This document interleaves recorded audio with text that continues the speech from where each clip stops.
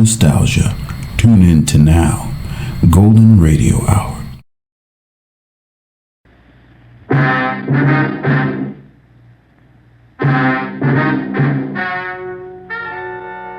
Ladies and gentlemen, the story you are about to hear is true. Only the names have been changed to protect the innocent. NBC brings you Dragnet.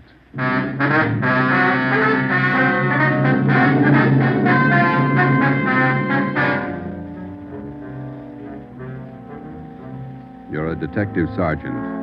You're assigned to homicide detail.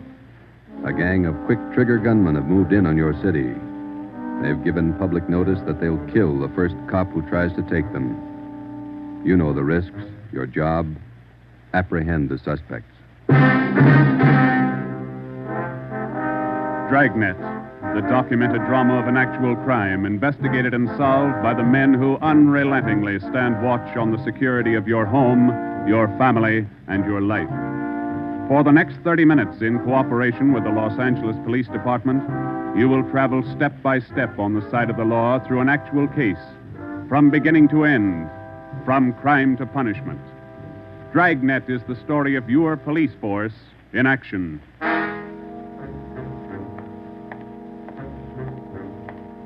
It was Wednesday, April 17th. It was warm in Los Angeles. We were working the night watch out of homicide detail. The boss is Ed Backstrand, chief of detectives. My partner's Ben Romero. My name's Friday. I was on the way back from the record bureau. It was 4 minutes to 6 when I got to room 42. Homicide. Say, Ben, I pulled the package on the Raymond killing. And that proves you can still read, Friday. He said it, Joe. Your pal, Fred Lindsay. Hiya, Fred. What's doing? Busier than you are. We know what we're looking for. Just having a little trouble finding them. That's the way it is with automobiles. They misplace so easy. Not normally, they don't.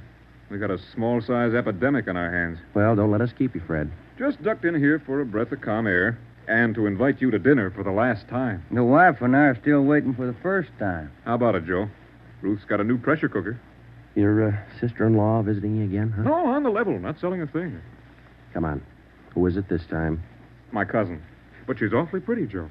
Oh, why do you guys insist on trying to marry me off? Me and Fred went down fighting, but it kind of grows on you after a while. Now, tell me, what is it about a married man? Just can't stand to see one single man left in the world. How about it, Joe? Tomorrow night at 7, okay? Okay, tell Ruth I'll be there. It figures that he's got to run out of kinfolks pretty soon. Fine, we'll be expecting you. Got a stakeout tonight, but tomorrow I'll be clear. Anything big? Nothing definite, Ben. Just to follow up on those stolen cars. See you, men. So long, Lindsay. Joe, you'll like my cousin. Oh, never say die. What a character. You just catnipped women, Joe. Yeah. Well, here's that Raymond package. Let's check those dates that Backstrand wanted, huh? Wednesday, April 17th was just routine. A dinner date I tried to get out of, some paperwork that the chief wanted done, and a hot, sticky day. Too hot to wear a suit of clothes. Sometimes it's like that. A day starts out being routine. By the time it comes of age, it's got a personality all its own. At 10:23 that night, Ben and I were just finishing up the paperwork, and Ed Backstrand opened his office door. Friday, Romero just got a hotshot call. What you got, Skipper? Hold up and shooting at Hooper and Esperanza, code 3. Code 3, that means red light and siren. It was 10:32 when Ben and I pulled up at the corner of Hooper and Esperanza. It was a bar in the basement of a building on the south side of the street. A radio car was there, and the two officers were holding the crowd back. A man was talking to one of the officers who turned and pointed to us. As Ben and I got out of our car, the man hurried over to us. You're the detectives? That's right, Sergeant Friday. My name's Cummings, R.L. Cummings. I own the bar. This is terrible. There was a gunfight downstairs. Uh-huh, come on. Where's the ambulance? One of the officers in the radio car said we needed the coroner. Did you see the actual shooting? No, I didn't. Here's the fellow that was shot. Oh, there's Jones from the crime lab. Hello, Friday. Romero. Hi, Lee. What do we got here? Pretty bad. Looks like a shotgun. Close range. He really got in the way of it. Ben.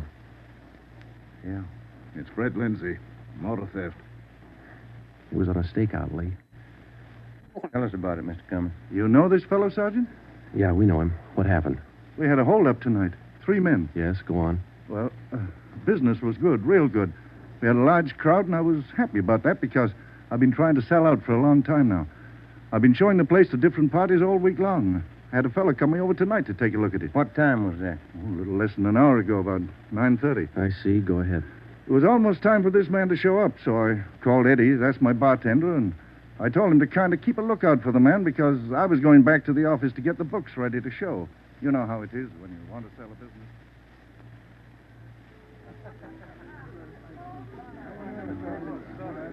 You'll watch for him, Eddie? You bet I will. If you want me, I'll be back in the office. Keep your mouth shut and stand still. Huh? You own this bar, don't you? Well, yes. What is this? You're the boy we want to see. Which one of you? All three of us. What's going on? What's it look like, genius? Just a stick-up. I haven't any money. You go to the bank on Thursdays, don't you? Well, I made my deposit today instead. I've been watching you for a month now. Don't give us that. You go to the bank on Thursdays. Now, come on, hand it over. I'm telling you the truth. I usually go on Thursdays, but I went today instead. You're lying, Ace, and we ain't got much time. Look, you can have all the money I've got on me. I think it's about 200, but that's all I have. Here. Why argue with him? Take what he's got and we'll shake the customers down. No, please don't do that. You got my money. Isn't that enough? No, it ain't. Come on, let's go out front. That's about all I remember, Sergeant. When I come around, I was lying on the floor of my office. You better have somebody take a look at that cut on your face. Yeah, I'm going to right away. There's my bartender. He saw the fight. What's his name, Eddie? Yeah. Eddie. Yes, sir? These men are detectives, Eddie. Will you tell them what you saw? Oh, it was pretty rough. And tell us what happened when they started to shoot. That fellow the coroner just took out of here sure was long on nerve. Took on all three of them single-handed. Uh-huh. Tell us what you saw. You ought to get that fellow's name. Sure had a lot of nerve. Took over just like he was a cop. He was a cop. Now, what did you see? I pegged him for a cop. Well, he was sitting up at the bar. Been nursing a bottle of beer for about an hour. I was keeping an eye on the front door, watching for this fellow the boss wanted to see, so I didn't see the three hold-up men come through from the back, but I heard them. All right, let's knock it off. You can all see this shotgun. Anybody make a move, and I'll blow your head off. Demas, cover the front door. Got it. Sickle, shake him down. Okay, gents. You guys in the band, keep that music going. The rest of you people turn around and face the bar. Put your hands on top of the bar and leave them there till we tell you to move. Come on, hurry up. Knock it off. Okay, Sickle. We'll take your money, your watches, anything else you got. Now, don't try to be cute and hold out. All right, you, take off the watch. I'll get your billfold. You, lady, let's have the ring. This Come man on, they give me the call watch, Sickle boy. went right down the line, took everything he could lay his hands on. This cop, your friend, was facing me at the far end of the bar. He was standing there just like the others. He kind of leaned toward me a little. Can you see the guy with the shotgun? Yeah, Where is he? center of the room. The other guy still at the door? Yeah, Got his gun out? holding it in his right hand. How far down the line is the other guy? About 10 people away. Hey, you two down at the end there. Knock it off. Hurry up, Sickle. Doing the best I can. Come on, let's have the purse, lady. You, next to the lady here, get the watch off. I'll take this wallet over. How far away now? He's getting closer. But we better shut up like he says. I'm going to take the one with the shotgun Oh, first. he'll blow you to pieces. I got a gun. How far away is that guy now? I thought Jans told you two to shut up. All right, Sickle, try to move and I'll break your back. Let me go. Go ahead and shoot, Jans. Let me away from him, Sickle. All you people at the bar, down on the floor. Okay, you with that shotgun, drop it. Demas, can you get a shot at him? Not without hitting Sickle. Come on, you, I'm waiting. You got us all wrong, boy. We like Sickle, but not that much. The cop was holding Sickle as a shield. When the big guy let go of the shotgun, both the cop and Sickle ducked. The cop didn't get hit. But this man Sickle fell over on his face, grabbed at his arm. The man with the shotgun went down on one knee, holding his stomach. The man at the door took a shot at the cop, but he missed. Then the cop fired 3 shots at the man by the door. Looked like the first 2 missed, but the last one caught the man in the leg and he went down. Well, by this time, the big guy with the shotgun had recovered enough to hold his weapon again. I tried to warn the cop. Look out, the guy with the shotgun! I see him. The cop pointed his gun and pulled the trigger, but he was out of shells. Boy, Sergeant, my stomach knotted up when I heard that hammer fall against those empty chambers. The cop threw his gun at the guy with the shotgun and then ran right at him. You know, it was just as if that cop was trying to run right down the barrel of that shotgun. I glanced at the cop on the floor, then I tried to follow the 3 of them as they made their way out of the bar. They jumped into a car out front and drove off. As a kid, I used to watch Bill Hart take on a whole gang in the movies, but this way, right in front of my eyes, Sergeant, he was an awful brave guy. Did you get the license number of their car? No, I didn't. I couldn't see very well. You got a pretty good look at all three of the men, though, didn't you? I believe I'd recognize any of them. Thanks, Eddie. What's your last name? Bowers. Eddie Bowers. Got that, Ben? Yeah. You'll be hearing from us, Eddie. We may want you to look at some pictures for us. Glad to help any way I can, Sergeant. I hope you get the men that shot this cop. You're sure going to try, aren't you? Yeah, Eddie. We're sure going to try. The next step was for Ben and I to make a complete report to Chief Ed Backstrand. They got Lindsay, huh? That Fred Lindsay an auto theft? Yeah, that's right. Good cut. You say he wounded 2 out of the 3 in that holdup? Yeah. That means they'll have to have medical attention in a hurry. We'll check all the small hospitals, cover all the drugstores to get a line on anyone who's bought medical supplies in the last hour. Uh-huh. As soon as medical detail notifies Miss Lindsay, I'd like to go over and see her. Smith from the medical detail's out there now. By the time you get back, we may have a flash in the drugstores or hospitals. We'll be back in 30 minutes. Call in when you get out there. Right, Ed. You might carry this with you. Yeah? I'm sick. I'm sick to my stomach about this thing. I want you to get those 2-bit punks. I don't want them to see another sunrise. Got that, haven't you? Yeah, Ed. Let's go, Ben. Chandler? Yes, sir. Put out an APB. Have communications broadcast the descriptions of these suspects every 30 minutes until further notice. Get up to communications right away,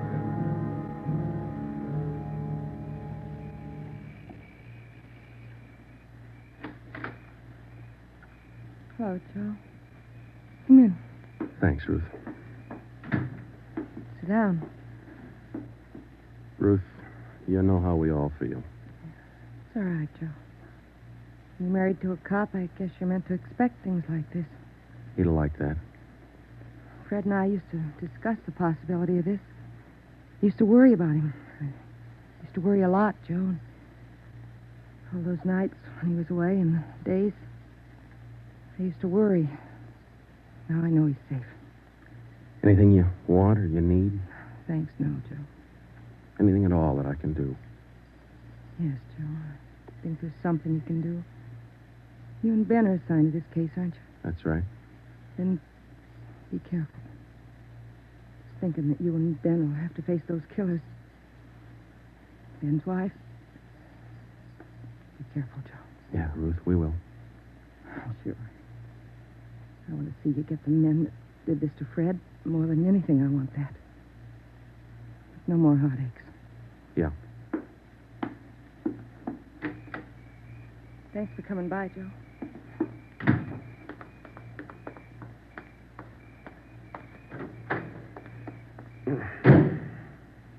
How'd you take it, Joe? Let's go.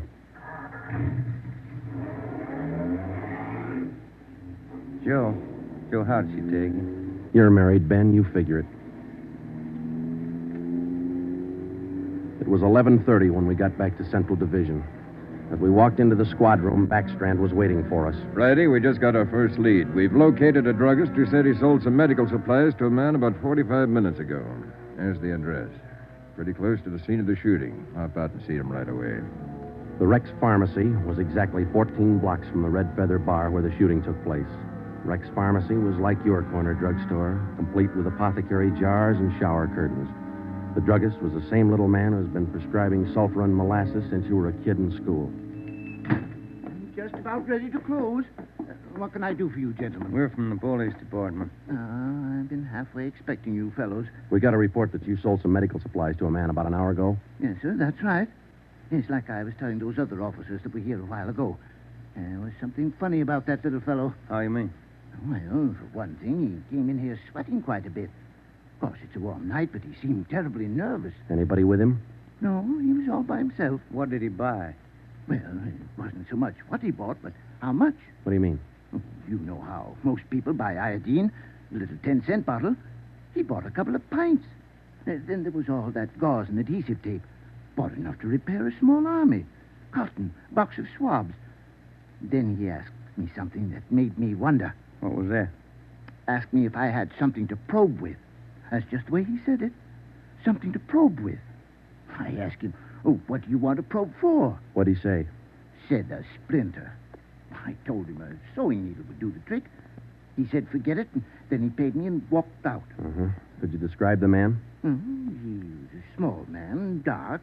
Like I said, awful nervous. You think you could identify him? Oh, sure I could, if I ever saw him again. Well, did he leave on foot, or was there a car outside? Left in a cab, parked right out in front. Couldn't miss it. Did you happen to take down the license number? Well, no, I didn't. But I did jot down the taxicab number. Would that help? Taking down cab numbers isn't exactly in a druggist's line, but because he had the presence of mind to do that one small thing, we accomplished in 10 minutes what could have well taken as many weeks. Maybe with this small wedge, we could do what Backstrand wanted us to do. Get the killers before another sunrise. Well, it was close to midnight when we stepped into the drugstore phone booth. I called the cab company, got the night supervisor. I gave him the number of the cab, and he checked his location chart.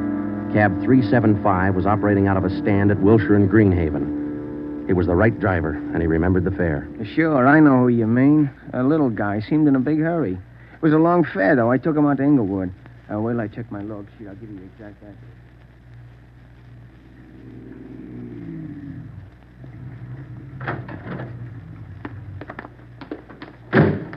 Here it is, Joe. 1523 Imperial. It's the room and half. Yeah, come on. We'll check with the landlady. Kind of late, Joe. Yeah, let's stand away from the door, huh? Might not be the landlady who answers. Yes, what do you want? Police department. Oh, now, just a minute. Let me see your badge.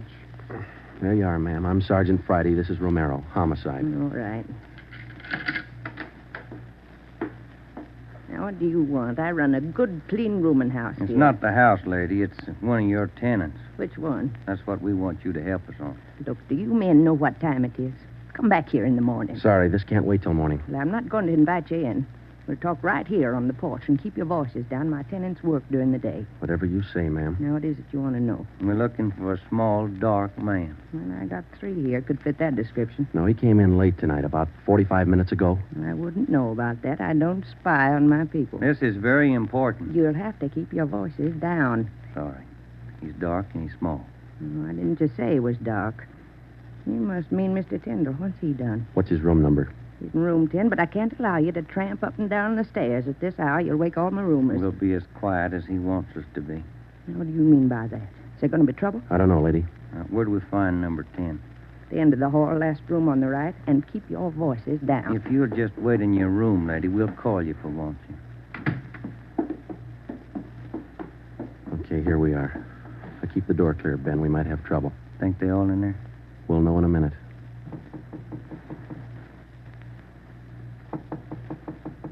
Who is it?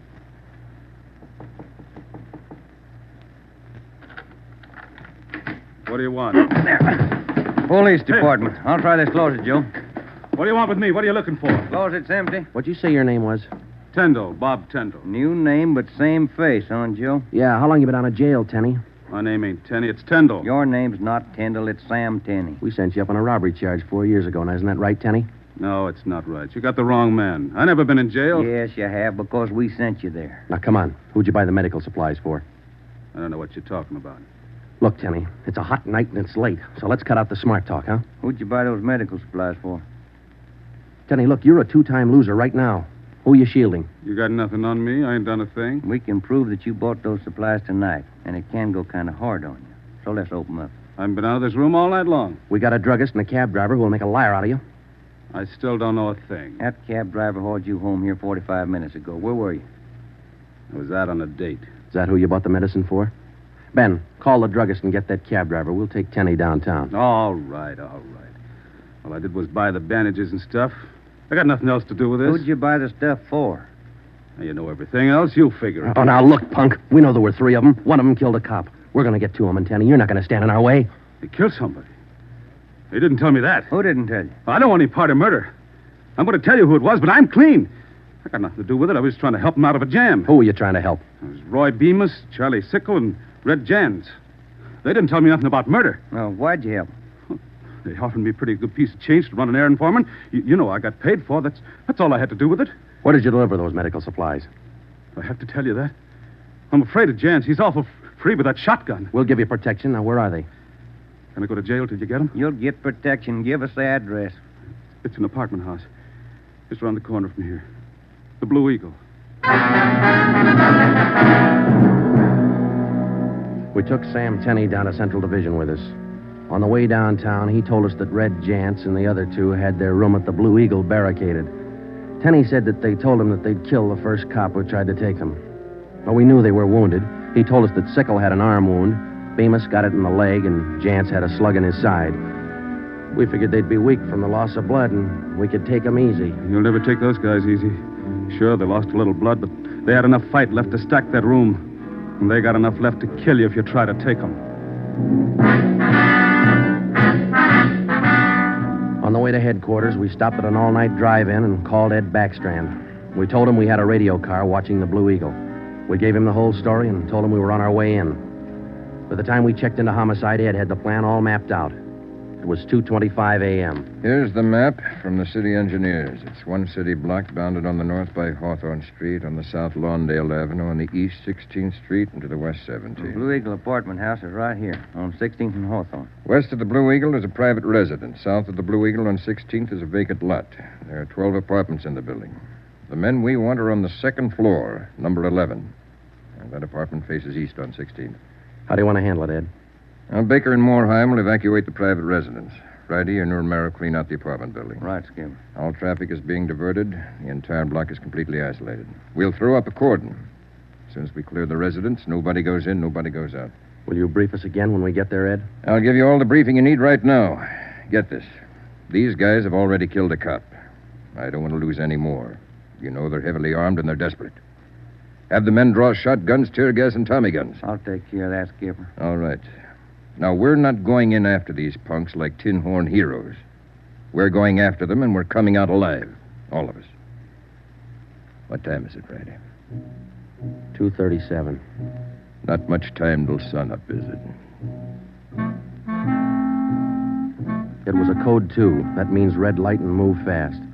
Backstrand figured we needed 6 squad cars, 4 men to a car, the police public address truck, ambulance, and floodlights.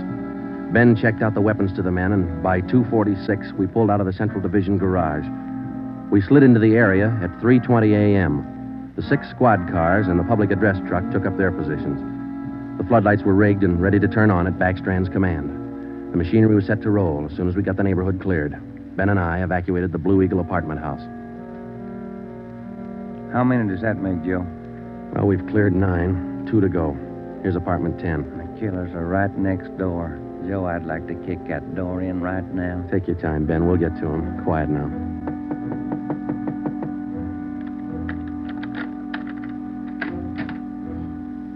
Yeah, what is it? Police department. May we come in? Yeah, of course. What's the trouble? No trouble. We're evacuating the building. Now, we'll have to ask you to leave by the back door. We'll notify you when to return. Please leave quietly and lock your door. What's going on? No time to explain. Thank you very much for your cooperation. Okay, now, we'll skip 11 and go to 12. Yeah.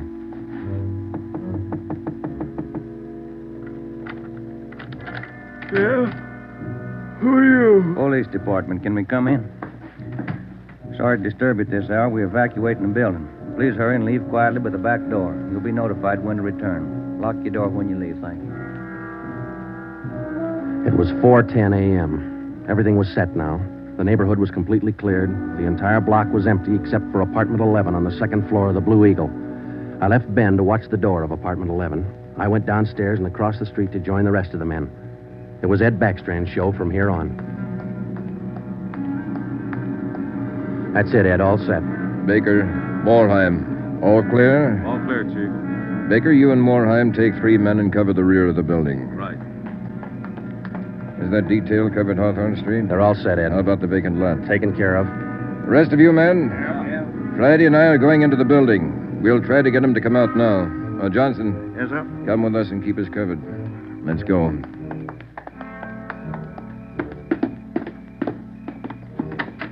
Apartment 11's up at the head of the stairs, Ed. Right. Any action, Romero? Not a thing, Skipper. Keep down, all of you. I'll try to get them out. Jantz, Bemis, Sickle, you're all alone. The building's clear. Come on out with your hands behind your head. Come on out, gents, or we'll come in and get you. You hear me? I hear you, Ed. Come on, let's get out to the street. Johnson, cover that door and be careful. Keep down. Right, Chief. Friday, Romero, come with me. We left Sergeant Johnson to watch the door, and we ran out into 16th Street and ducked down behind the police sound truck. The floodlights hit the side of the building. Backstrand grabbed the microphone. Giants, Bemis, Sigel. You've got 30 seconds to come down out of that room. Walk out backwards with your hands behind your head. Stay together. Don't fan out. 30 seconds, gents. They're making it tough, Ed. Romero, lob some tear gas through that window. Right, Skipper. Come on out, Bemis. We're giving you a chance. That's more than you gave that cop in the bar. Come on out. That's Jance, Ed. He isn't coming out. They must have got Johnson because they're in another room. Shoot the gas in there. That's not going to get him out, Ed. Give it time, Friday. Burn those floodlights in up there. Friday, rake that second floor with the Tommy gun. Let's keep them in one room. Right. Hold your fire, Friday. George, give us a couple of masks. Ben and I are going in. The rest of you men concentrate your fire on those 2 rooms. Hit them down. Here's your mask, Joe. Let's go.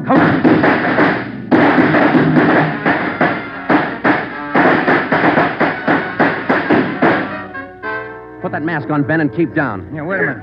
Somebody coming down the inside stairs. Duck, Ben. He's got a gun. I got one, copper. Get out of my way. Stop it, you. You haven't got a chance. I'm coming through, copper. Think I stopped him, Joe. Can you see Johnson? No, it's too much gas in there. All right, you 2 up there. We got one of you. The other 2, come on out. Joe, think we got him? I don't know. Can you see Johnson? No, Joe. It's still too thick in there. I'm going in, Ben. Cover me. Come on. We know there are 2 of you up there. Just one, copper. Throw your gun down the stairs ahead of you. Hurry up. Shotgun, Joe. Jance. I see him. I'll take him at the foot of the stairs. All right, I got my hands up. I found Johnson, Ben. All right, Jance, outside. Come on. Move. Put the handcuffs on him, Ben. I'll cover you. How's Johnson? I don't know. Ed, get the ambulance crew over here. Jance, who's this other guy we got? Bemis. How about Sickle? I said just one, didn't I, copper? Never mind the smart talk, Jance. Now just answer the question, huh? Sickle wanted out of it a long time ago, so I let him out. He's upstairs. I let him out the back way. Mean you shot him? He wanted out, didn't he? All right. We'll take him in. Johnson's in the ambulance. I'll see you in the office. Yeah. Right, Skipper.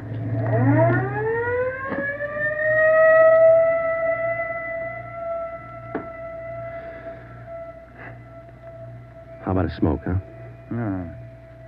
Yeah. Here you go.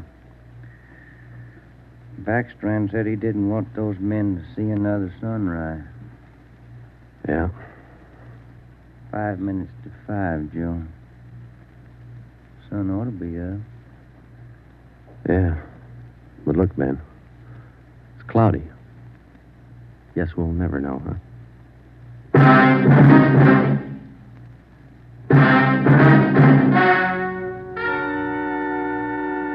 The story you have just heard was true. Only the names were changed to protect the innocent. Edgar Red Jans, the sole survivor, was tried and convicted and sentenced to be put to death in the state penitentiary in the manner prescribed by law.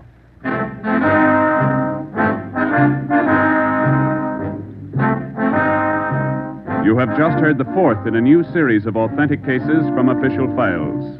Technical advice for Dragnet comes from the office of C.B. Horrell, Chief of Police, Los Angeles Police Department. Tonight's program is dedicated to radio car patrolman Forrest E. Sawyer of the Denver, Colorado Police Department, who on the evening of March 8, 1937, gave his life so that yours might be more secure.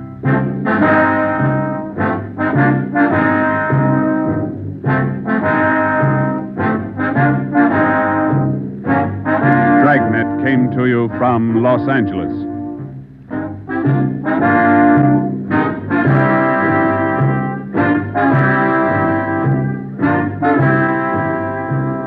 This is NBC, the national broadcasting company.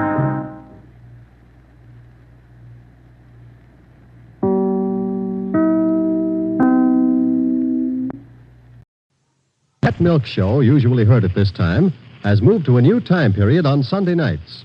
Be sure to hear Larry Douglas and Kay Arman on the new Pet Milk Show tomorrow night on NBC.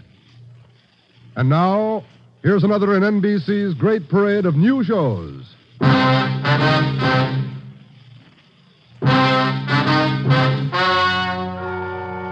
Gentlemen, the story you are about to hear is true.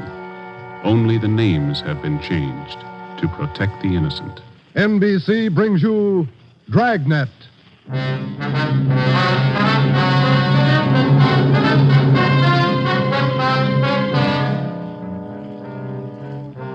You're a detective sergeant. You're assigned to a homicide detail.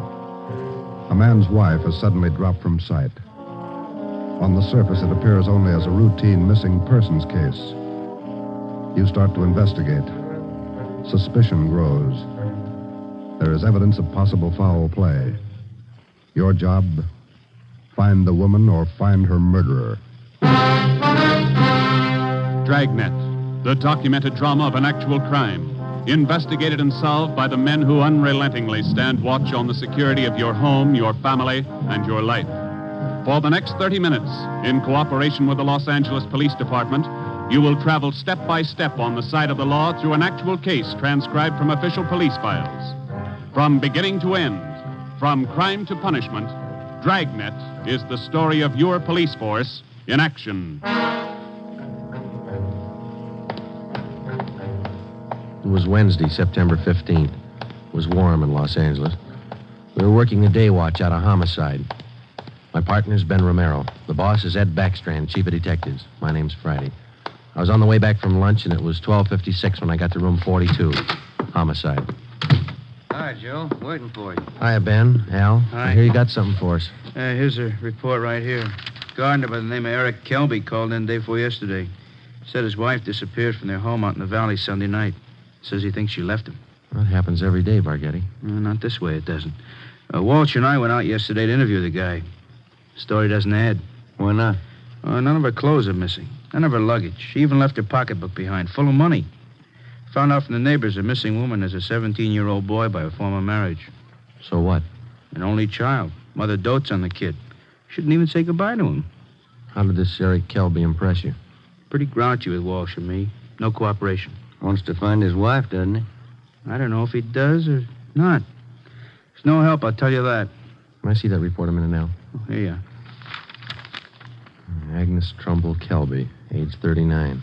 Kelby's her second husband. First one died a little after the boy was born. Mm-hmm. Disappeared Sunday night from her home, 546 Belasco Road, between 7 and 8 o'clock. When did Kelby call in? Monday afternoon. Said he thought his wife might be spending the night with her sister. When he found out she wasn't, he called us. Did you meet the boy while you were out there, Borghetti? Yeah, that's another thing. Kid came riding in on a bike while we were talking to one of the neighbors. Tried to talk to him, but the old man came out, hustled him inside the house. Then he starts eating us out. What'd he say? Told us it was our job to find his wife, not to go prying into his stepson's affairs. Well, that's a new slant. How about her friends and relatives around here, Al? Any besides her sister? Walsh located a couple of her aunts. I don't think he's checked them yet, though. I'll tell you, boys, this is one I'll bet on. Maybe. You got the names of Mrs. Kelby's relatives? Oh, yeah. Right over here. Sure wish we had a chance to talk to that boy. Yeah. How's it feel to you, Ben? I don't know. Notice anything else funny about the guy, Al? I don't know. Well, here's those names, Joe. Thanks. Kelby was upset, all right. For some reason, he didn't strike me as reacting the way a normal guy reacts when his wife disappears. All right, Al. How would you react? Barghetti's worrying again. Oh, now listen, boys. It's no fooling matter. This is one I'll bet on. It's a homicide. All right. How about a copy of this report? Yeah, where'll I get the phone? Missing persons, Barghetti. Who's that? Oh. Yes. Yes. About what? Oh, sure. All right, son. 4 o'clock. Yeah. Goodbye. That was Kelby's stepson. What'd he want? Thinks something's happened to his mother. In police work, missing persons detail is not a department separate in itself. It is organized as a part of the Homicide Bureau. According to Barghetti, who took the call, the boy said he suspected his stepfather, and he didn't want him to know of any meeting between him and police officers. He would meet the officers that afternoon at 4 p.m. in a restaurant on the corner of Hollywood Boulevard and Fairfax Avenue. At 3:15, Ben and I left the office and drove out to the meeting place, the Dairyland Fountain and Coffee Shop. We arrived there at 3:45. At 8 minutes to 5, the Kelby boy still had not arrived. Youngster's not very prompt. Well, let's wait a little while longer. Yeah. Smoke? Yeah, thanks. Want some more coffee? No, thanks. Well, I guess the boy isn't going to show. Think something's happened? 15 minutes after we left the coffee shop, we drove up in front of the gate of the Kelby Nursery on Belasco Road. The house itself was set well back on the property, which covered about 4 acres. The entire nursery was surrounded by a 6-foot steel wire fence, and it looked like almost every available foot of ground inside was planted with some kind of a flower or shrub. Kelby met us at the gate. Yes? What do you men want? Police officers. Are you Mr. Kelby? Yes, what do you want? Well, if you'll shut those dogs up for a minute, we'd like to ask you a few questions. I'm busy now. Can't you come back tomorrow? It's pretty important, Mr. Kelby. I think we better talk right now. All right, if you have to. Red, Giant, down. You two, Jaime. Quiet. All right. Now, what do you want? Mind if we come inside? Well, these watchdogs of mine are pretty vicious. We can talk here at the gate. All right, Mr. Kelby. This is Sergeant Romero. My name's Friday. We've been assigned to look into your wife's disappearance. Oh. Did you find anything yet? Nothing definite. Maybe you can help us. Would you tell us exactly what happened the night your wife disappeared? What do you mean, what happened? Well, when did you last see her? When you first noticed she was gone? We finished up Sunday night dinner about 7 o'clock, and I laid down for a nap. Agnes went out on the front porch for some air. I woke up a little before 8 and went outside to look for her. She was gone. Nobody saw her leave, Mr. Kelby? Not that I know of. Maybe some of our nosy neighbors, I don't know. How about your stepson? Wasn't he around Sunday night? Bruce? No, went out to a show with some other kids. When did he get back from the show? About 10, I think. Why? Where's your stepson now? Who are you looking for, my wife or my stepson? Both, Mr. Kelby. Where's your stepson? Gone. I took him over to my sister's in Alhambra. Been feeling bad since his mother disappeared. Figured the change would do him good. When did you take him over to your sister's, Kelby? This afternoon. What's that got to do with it? We'd like to talk to Bruce. No, I can't allow it. The boy's too upset. I can't allow it. I'm afraid you're going to have to allow it. Listen, mister, you can get off this property right now. No cop's giving me sass. Nobody's giving you sass, Kelby. We want to talk to your stepson, that's all. He might give us a clue as to the whereabouts of your wife. And I say you can't see the boy. What's more, you cops couldn't find thorns in a rose patch. I'll get somebody else to look for Agnes. It's my business anyway, nobody else's. It's our business, too, if anything's happened to her. What are you talking about? You better get your coat, Mr. Kelby. We're taking you in for questioning. You come through that gate, and I'm going to let these dogs go accidentally. I'd hate to shoot the dogs. Now go on in the house and get your coat. Eric Kelby turned and made his way up the path and into the house. 5 minutes later, he came out. Without a word to either of us, he came down the path, closed the gate behind him, and got into our car. On the way back to headquarters, he chatted pleasantly about the weather, the nursery business, and his dogs. When we pulled up in front of the city hall, we met the reason for his sudden change in temperament. His lawyer was waiting for us at the door. We took Kelby to one of the interrogation rooms. His lawyer tagged along. We tried to question him, but the lawyer objected to 2 out of every 3 questions we asked. It was hopeless, and we knew it. So did the lawyer. We released Kelby, but we did get the name and address of his sister where the stepson Bruce was staying. After they left, Ben and I got back in the car and drove out to Alhambra to check on the boy. Getty had this one pegged right, Joe. It's a real sleeper. Yeah. I'd like to know how the stepson missed that date with us this afternoon. Well, if the kid called us from the house, his stepfather could have overheard him. It's possible. Sister's house ought to be along this block, shouldn't it? Yeah, let's see. 1408, 1406. Right is, Joe. A gray cottage, 1402. Right. Well, it's a nice-looking little place, isn't it? Well kept. Yeah, it's a nice neighborhood. Wonder how the lot prices run out here.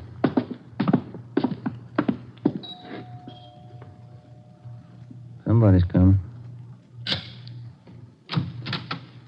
Yes, what is it? Police officers, ma'am. Are you Miss Kelby? Bertha Kelby, yes, that's my name. Why? We talked to your brother earlier today, Miss Kelby. He said that you brought his stepson Bruce here to stay for a while. We'd like to see him. Bruce?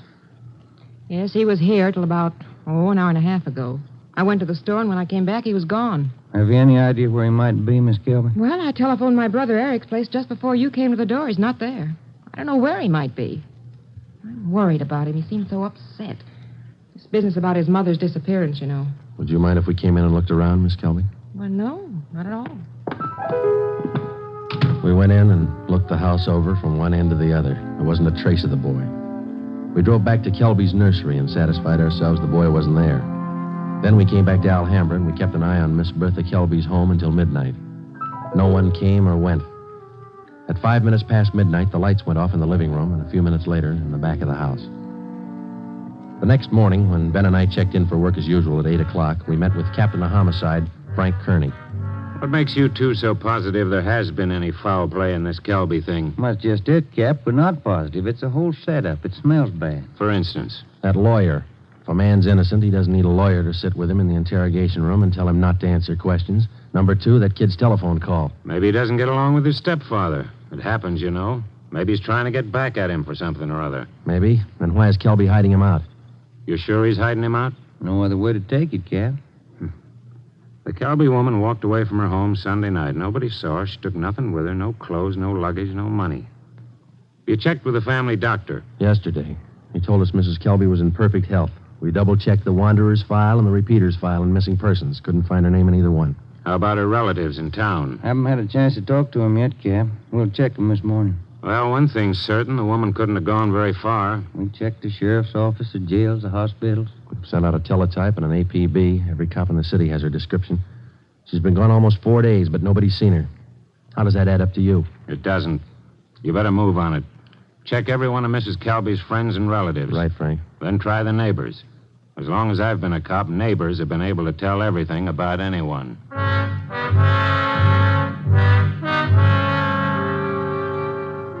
All that day, Ben and I made the rounds. First stop was the Western National Bank, where Mrs. Kelby maintained her account. Her savings statement showed a total balance of $31,564.17. Her separate checking account had a balance of $842.71. At the Farmers Mutual, we found the record of an insurance policy issued to Agnes Trumbull Kelby. It was a 20-pay life policy covering the insured in the amount of $30,000. The beneficiary was listed as the insured son, Bruce Trumbull Kelby, if living upon the receipt of such due proof. If not, the insured's husband, Eric J. Kelby. By the time we finished checking her financial status, the odds were piling up fast. From only casual reports, we knew that Eric Kelby was a frugal man. If he was greedy as well, if he wanted or needed money badly enough to kill, then he had all the motives necessary to murder his wife. Maybe his stepson, too. Ben and I started to make the rounds of Mrs. Kelby's friends and relatives. Our first stop was at the apartment of Agnes Kelby's sister, a talkative maiden lady in her early 60s. Agnes just isn't that kind. Oh, I'm worried sick about this. I really am. And Bruce, the poor lad, he must be heartsick. And Eric, what does Eric say about all this? He says he thinks his wife left him. Left him? Why, that's ridiculous. How strange. Can you think of any good reason why your sister would leave Mr. Kelby? Why, no. They had tiffs, of course, small ones. But, of course, there was that argument about Bruce. The two of them always seem to be arguing about Bruce. How do you mean, ma'am? Oh, well, raising the boy and all, you know. The last time I talked to them, they were tiffing about whether or not Bruce should be paid for working in the nursery for Eric. And the strangest thing, Eric seemed to be so upset about it all. Imagine. All on account of paying the boy a few dollars for good, honest work in that silly nursery. Well, you know, I'm the outspoken kind, and I just told Eric. Eric, I said, don't be an old meanie. Pay the boy. That was the extent of the information which Mrs. Kelby's sister had to offer. Next, we called on an aunt, Mrs. James D. Trumbull, 83 years old. She could hardly understand our questions, let alone answer them. She hadn't seen her niece, Agnes, in a year. After that, we paid a visit to one of Mrs. Kelby's friends, a Mrs. Lillian Humboldt. Well, I'm sorry, Sergeant, but I can't think of any good reason why she would leave him. Unless that silly business about Bruce got out of hand. You know, maybe Eric is just a little jealous of the boy. Next, we called on Daisy McLeod, who worked as a day maid for Mrs. Kelby. Officer, what Mr. and Mrs. Kelby thought, what they said, what they did, it's none of my business. I come in the morning, I do my work, I do it well. I'm not the nosy type, and I don't pry. I take half an hour for lunch, and when I'm through, I take my pay, and I don't expect tips, and I take the bus home. I'm not the peeking through the keyhole kind, sneaking around corners listening. But what I couldn't tell you about that man. Exactly what do you mean, Miss McLeod? Oh, he's a hard man, you know. They're always arguing about the boy. Bruce this, Bruce that. He's a nice boy, I think. He's never done anything to me. Oh, but the arguments. Him and her all the time.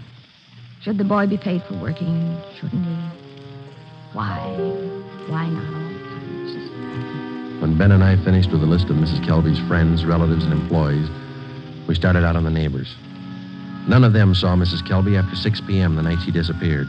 2 of the neighbors said they saw the porch light burning after 7 p.m., but both said the porch was empty.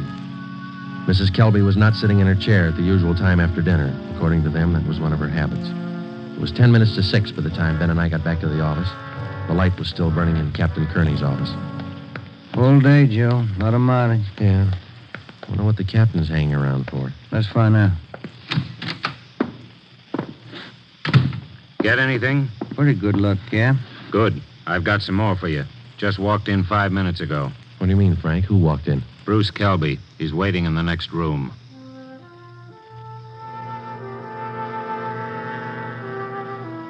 We went in the next room and met Bruce Kelby. He was small for a 17-year-old, dark-haired, and a little on the sickly side. He told us that he couldn't keep the date he made with us on the phone because his stepfather apparently did overhear the conversation and drove him directly to his sister's home in Alhambra. We asked him why he was so sure that his stepfather was responsible for his mother's sudden disappearance. For one thing, all 3 of us usually go to the early show on Sunday night. Eric, Mom, and me. But last Sunday, Eric said he wasn't feeling good and he wanted Mom to stay home and take care of him. Then he told me to go on ahead to the show, so I did. What time did you get home, son? About 9:30, quarter to 10. What was your stepfather doing when you got home? Sitting in the living room reading the paper. Did you notice anything unusual about the way he acted? He was nervous and jumpy, more than usual, I think. Anything else? Yes, sir. When I came in through the front yard, I noticed the dogs had mud all over their paws. They'd been out somewhere in the nursery plots.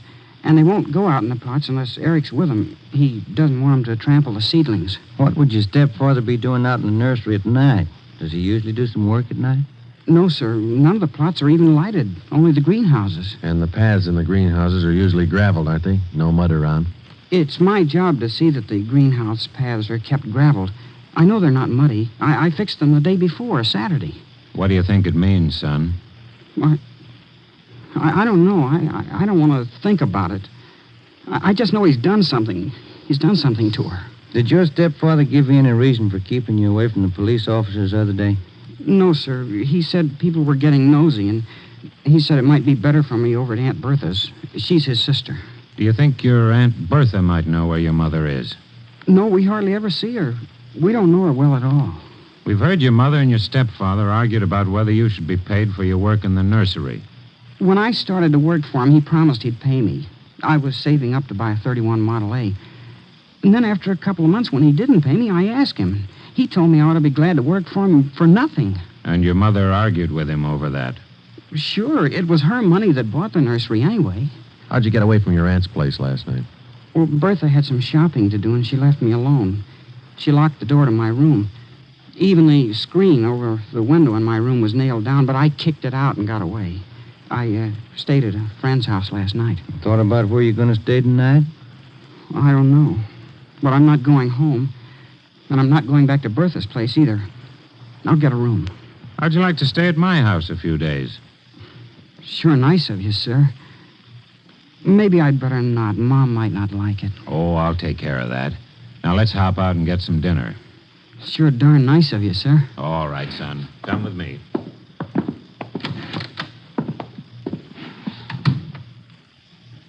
What do you think, Joe? He could be lying. Yeah.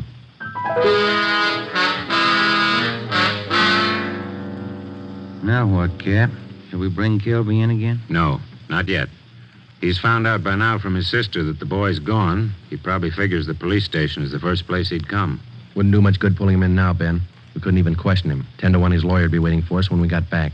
That's the problem. How do we get to this Kelby without his lawyer finding out? Well, what about the early morning, Cap? Say tomorrow, about 5 or 6 a.m. Think you'd be looking for us then? Yeah, that might do it. If we can just get by that pack of hounds he owns without waking the whole neighborhood, might work. If we could just question him alone, I got an idea it wouldn't take much to make him cop out. All right, give it a try. Get out there in the early morning and bring him in for questioning as quietly as possible. I'll be in at 6 a.m. If you want me before then, call me at home. All right, Frank. Kelby's got a smart lawyer. It's going to be plenty hard to convict him without a body and corroborating evidence. He's got 4 acres out there, Cap. You can hide a lot of bodies in 4 acres. Well, that's what I mean. This case isn't ending. It's just beginning. The next morning, Ben and I met at the office about a few minutes past 4 a.m. We had a cup of coffee and a donut at an all-night restaurant, and then we started for the Kelby place out on Belasco Road. We took 4 pounds of fresh horse meat with us to keep the dogs quiet if they raised a fuss. It was 28 minutes past 4 when Ben pulled the car to a stop a few hundred feet from the gate to the Kelby nursery.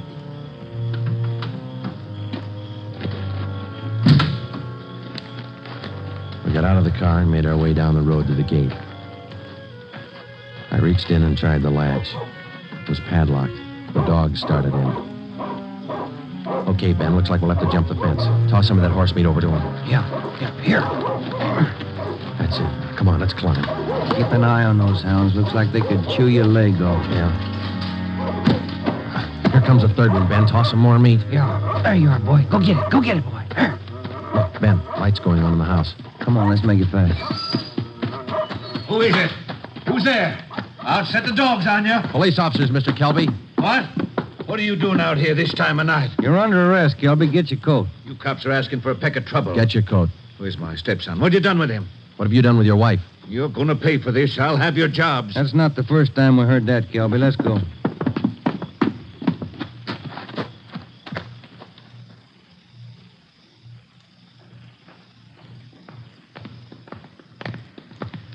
Lights burning in the captain's office. Yeah.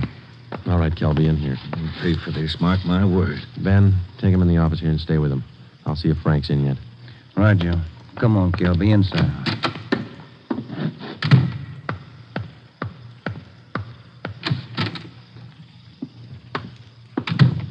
Friday? Did you bring in Kelby? He's down in the interrogation room. Ben's with him. Somebody saw you. Don't think so. They must have. Kelby's lawyer's sitting in the next room.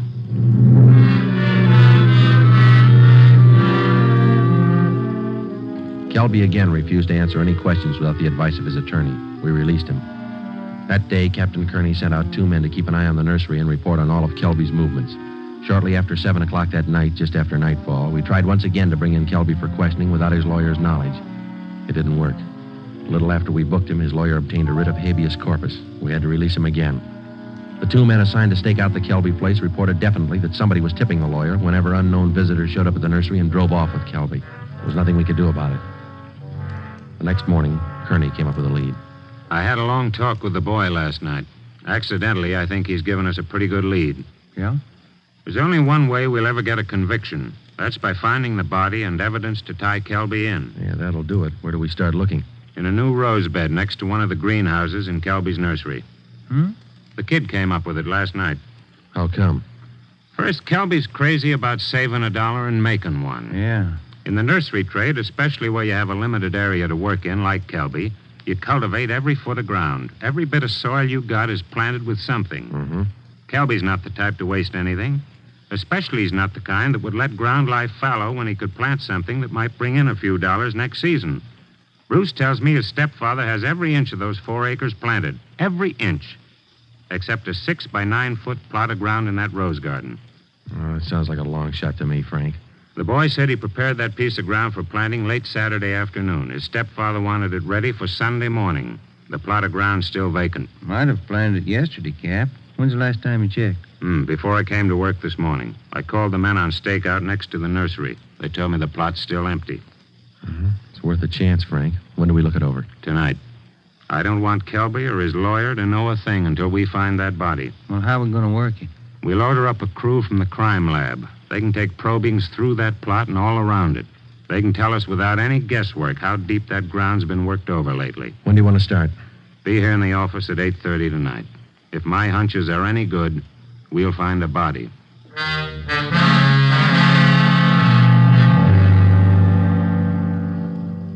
It was 10 minutes past 9 that night when we got to the Kelby place. Lieutenant Lee Jones and his assistants, Kearney, Ben, and 2 other men from homicide. The men on stakeout told us that Kelby had left about 20 minutes before in a dark blue coupe. Ben brought along the usual supply of horse meat for the dogs, so we didn't have any trouble there. We found the empty plot of ground in the rose bed next to the greenhouse, exactly as Bruce described it to Kearney. Ground's been worked over all right, boys. At least 4 to 5 feet down. All right, Lee, let's start digging.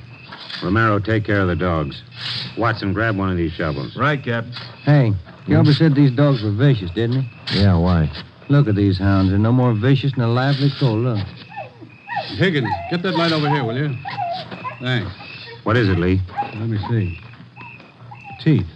Set of false teeth. Been in the ground long? Don't think so, judging from the shape they're in. How far down would you say you are, Lee? A couple of feet. Ground's real soft. Lee, come here a minute. What is it? Body. Here's the shoulder. All right, you men over here with Watson. Get the dirt off the face. Romero, you got a picture of the Kelby woman? Yeah, Cap. Let's see. Oh, here it is. Thanks. Get the light down here. Hunch paid off, Frank. That's her.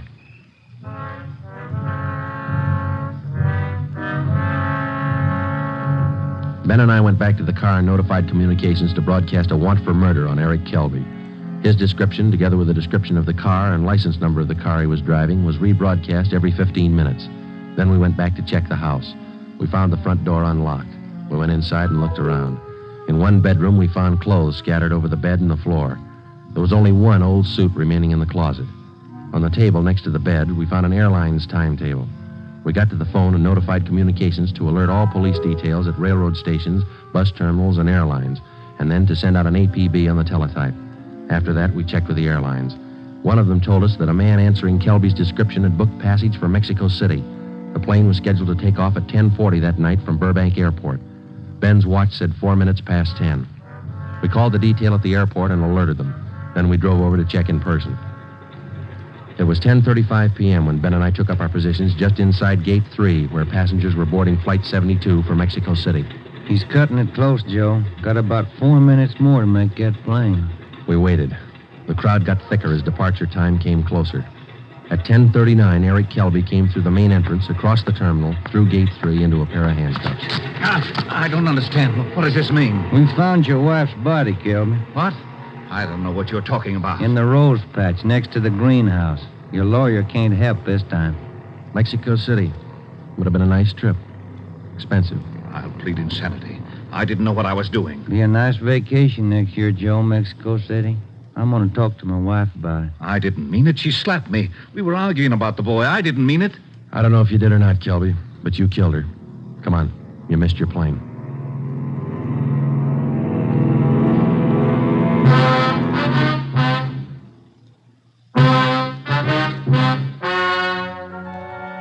The story you have just heard is true. Only the names were changed to protect the innocent. Eric Kelby was tried and convicted of murder in the first degree. He is now awaiting execution in the lethal gas chamber at the state penitentiary.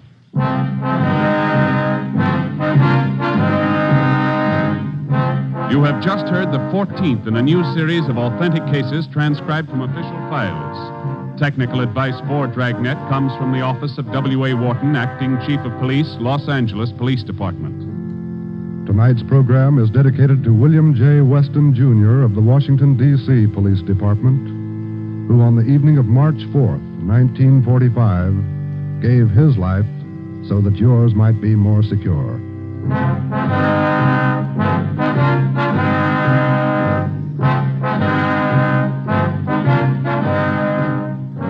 Dragnet came to you from Los Angeles. If you enjoyed tonight's production of Dragnet, you'll want to listen to Richard Diamond, private detective, as played by the screen's romantic tough guy, Dick Powell. The Pet Milk Show, usually heard at this time, has moved to a new time period on Sunday nights.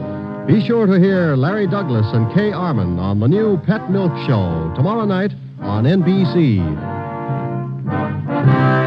This is NBC, the national broadcasting company.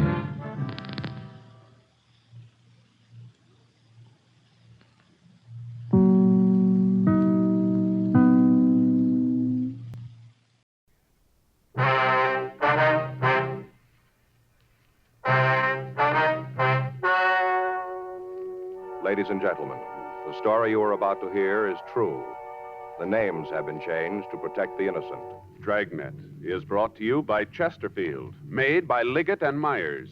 First major tobacco company to bring you a complete line of quality cigarettes.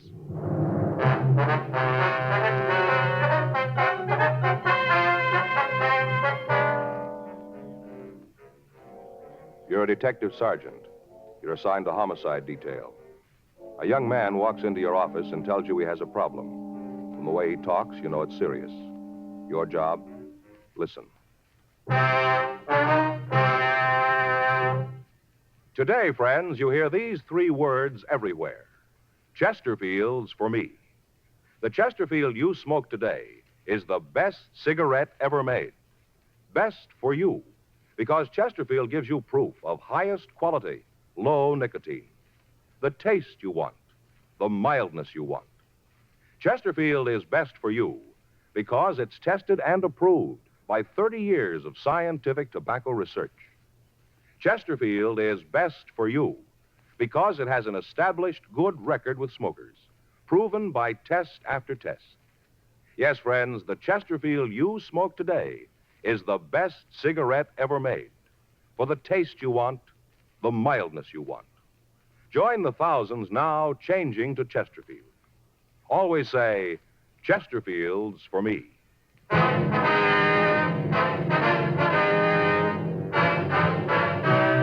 Dragnet, the documented drama of an actual crime. For the next 30 minutes, in cooperation with the Los Angeles Police Department, you will travel step by step on the side of the law through an actual case transcribed from official police files.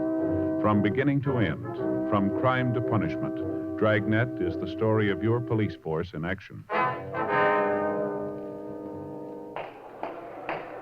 It was Wednesday, September 8th. It was cold in Los Angeles. We were working the day watch out of homicide detail. My partner's Frank Smith. The boss is Captain Warman. My name's Friday. I was on my way back to the office from R&I, and it was 10:14 a.m. when I got to room 42. Homicide. Pardon me, sir. Yes, sir. Are you a policeman? Yes, sir, that's right. What can I do for you? I want to talk to somebody. I'm not sure who, though. Well, if you tell me what it's all about, I might be able to help you. Well, I got to be sure it's the right person. You can understand that, can't you? Yes, sir. My name's Paul Marcus. All right, Mr. Marcus, what is it you want to talk about? You work in there in the homicide department? That's right. You know all about murders, then, huh?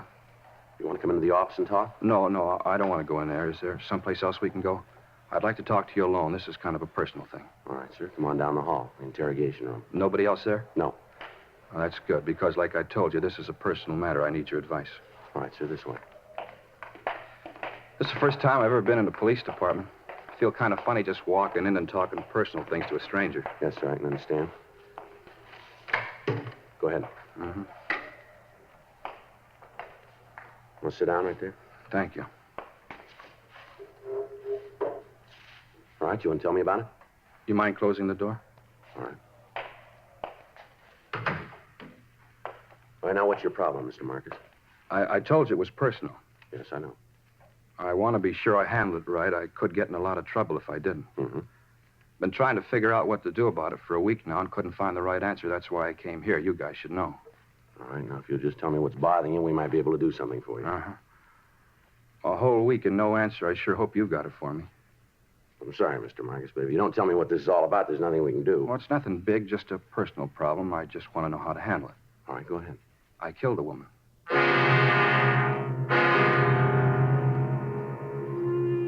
10:18 a.m. We got the name of the woman Paul Marcus said that he'd murdered. We also obtained a description of the victim, and Frank went down the hall to missing persons to see if a report had been filed on her.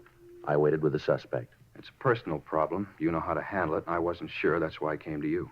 All right, where did you meet this Lorraine Farrell? San Francisco. How long ago? A couple of weeks. I just knew her a little while before it happened, just a couple of weeks. Mm-hmm. Fisherman's Wharf. What's that? Fisherman's Wharf. That's where I met her in San Francisco. I was on a vacation. 2 weeks with pay, and I went to San Francisco. Fisherman's Wharf. That's where I met Lorraine. All right, go ahead. Well, I was down there sitting on the dock looking at the boats, just sitting there eating prawns. You know how they cook them in those great big pots? Yeah. Well, I was just sitting there eating prawns, and I met her. Well, where'd you kill her? Look, you got to let me tell this in my own way, or I'm not going to tell you at all. It's got to be right so you'll understand. Now, if you don't get it right, the whole thing's gone wrong.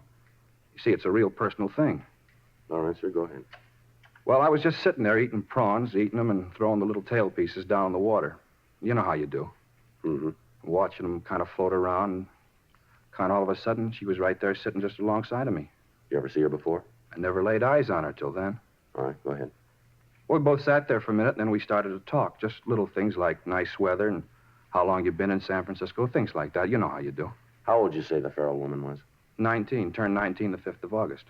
All right. She was born there, you know, in San Francisco. She told me about it when we were talking, how she was born there and grew up there. Yeah. Told me all about the school she went to, how she used to play on Strawberry Island and Stowe Lake. You ever been there? Yes, sir.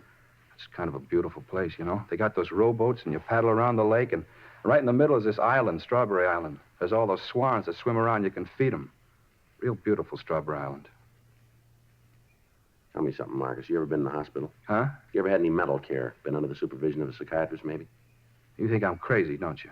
No, I just asked you a question. Well, I'm not. I've never been to a doctor. I'm telling you the truth. You'll see. All right, you want to go ahead? I guess you get a lot of crackpots in here telling you all kinds of phony stories, huh? The doors are wide open all night. I guess you get a lot of them. But I'm not a crackpot. I'm telling you the truth. I did kill her. But it's important you know why I did it. I got to tell you the right way. If I don't, none of it's going to be any good. When'd you kill her?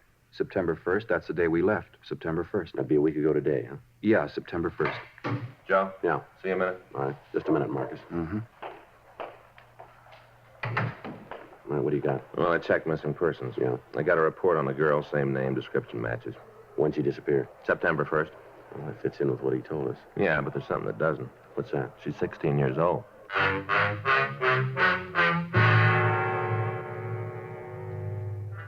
Each year, there are hundreds of citizens who walk into the nearest police station and confess to some sort of crime. Some have actually happened, others have occurred only in the mind of the person confessing.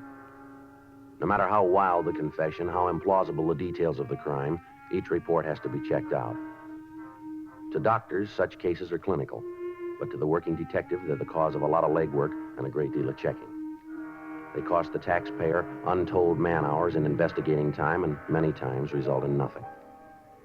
Because of his attitude and his reluctance to give us the complete story all at once, it appeared that Paul Marcus might be one of these people. The fact that he named a girl who was missing meant little, since it was possible for him to have read the story in a newspaper. The only way we had of being sure was to continue the interrogation. 10:34 a.m. She told me she wanted to get away from home. That's what she told me, how it was rough for her there, and she wanted to get away. Mm-hmm. That's when you said you'd bring her down here, is that right? Oh, no, I didn't even suggest it. The whole thing was her idea. She brought it up? Yes.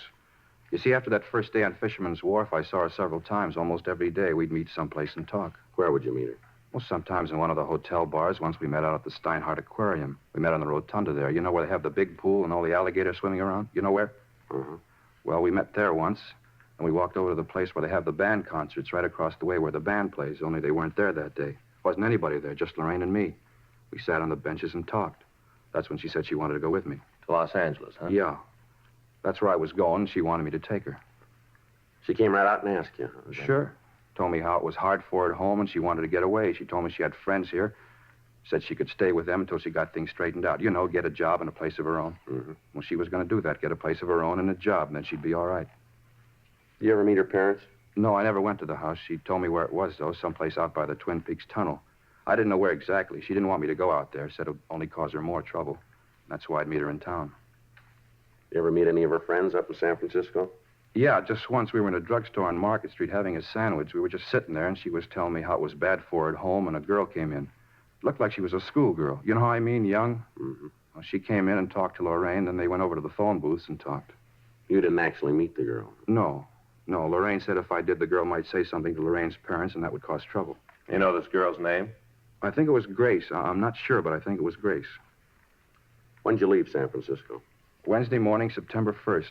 I wanted to get back in time to get some rest before I had to go to work. You know, my vacation was up, and I had to go back to work. Where'd you pick up the girl? Wasn't a pickup. I was sitting on Fisherman's Wharf, eating prawns and looking at the boats, and we started to talk. Wasn't a pickup. We just got friendly.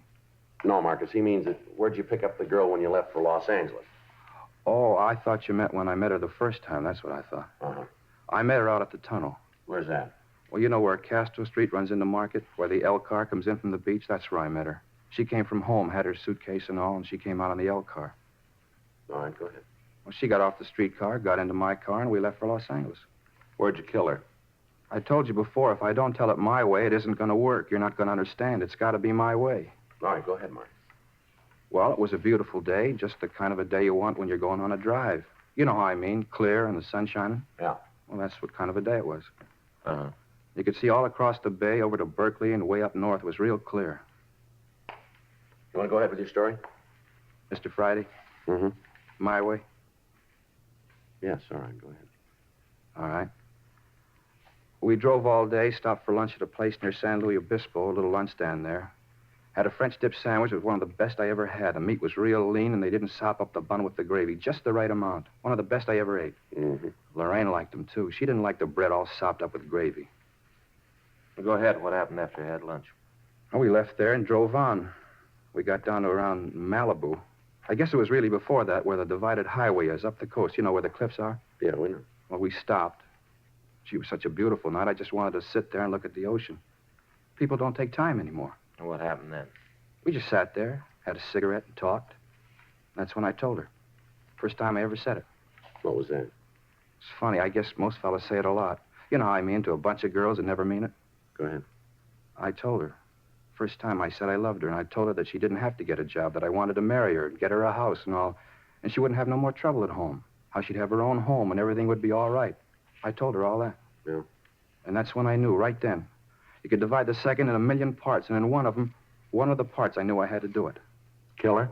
Yeah. You see, she didn't tell me the real reason. She lied to me, and I knew I had to do it. So she wouldn't lie to anyone else. You can understand that. You can see why I had to do it. Well, maybe you better tell us. Well, it was all a lie, all about the family being mean to her. All that was a lie. She just wanted to get to Los Angeles because she wanted to meet some other fella here. That's why. She lied about the family, and that's why she did it. So, you see, I had to kill her. I had to. How'd you kill her? Huh? I say, how did you kill her? We got out of the car and walked over to the cliffs. We could see right down to the ocean. We just stood there. I just hit her. She fell down. It was quiet. So I pushed her over into the water. Mm-hmm. What'd you do then, Marcus? I got in the car and drove home. You just left her there, huh? Certainly. There wasn't anything I could do for her. You point out the place where all this happened? Well, sure. It's up the coast where the highway's divided, north of Malibu. It's real easy to find. Anybody else around? You mean when I hit her? That's right. No, we were all alone. I didn't see anybody, just the two of us. All right, Marcus, you willing to give us a statement on all this? You mean what I just told you? Yeah. Well, sure. You want me to tell all about it again? We'll call in a stenographer. So you can write it down, huh? That's the idea. Well, sure, I'll tell her. Tell me something, Marcus. When'd you get out of the hospital? I told you before I was never in one. You guys sure make it tough, don't you? What's that?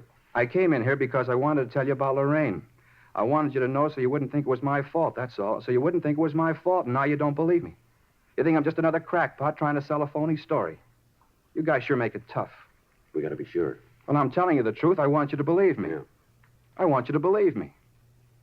And we're beginning to.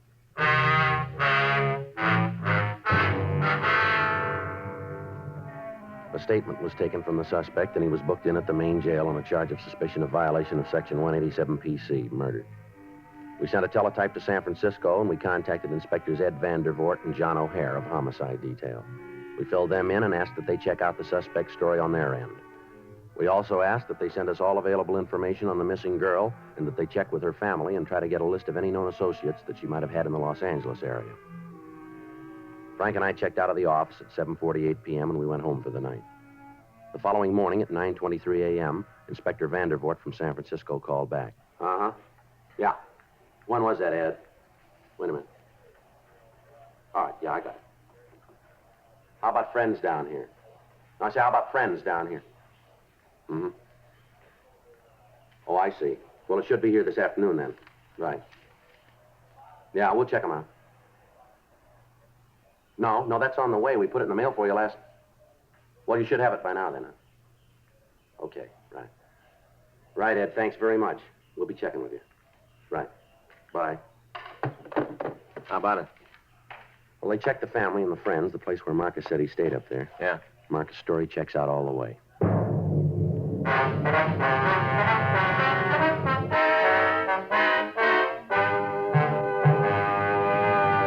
You are listening to Dragnet, the authentic story of your police force in action. One of the biggest comedy hits of the year. That's how the movie critics are describing Bob Hope's latest Paramount picture, Casanova's Big Night. Like so many other millions of smokers, Bob and Audrey Dalton, who appears with him in the picture, say Chesterfields for me. First, Audrey Dalton. I changed to Chesterfield king size because I think it's better than any other king size cigarette. Bob Hope says 5 years. That's how long I've been smoking Chesterfields. And they have what it takes to satisfy me. What's more, I've seen how they make Chesterfields down in their Durham factory. And I wouldn't smoke any other cigarette. Try Chesterfields yourself. You'll find they're best for you, too. yes, either way, regular or king size. Smoke America's most popular two-way cigarette. Join the thousands now changing to Chesterfield.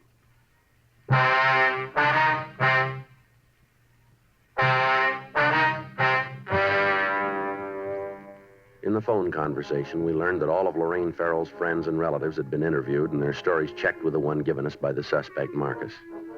The girl and Paul Marcus had been seen together in the Bay City. The desk clerk at the hotel where the suspect had stayed verified the date that he'd checked out. It was the same day Lorraine Farrell disappeared. The officers in San Francisco were able to contact the girl the suspect had referred to as Grace. She recalled seeing a man answering Marcus' description with a missing Farrell girl. Frank and I spent the rest of the day checking on the suspect. We talked to the people he worked with. They described Marcus as being moody and withdrawn. We talked with his landlady. Her description of the suspect's attitude was the same that we'd gotten before. We thoroughly searched Marcus's apartment, and in a desk drawer, we found a loose-leaf notebook with several pages of penciled notes describing the trip that he'd taken up to San Francisco. On one of the pages, at the back of the book, we found a lengthy letter to a Lorraine in which Marcus apologized to the girl for killing her, but he went on to explain that he had no choice. We booked this evidence. The following morning, Friday, September 10th, Frank and I drove down to the beach and we talked to the people in the vicinity where the suspect said the murder had occurred. We found an elderly couple who lived in a trailer on the beach. They recalled having seen two people answering the description of the suspect and the missing girl on the night that the murder occurred. We drove back to the main jail and we signed out Marcus. We took him down to the car and we drove him out to the beach. We turned up the highway and told him to let us know when we came to the place where he'd killed the Farrell girl. Sure you know where the place is, Marcus? Yeah, I remember. It's just up the road a little bit. Just keep right on going. You'll find it. Mm-hmm. You'll see it now. There's kind of a parking place and a couple of trees. Eucalyptus, I think. There's two of them on the side of the parking place. You can't miss them. It's right ahead there on the left. There, you see? Yeah. We'll pull in, Frank. Okay. Just look at all those cars. Everybody's in such a hurry they never see anything, just like they had blinders on. You sure this is the place? I told you, didn't I? No reason to say a thing like that if it wasn't true. Just pull right in there. That's it, right over there. Well, right here is where I parked when it happened. Maybe over there a little bit more, but... oh, right about here. And the two of you just sat here for a few minutes, is that it? Yeah. We just sat here and had a cigarette, and then we got out of the car and walked over to the edge of the cliff. All right, come on. Show us. Sure. Just so you'll believe me, I'll show you. Now, we stood right over there. Right there, and I told her I was in love with her and wanted to marry her. Now, you stay here. Just point out where you were. You think I might try to jump off, don't you? That's what you think, isn't it? You just show us, huh? I wouldn't do that. There's no reason to. I don't know why you wouldn't agree that I had to do it. I didn't have any other way to do it. Where were you when you hit her? Right there, near that clump of grass. We stood there and looked down at the ocean, and she told me about this other guy. That's when I hit her. She fell down right about there. Uh-huh. And where'd you push her off the cliff? There, right where I hit her. She was just lying there. I guess she hit her head on something, and she was real quiet. I just rolled her over the edge. It was right there. There, you see where the rocks are kind of worn? Go and take a look. Yeah. No, you wait here. Gee, if I'd have known it was going to be this hard to get it straightened out, I don't think I'd have started the thing. When am I going to get out of jail? That isn't up to us. Well, then I want to talk to the people who it's up to. I got to tell them about Lorraine, how she lied to me and why I had to kill her. As soon as they hear the story, they'll understand. They got to realize that there wasn't any other way. How's it look? Well, I found this caught in a branch just over the edge. Yeah. It's a girl's handkerchief. Read the name on it. Yeah. Lorraine.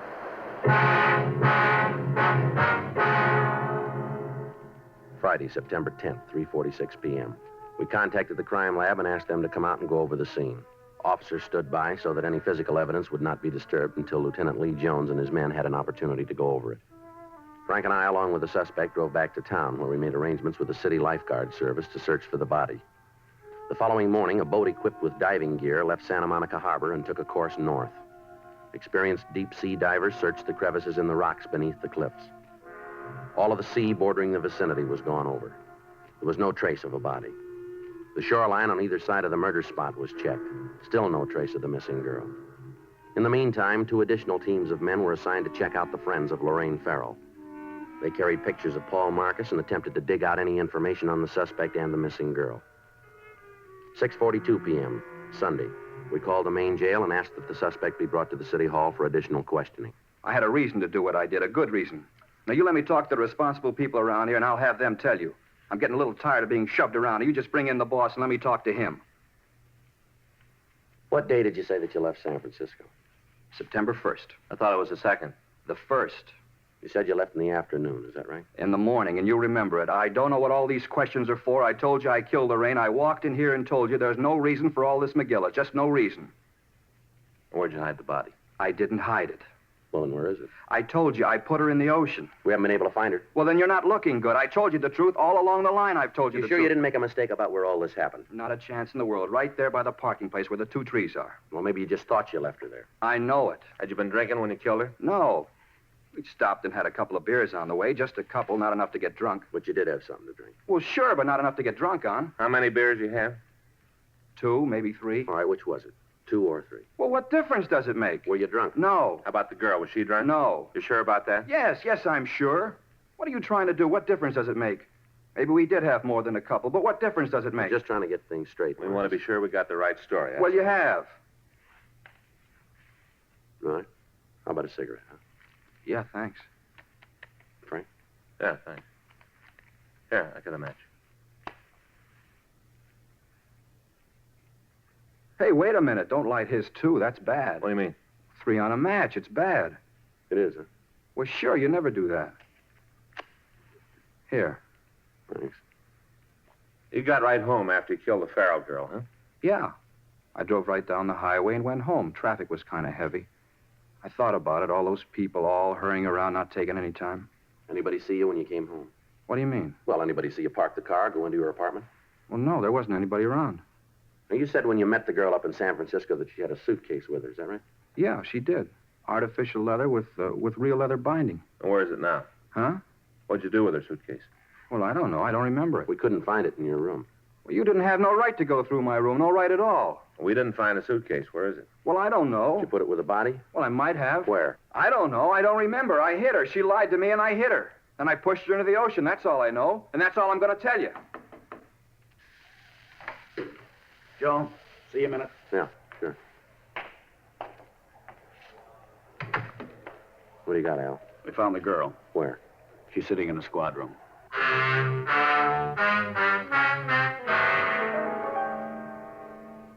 Frank stayed with the suspect in the interrogation room, and I went with Sergeant Al Olivas up to the office. Sitting at one of the tables was a small girl with jet black hair. As we came into the room, she was putting on lipstick. She glanced over at us, and then she went back to what she was doing. There wasn't any doubt about it. The girl in the squad room was Lorraine Farrell. She dyed her hair, and she had on a lot of makeup, but it was the missing girl. Joe, this is Miss Farrell, Joe Friday. How do you do? Hi. Where'd you find her, Al? Friend up in Eagle Rock. Says she's been there for a week. Thanks, Al. Right. You seen the papers lately, Miss Farrell? Yeah, I read the funnies. You ought to read the front page. You've been on them. All right? Mm-hmm. We've got a lot of policemen out looking for you. They probably needed the exercise anyway. There's a man down the hall who thinks that he killed you. That creep, Paul? Yeah, Paul Marcus, that's his name. Real creep. I was glad to get away from him. Oh, gosh, he tried to give me about our home. What a baloney. He's a real creep. You ought to keep an eye on him. He's going to wig one of these days. Is that so? Yeah. He drove me down here, and when I told him I didn't want to have anything to do with him, he got real sore, started yelling. Creep. Where'd all this happen, miss? Oh, out by Malibu. Road out there. He stopped the car and gave me all the stuff about wanting to marry me. I was in love with me. Big deal. Said I was the first girl I ever said that to. Big deal. What happened then? I told him I didn't want no part of him. Told him to get lost. Thanked him for the ride and told him to get lost. He flipped. Bad, he flipped. I took off, got a ride, came into the town. I got this girlfriend in Eagle Rock. I've been out there. You ought to watch that guy, though. Mm-hmm. How old did you tell him that you were? I don't know. Forget. I think 19, something like that. I forget. Mm-hmm. He confessed to killing me, huh? That's right. Flipped. He's a wig. Let's take a walk, huh? Where? Come on. Sure. I got nothing to lose. Can you guys drive me back to Eagle Rock tonight? I got a date. I got to be back pretty quick. You're not going to go back to Eagle Rock. Who says so? We're going to have to hold you. For what? I haven't done anything. Well, you're a minor. We've got a missing report filed on you. Your folks are pretty worried. They're always worrying about something. If there ain't nothing for them to worry about, then they worry about that. Well, it doesn't make any difference. We're going to have to hold you. You just try it, cop. You just try it. You'll find out you got more trouble than you came in one lump. Uh-huh. In here.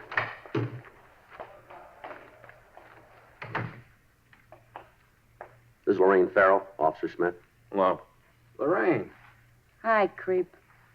I didn't mean to do it. You know that. I didn't really mean to do it, but there wasn't any other way. What's plan? You know what he's talking about? He thinks he killed you. Wait. I didn't think I'd ever see you again. I didn't think I would. But I want you to know one thing, Lorraine. What's that? I forgive you for lying. I told you it happened. Yeah, come on. Where to? We'll take you to the office and call a policewoman. Then to the can, huh? To juvenile hall. Come on, let's go. I'll take her, Joe. Right. Bye, Paul. Bye, Lorraine. I'm not mad at you anymore. You know, I was worried.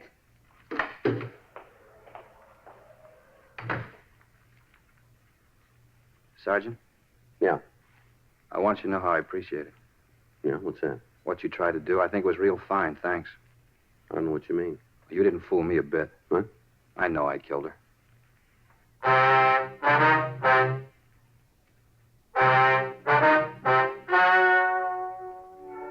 The story you have just heard is true. The names were changed to protect the innocent. On October 4th, the hearing was held in Department 98, Superior Court, State of California, in and for the County of Los Angeles. In a moment, the results of that hearing. Now, here is our star, Jack Webb. Thank you. Earlier, George Fenneman told you exactly why the Chesterfield you smoke today is the best cigarette ever made. And best for you. Now, the rest is up to you. Get a carton or two for yourself. Smoke them and you'll say, as we do, it's Chesterfields for me.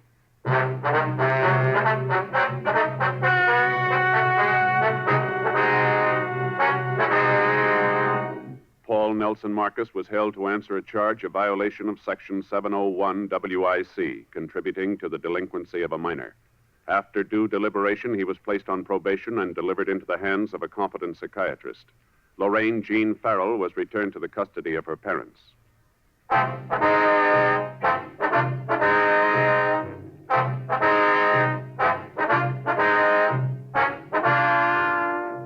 You have just heard Dragnet, a series of authentic cases from official files.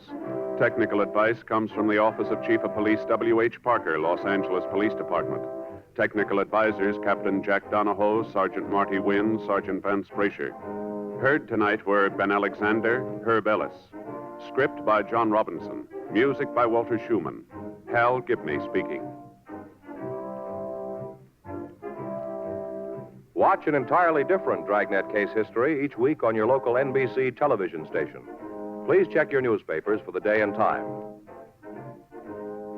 Chesterfield has brought you Dragnet, transcribed from Los Angeles. Filter tip smokers, this is it. L&M Filters, the one filter tip cigarette with plenty of good taste, much more flavor, much less nicotine, and effective filtration. Only L&M filters have the miracle filter tip containing alpha cellulose, the purest material for filtering cigarette smoke. Yes, this is it. As Bennett Cerf puts it, L&M filters are just what the doctor ordered. Buy L&M filters, the distinctive monogram cigarette. L&M filters, America's highest quality and best filter tip cigarette.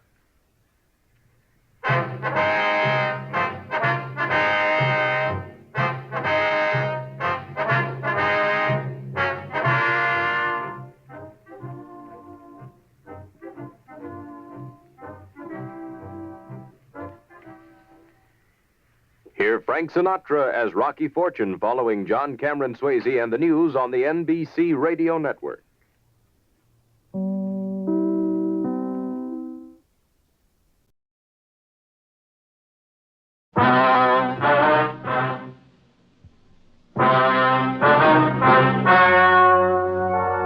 The story you are about to hear is true.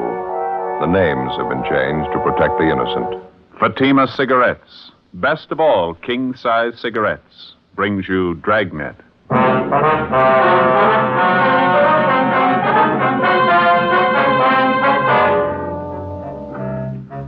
You're a detective sergeant. You're assigned to traffic investigation, hit-run felony detail. An elderly woman and her 9-year-old grandson are struck down in a pedestrian crosswalk by a speeding truck. The woman is killed instantly. Witnesses fail to get the license number. The hit-run driver escapes. Your job? Find him. The latest Fatima sales report shows thousands and thousands of king-size cigarette smokers are switching to Fatima. For the month of October, coast-to-coast actual figures show Fatima sales are up 110%, or more than double. Fatima, best of all king-size cigarettes. Definitely the best quality in its class, but the same price as the cigarette you are now smoking. Remember, thousands of Americans are switching to extra mild Fatima. Next time, insist on the best, king-size Fatima, in the distinctive golden yellow package.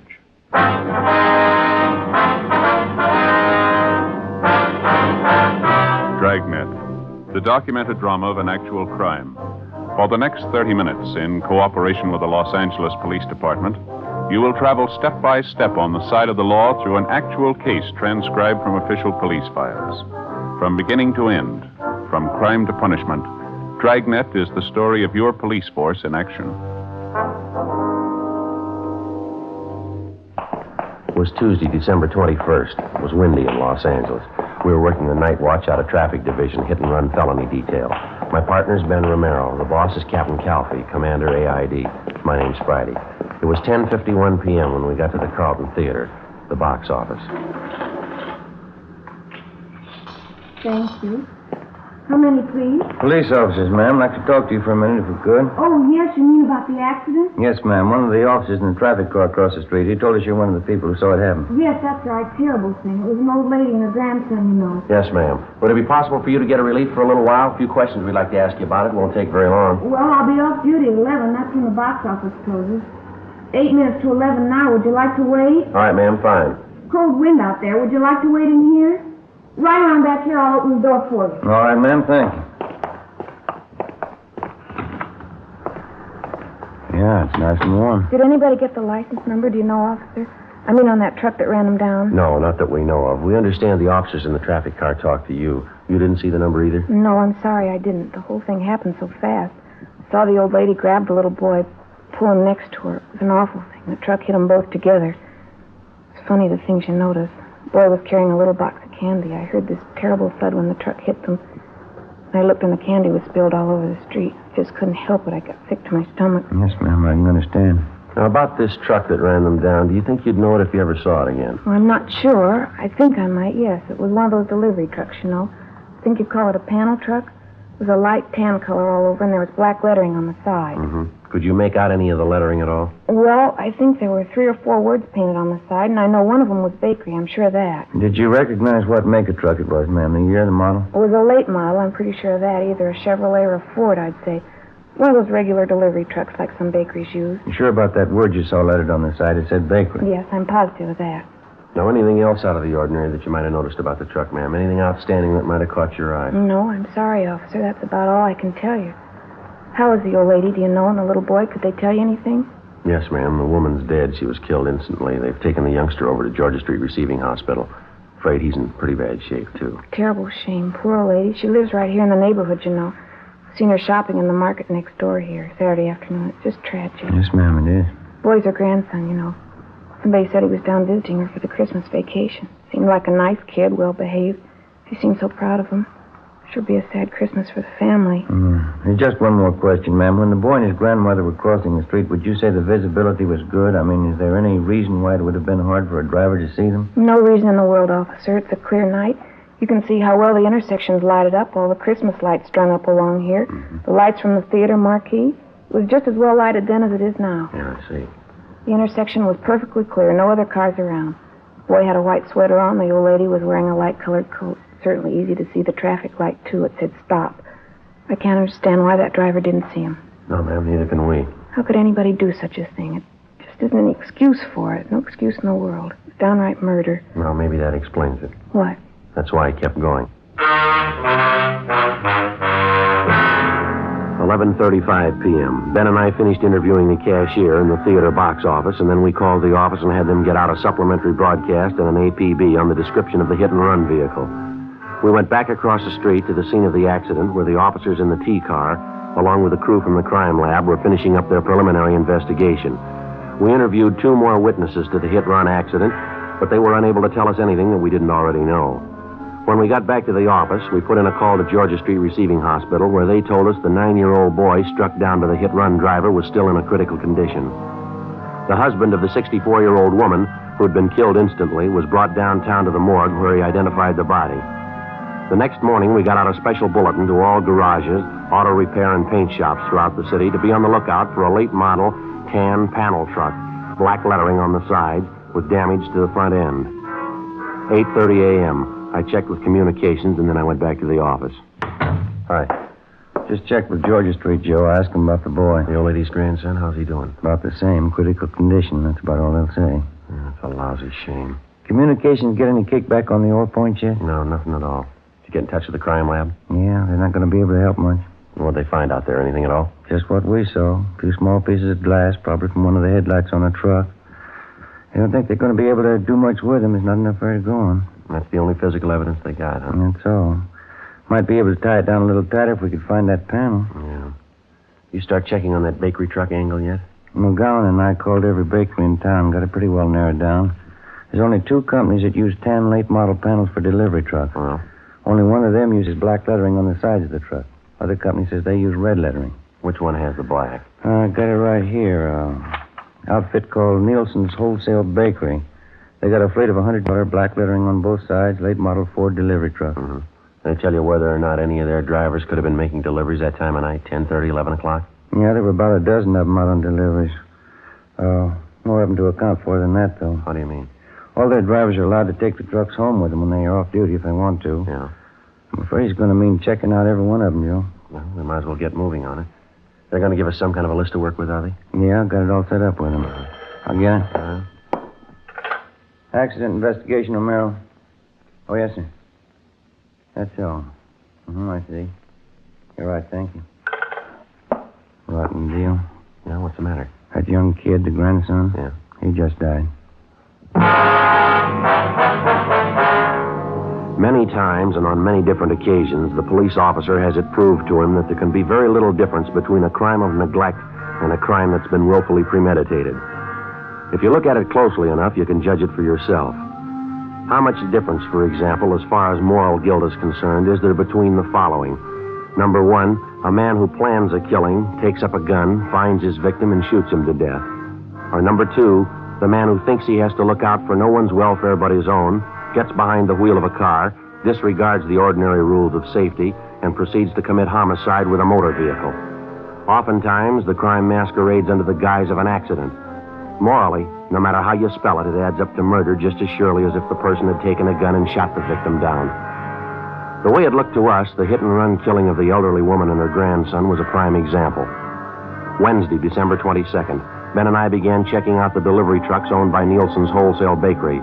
Late that afternoon, we located one of the trucks with recent damage to the front end.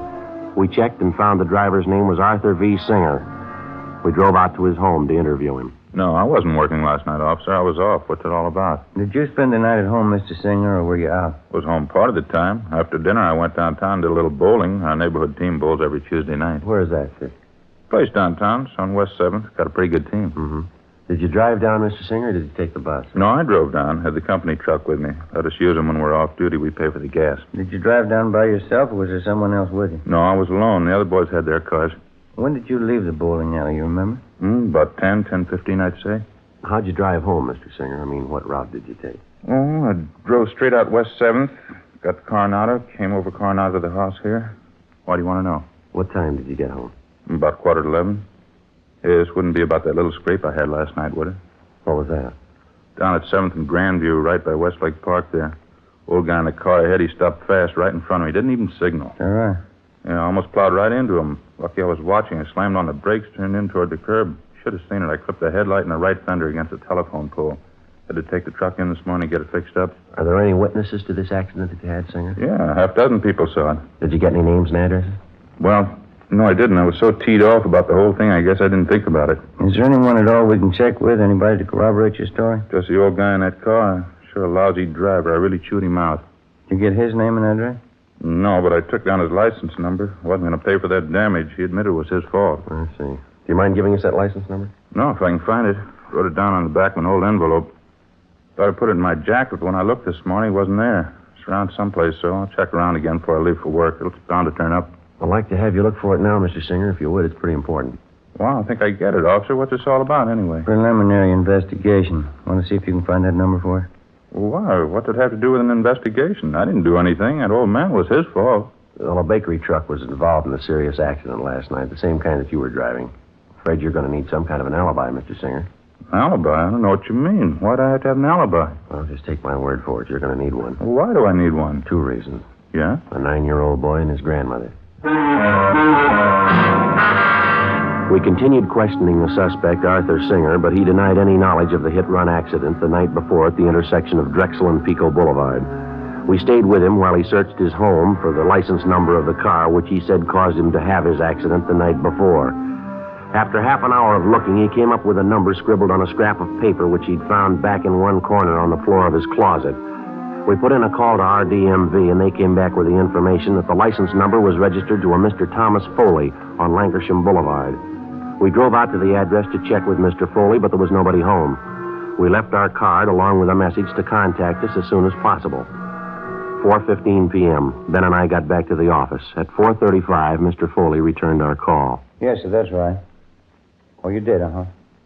I see. Well, what time was that? Do you remember? Oh. Well, all right, Mr. Foley. Thank you very much. We may be contacting you later. Right, bye. What'd you get? Thought this was starting out too easy. Why, what'd he say? Apparently, this Arthur Singer's telling us the truth. Mr. Foley says he did have a little scrape with a bakery truck last night. Described Singer as the driver of the truck. Well, what about the location? Is Foley pretty sure about that? Grandview and West 7. Says it happened about 10:35 last night. That puts Singer about 3 miles from the scene of the hit run. It's impossible, Joe. Yeah. This Mr. Foley's right. Singer couldn't have done it. Wasn't anywhere near the scene. I sure thought he was it, didn't you? We can drive out and double check with Foley. Can't think of any reason why he'd lie about it, can you? I guess I'll get it. Accident investigation, Friday. Yeah, Ted. Where? Yeah. Nobody, huh? Yeah, right away, thanks. It's moving a little fast. Got a piece of luck here. Who was it? Ted Zimmerman. He and McClendon are down the south end of town. Yeah? The hit-and-run truck. They think maybe they found it. 4:28 p.m. Ben and I left the office and drove to the south end of the city where we met with Sergeants Zimmerman and McClendon, a block from where the tan panel bakery truck had been located. As soon as the truck had been discovered, an immediate stakeout was placed on it. A code 5 was broadcast on the vehicle's location, warning all units to stay away so as not to discourage the suspect in case he decided it was safe to return and get the truck. Ben and I drove down the side street where the truck was parked and got a good look at the front end of it. The right headlight was damaged, and so was the right fender. While Zimmerman and McClendon remained on stakeout, Ben and I contacted the Nielsen Bakery people again, gave them the number of the truck, and they traced down the driver's name for us. He was listed as Daniel Miller. He'd been employed by the bakery for the past 3 years, and he had a good record. They told us this was his day off. 5:30 p.m. We checked at his home address, but his wife told us he wasn't there. She said that besides driving a truck for the bakery, he also had a part-time job at night. He worked as a counterman at a small coffee shop out on Wilshire Boulevard. We drove out to the coffee shop and interviewed him on the job.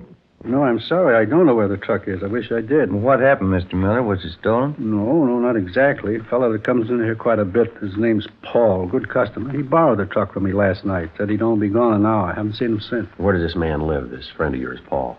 Well, to tell you the truth, I don't know. Good customer. He comes in quite a bit at night when I'm working. Gotten to know him pretty well. He asked to borrow the truck for an hour. Didn't think much about it. Let him have it. Is there anything wrong? Well, what's this Paul's last name, do you know? No, I guess I don't. Never thought to ask him, as a matter of fact. Guess they never had any reason to. About what time was it last night that you loaned him the truck? A little after 8 o'clock, I think it was. He said he wanted to take his television set over to a guy he knew and get it fixed. He told me he'd be back by 10 o'clock at the latest. You don't know where this man lives? You have no idea at all how to get in touch with him? No, I guess I don't, Sergeant. Why? You in the habit of lending the truck to strangers? No, not usually. Well, what's your beef, anyway? What's this all about? What are your hours here at the coffee shop, Miller? When do you check in for work and when do you leave? I check in at 7 o'clock. I go a straight 5 hours to midnight. That's when we close up, midnight. Well, you worked that shift last night, did you? 7 p.m. straight through to midnight? That's right. Monday through Saturday, 6 days a week. That's the schedule. Just a part-time job for me, extra dough, you know. My regular job is driving the truck for the bakery. Was anyone around last night when your friend Paul came in to borrow the truck? Maybe another customer, a waitress, somebody we could double-check with? No, there were a couple of other customers in the place. Don't know who they were, though. Why do you have to double-check anyway? I haven't done anything. I loaned Paul the truck, that's all. Well, have you any way at all of proving you were here from 7 to 12 last night? Must have been some customers you waited on that you remember. Sure, there are at least half dozen, and they'll tell you I was here. I'd like to have their names and addresses if you don't mind, Miller. Yeah. Excuse me a minute, huh? Got a customer to wait Sure, on. go right ahead. Hi, Dan. I missed you last night. Hi, Fred. What do you have? Coffee, a couple of those donuts back there, powdered sugar ones. Okay. Yeah, me and the missus dropped in for a sandwich after the show last night. Looking for you. That's so? Yeah, about 10:30. Where were you, Dan?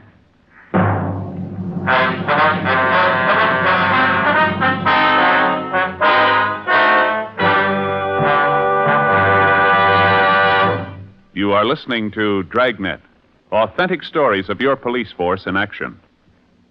If you smoke king-size cigarettes, listen to Fatima's amazing new offer. Buy a pack of Fatimas.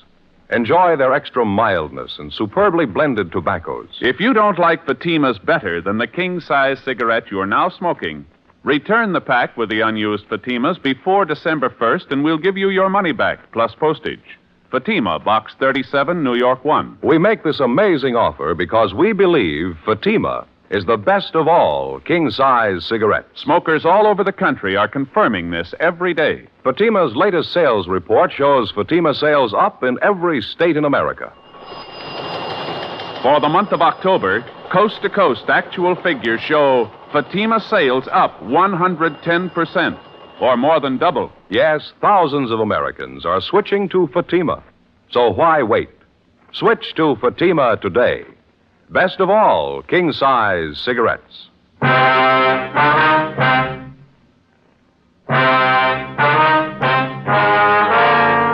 7:15 p.m., Wednesday, December 22nd. We continued questioning the hit-run suspect, Daniel Miller, for a full hour, but he seemed to be unable to account for his time the previous night. His first story was that he'd been on duty behind the counter in the coffee shop without a break between the hours of 7 p.m. and midnight.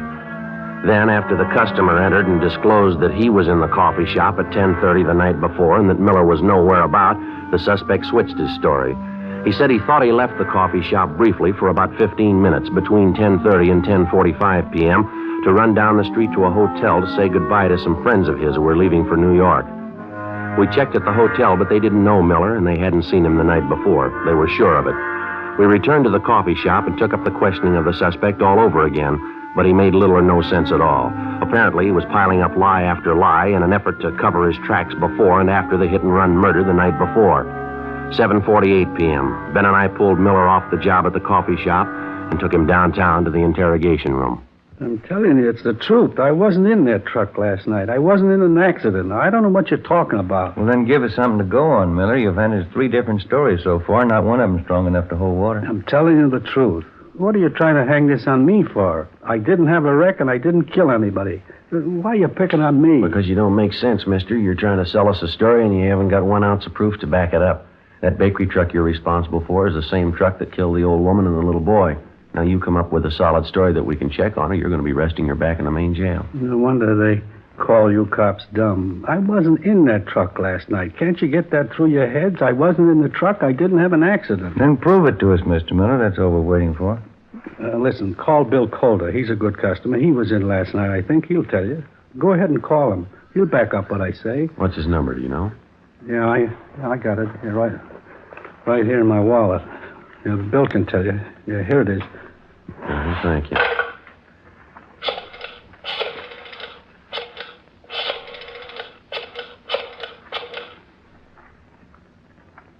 Hello, William Calder there, please?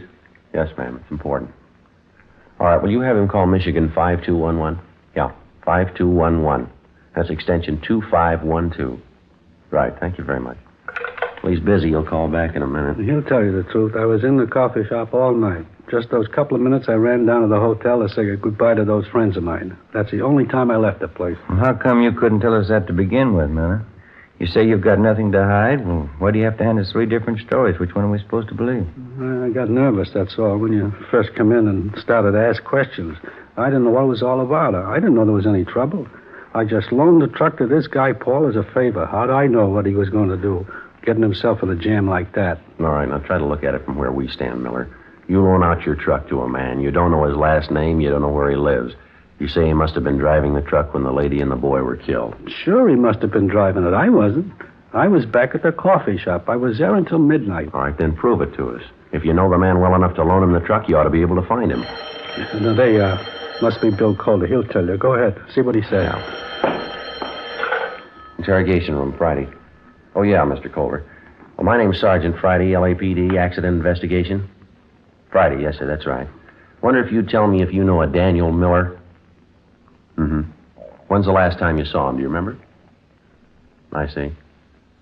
The place where he works, the coffee shop? Were you in there last night by any chance? Did you see Miller in there? You're sure? Yes, sir. No, sir, that's all for now. Thank you very much. We're going to contact you later on. Thank you. Goodbye. Well, how about it? He told you, didn't he? That enough for you? He says he hasn't been in the coffee shop for 3 days. 9:45 p.m. Our interrogation of the hit-and-run suspect, Daniel Miller, went on. At his suggestion, we called half a dozen people who he figured might substantiate his alibi, but none of them were able to. Miller continued to deny any knowledge of the hit-run killing, but he still couldn't account for his whereabouts at the exact hour the 9-year-old boy and his grandmother were run down. The time element especially didn't work in his favor. Nothing worked in his favor.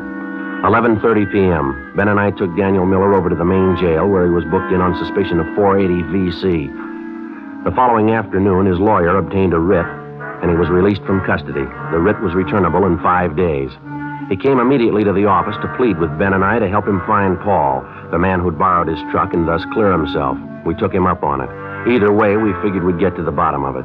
If Miller dreamed up the character Paul to escape blame for the hit-and-run killing, we were bound to find out sooner or later. If Miller was telling the truth, we had little reason to believe he was, and a man named Paul had borrowed the truck the night of the hit-and-run killing, we were bound to find that out, too. In any event, we had to investigate. It's the job of the police officer to prove guilt or innocence, not guilt alone. 2 days passed, and then another 2. The Monday following the Christmas weekend, we were ready to call a halt. I don't know what else we can do. I think we've given enough time, don't you? The deeper we get into it, the more it looks like Miller's our man. I still can't make up my mind. Why do you have to be stubborn about it? We've checked every possible angle on his story. We still haven't an ounce of proof that this guy Paul he talks about even exists. We can't string along with Miller forever. I suppose you're right. We've given him a square enough break on it. I still got that funny hunch. It's possible he might be telling the truth. We've gone 4 straight days on it, Joe. Haven't come across one lead to back up his story. Too much for me. I can't bite anymore. Go ahead.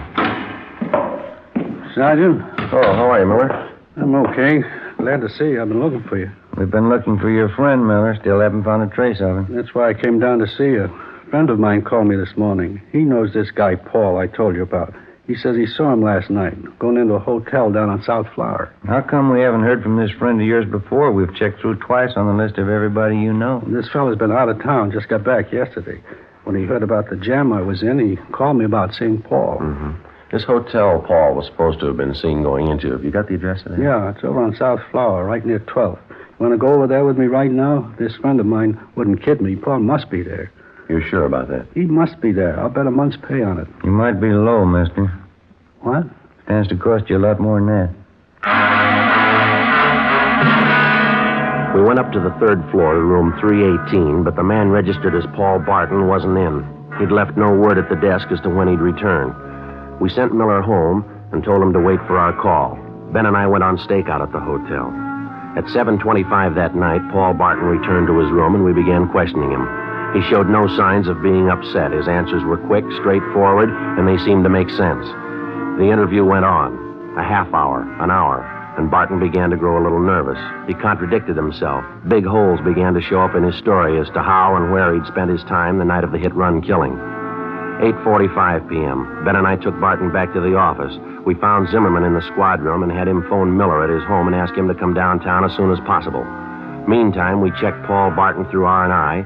and then we took him to the interrogation room where the questioning went on. You're a little mixed up about that, aren't you, Mr. Borden? I thought you said you went to that bar downtown about 10 p.m. and then you went to visit at your sister's house. Now you tell us you went to your sister's house first and then you went to the bar downtown. Now, which is it? Well, that's getting a little high-handed, isn't it? Why do I have to account for my time to you? If it wasn't important, we wouldn't be asking you. I think you know that. Well, I don't know anything of the kind. You're trying to take advantage of me. That's the only impression I can get. I think I've answered enough of your questions. I'm going back to the hotel. Just a minute, Borden. There's one more thing. Yeah? Last time you were arrested for a traffic violation, you want to tell us what the charge was? What? I think you heard me. Well, that was a year ago. I was driving a little too fast going out Beverly Boulevard. And what's that got to do with it? Our record bureau says the charge was for drunk driving. Your license was revoked. Isn't that right? Well, so what? I haven't been driving. I haven't been near a car. What about last Tuesday night? Huh? Last Tuesday night. Did you do any driving then? No, of course not. Sure about that? If you're not trapping me, I answered all your questions. Now I'm getting you're out going of to here. stay right where you are, mister. Stay put. Ben, you want to check next door, see if Miller's come in with you? Yeah, okay. You can't make me stay here. It's illegal. You got nothing to hold me on. All right, then there's nothing to worry about. This won't take very long. We got a man by the name of Miller coming in. He says he thinks he knows you. Miller? I don't know any Miller. Nice going, Paul. Where you been? I said, where you been? What'd you do with the truck? I'm getting out of here. Grab him, Ben. Grab him. Got him. All right. Now, let me go. Settle down. Come on, mister. Settle down. I didn't do a thing. Well, look, you can't prove it. You can't prove I did. They're going to prove it, Paul. I'm going to help them prove it. You sure been a real good friend. But give me a break, Danny. I didn't mean it. Honest, I didn't mean it. I loan you the truck. You get boozed up. You run down the little kid and the grandmother. Then you take off and leave me holding the sack, like I did it. Well, I didn't mean it, Danny. It was an accident. I wasn't boozed up. Yeah, you're a real good friend. I hope you get it in the neck. I hope you get it with both barrels. Look, Sergeant, that's not true. I wasn't boozed up. I only had 2 drinks. Now, believe me, that's all I had. Yeah. I couldn't have been drunk. It doesn't affect me that way. 2 drinks never hurt me. A couple of drinks never hurt anybody. They killed a little boy and his grandmother.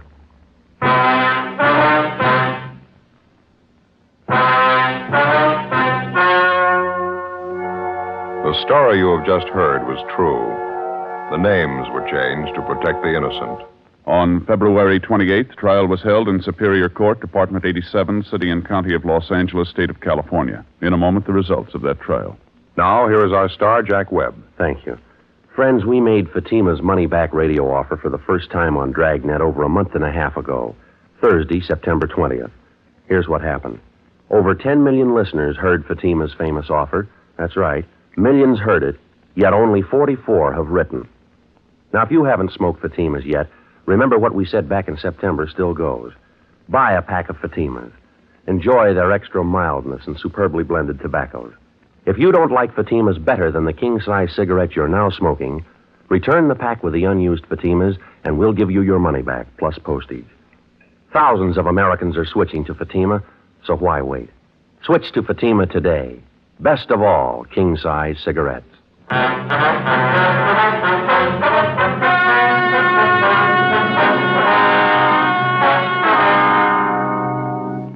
Paul Barton was filed on for violation of the State Vehicle Code, Section 480, a hit-and-run felony, and also for manslaughter, 2 counts. He was convicted only for Section 480 and received sentence as prescribed by law. A hit-and-run felony is punishable by imprisonment in the state penitentiary for not less than 1 nor more than 5 years.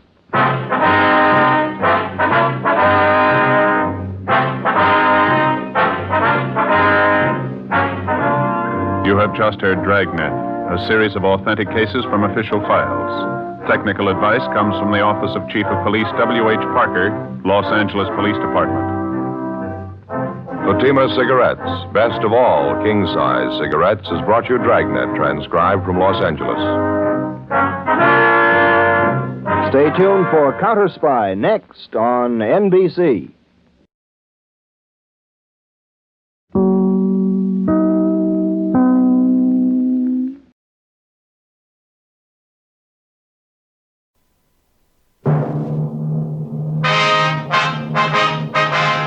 Sound off for Chesterfield. Chesterfield is best for you. First cigarette with premium quality in both regular and king size. Chesterfield brings you Dragnet.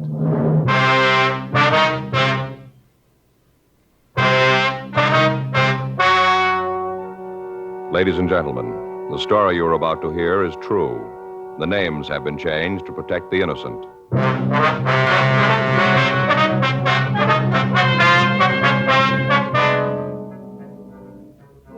You're a detective sergeant. You're assigned a robbery detail. A suspect has been apprehended.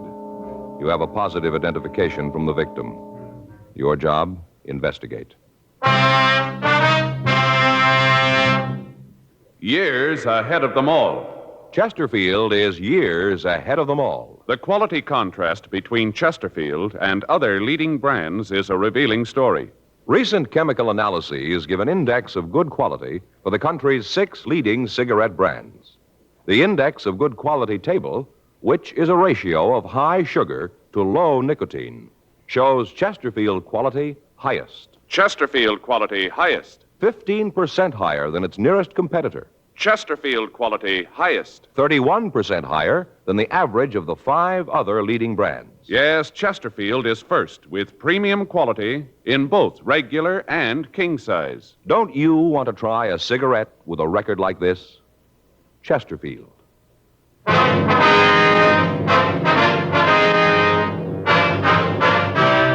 Dragnet, the documented drama of an actual crime. For the next 30 minutes, in cooperation with the Los Angeles Police Department, you will travel step by step on the side of the law through an actual case transcribed from official police files. From beginning to end, from crime to punishment, Dragnet is the story of your police force in action. It was Wednesday, June 3rd. It was hot in Los Angeles. We were working the day watch out of robbery detail. My partner's Frank Smith. The boss is Captain Didion. My name's Friday. I was on my way into the office, and it was 7:46 a.m. when I got to room 27A. Robbery. Joe? Yeah? You're early. Yeah. I got to run over to Georgia Street Receiving Hospital. What's the matter? I don't know, Frank. I started to get headaches last night. I couldn't sleep. Ringing in my ears. I don't know what it is. Now, hold on. Stay right there. What? It's got up my locker. I'll get it for you. What are you talking about? The headaches get worse when you move. What? When you move around, it gets worse, right? Yeah? Feels like your head's going to blow up? Yeah. Huh. Glad you came to me. I know just what it is. Got stuff right up here. Someplace. Yeah, here it is.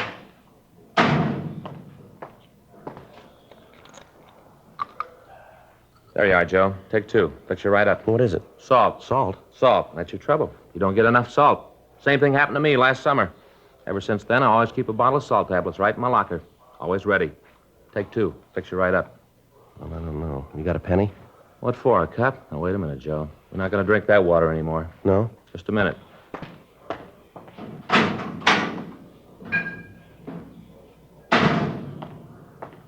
Bought a whole case of this for us. There you are, boy. Drink it right out of the bottle. What is it? Poland water, Joe. 100% pure. Right from the springs. Real water. Yeah? Yep. Read right there on the bottle, see? Not carbonated. Full of minerals and good things. Yeah, well, Frank, maybe I ought to wait and see the doctor, huh? Joe, believe me, I know what's wrong. It's happened to me. Same thing. Salt, that's what you need. Yeah. Well, there you are. Poland water and the pills fix you right up. There they are. Go ahead. Oh, look, I appreciate all this, really I do, but I think I ought to see the doctor, huh? Joe, don't you trust me? Well, yeah. Take the pills. Salt. Salt, take them. All right. There now, that wasn't bad, was it? If the headaches don't go away, we can drop by Georgia Street and see the doc. Oh, you want to give me the bottle? I'll put the cap back on. Keep it fresh for all us. right. Anything in the box? Yeah, in the arrest report, we're supposed to check the guy out. Anything on it? Held up a grocery store at the corner of 7th and Francis a week ago yesterday. When'd they pick him up? Last night. Victim saw him on the street and called a radio car, took him into custody, and then booked him. Well, let's go talk to him. I'll see what he's got to say. After we get through, we can drop by the hospital if he's still got the headaches. This shouldn't take too long. Well? Sure, guy's already confessed. We ran the name of the suspect, Thomas Stanford, through R&I, but we found no previous criminal record for anyone of his description. 8:10 a.m. We drove over to the main jail. We went up to the second floor and signed in. Stanford was brought from his cell, and Frank and I took him to one of the interview rooms. We gave him a cigarette, and he started to talk. He was quiet and cooperative. Yeah, I did the robbery a week ago yesterday. I'd like to check some things out here on the arrest report. Sure, I want to get this over with. I did it like I told you. Nothing special. Just held up the store. Mm-hmm. Your full name is Thomas Arthur Stanford, is that right? Yeah, Thomas Arthur. My friends call me Tom. Uh-huh. Your home address is 1824 and a quarter South Mariposa Avenue. Yeah, I live with my father, 1824 and a quarter South Mariposa Avenue, LA 7. What's your father's name? Arthur, same as my middle name. I was named after him. You employed? Not regular. What do you mean? Well, I don't have a regular job like in a factory or a store. I'm a gardener. I work for different people. You give us a list of the people you work for? Well, sure, if you gotta have 'em. It's just routine. Oh. Yeah, I'll give them to you. You want to tell us how you committed the robbery? Yeah, I'll tell you. Isn't much to tell, though. It's pretty simple. I went in and held the place up, took the money. That's about all there is to it. Were you armed when you went into that grocery store? Yeah. Yeah, I had a gun. What kind of a gun? .32 automatic. Had 8 bullets in it. Where's the gun now? Threw it away. Where? In one of the ponds up in Ferndale. You mean up in Griffith Park? Yeah, just a little up the canyon there. You want to show us where it is? Sure. All right. If you start right at the beginning, tell us all about the robbery, what you did. Well, why do you have to know all that? I told you I did it. There's nothing more you have to know. We got to have it for the record. It's just routine, like I told you. You guys do a lot of things. It's routine, don't you? Yeah, we do, quite a bit. Was there anybody in the store when you went in? Just the woman that owned the place. I guess she owned it.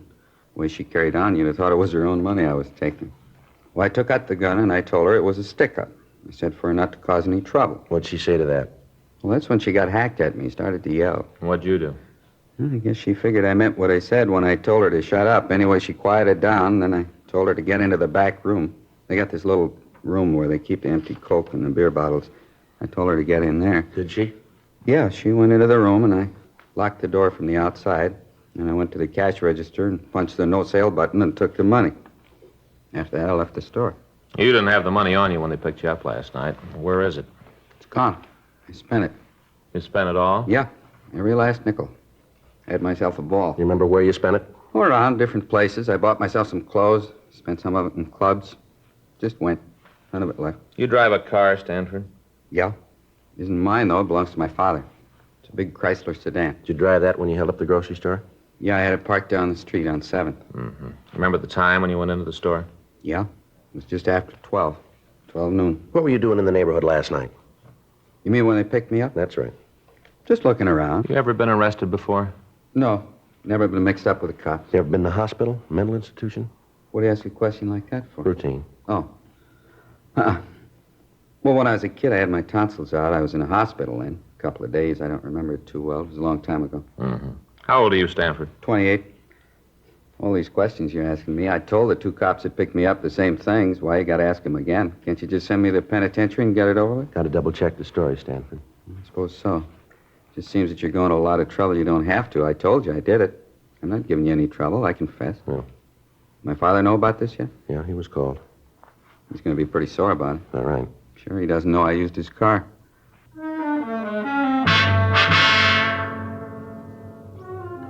"9:15 a.m. We checked the suspect out of the main jail and took him over to the store that had been robbed. While Frank waited in the car, I went in and talked to the victim, a Mrs. Alice Kenwood.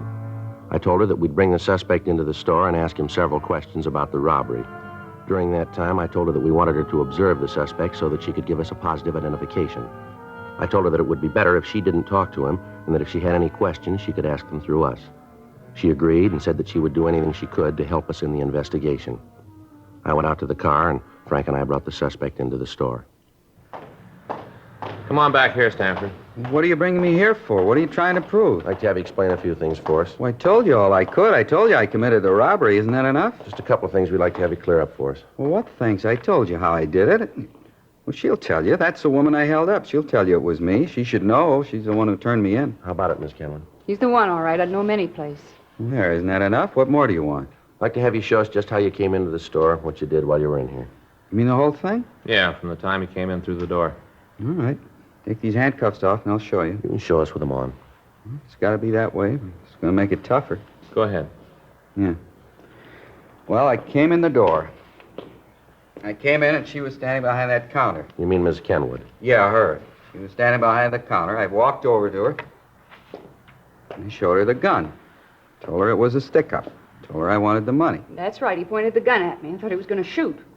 All right, go ahead, Stanford. Well, she started to yell, told me to get out of the store. Certainly I yelled at him. You think I want anybody coming in here and waving a gun around? Oh, if my husband was here, he'd show you good. See what I mean? I never saw a woman that could yell so much. Go ahead, Stanford. What'd you do then? Well, I told her if she didn't keep quiet, I'd have to shoot her, and then I told her to get in the room Now, and back. just hold on a minute. He's not only a thief, but he's a liar, too. Ma'am? That's not what he did at all. What do you mean, Mrs. Kenwood? He didn't tell me to get into the back room. There ain't any back room. How about that, Stanford? You're going to listen to her? I'm the one that robbed the place. She didn't. I guess I know what I did. All right, let's take a look back here. Come on. What's behind this curtain here, Miss Kenwood? Just a little space where I keep my empty bottles. Goes right out onto the alley. Yeah, see, that's where I put her. That's where I told her to stay. Mm-hmm. And you said you locked the door. There's no door there. I got confused. It doesn't make any difference. I told her to get back there and stay there until I was out of the store. That's a lie. You did no such thing. You told me to get down on the floor and cover my face. Then you went over to the cash register and you took the money. I didn't move. Didn't want to give you any trouble the way you were waving that gun around. It's a wonder you didn't try to kill me. The way you're yakking that up, I should have done it. All right, that's enough. Frank? Yeah. You want to take Stanford out to the car? I'll be right with you. Yeah, okay. Come on, Stanford, let's go. You know what you got to go through all this for. I told you I did it. I never saw anything like it before. You can't even confess around here. Nobody believes you. Miss Kenwood? Yes, officer. Are you sure that's the man that held you up here? I said it before. I'm positive. There isn't any doubt in my mind. Uh-huh. Now, you heard what he said, how he said he robbed you. Is that the way it happened? Well, everything was the same except where he said that he put me in back there. That wasn't true. He made me lie down on the floor right there. Told me to stay still for 5 minutes, not to move. Said that if I caused any trouble, he'd come back and shoot me. Mm-hmm. I think he's crazy. Anybody who'd wave a gun around like that. It's terrible. I wish my husband was here. He'd show that snip. He's in the Army, you know, my husband. Yes, ma'am. Awful thing. Him overseas getting shot at and young punks like that roaming around the streets with guns, threatening people. It's a terrible thing. Now, this is pretty important, ma'am. I want to ask you once more. You're sure that's the man who held you up? How many times do I have to say it? I told you that it is. He admits it himself. What more do you need? Well, I don't know, ma'am. There's just something here that isn't right about the whole thing. Doesn't make any difference. He's the man. There's no mistake about that. Oh, you just let me know when you want me in court. I'll be there. I want to see him get what's coming to him, every bit of it. Yes, ma'am. So do we, if he's the right man.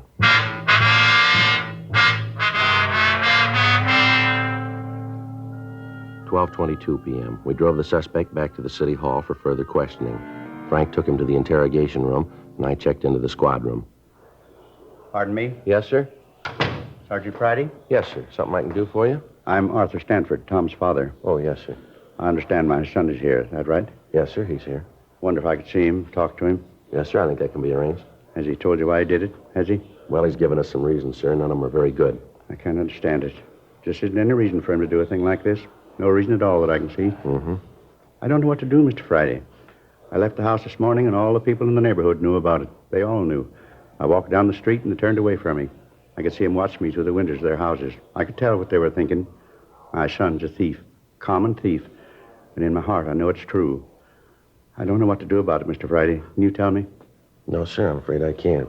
Well, maybe he can. May I see him? Yes, sir. He's across the hall. This way. Right over here, sir. I wonder if I could have a cigarette? Yes, sir. Here you are. Here's a match. Thank you. I'm not sure what I'm going to say to him when I see him. Wish I had some time to think. Well, you don't have to go in now if you don't want to, sir. Oh, it wouldn't help any to put it off. Won't get any easier with time. I might as well get it over with. All right, sir.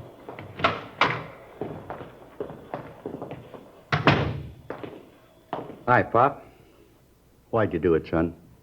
Well, I did it because I wanted to. I wanted the money. I didn't know any other reason you robbed somebody. I wanted the money, so I did it. You could have come to me. I'd have tried to get the money for you. You know I'd have tried. Where'd you get it?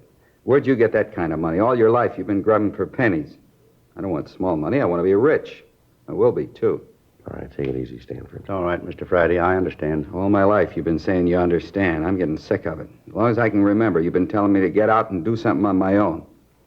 Well, I finally did it. Now you aren't happy with it. You expect me to throw my head up in the air because you're a thief? Oh, knock it off. I'm tired of you giving me lectures all the time. Yakety yak. Never stop. That's enough of that, don't you think, Stanford? Well, you keep out of this, cop. This is a family matter. It doesn't concern you. This is between my father and me. Well, tell me why. That's all I want. Why? Tell me so I can face the neighbors, so I can tell them you had a reason. Tell them your son's a bum. Well, they know that already, but that's not a reason to steal. It's good enough for me. They're not going to listen to you anyway. They already made up their minds about me. They did that a long time ago. Come on, Stanford. Let's go back to jail. Sure. Anything else here to do? He never understood. He never did. Let's go. One thing I'd like to ask first. What's that? You're going to jail for a long time. I have to live while you're gone. It's your worry. Well, it always has been. I want to know what you did with the gardening tools. I'll have to have them to get along. I don't know. I left them someplace. You remember where? Think. I need those tools. I'm not sure. Maybe at Mrs. Howard's. Maybe that's where I left. Over on 12th? Yeah, I did her place last Wednesday. I guess I forgot to pick the stuff up when I left. It must still be there. And I'll go over and get them. Wait a minute. What do you want? You said you did some gardening for this Mrs. Howard last Wednesday. That'd be a week ago yesterday, is that right? That's what I said. You remember what time you were there? Most of the day. I got there about 10 in the morning, left about 4 in the afternoon. I was in a hurry to get away. That's why I forgot the tools, I guess. You leave the place at all during the day? Not till I finished. What are you trying to prove with all these questions? It's about the robbery, Stanford. Yeah? If you were at this Howard woman's house, how could you held up the grocery store? Don't make no difference how I did it. I don't have to explain it to you. No, you're wrong about that, Stanford. Is that right? Too many things here don't add up. The way you confessed, the difference in your story about the robbery. Now, this thing about you being at the Howard house. I don't know why you're lying about this, Stanford. Yeah? But we're going to find out.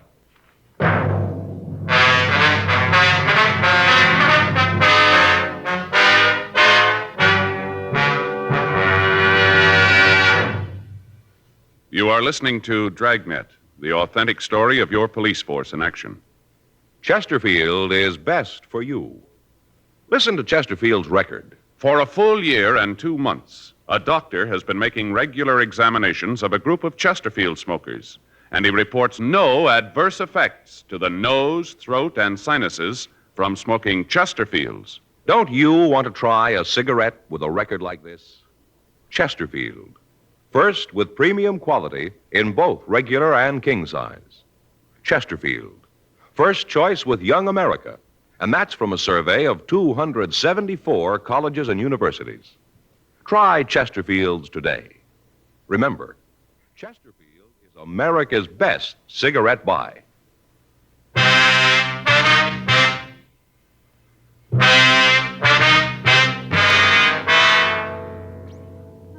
We continued to talk to the suspect, Thomas Stanford, for another hour. He refused to say anything about the conflicting aspects of his story.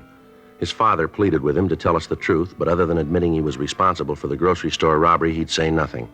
We got the address of the house where Stanford had said he'd left the gardening tools. 3:15 p.m. After taking the suspect back to the main jail, Frank and I drove out to talk to the Howard woman. Place sure looks nice. Well kept. Yeah. Look at those carnations, Joe. Ever see anything so pretty? Yeah, they're very nice. You know, Faye tries them all the time. Never seems to have any luck with them, though. Plants come up all right, but the flowers just don't seem to get very big. Mm-hmm. About size of $50. Little bitty things. Yeah. Sure smell good, though. I get the bill.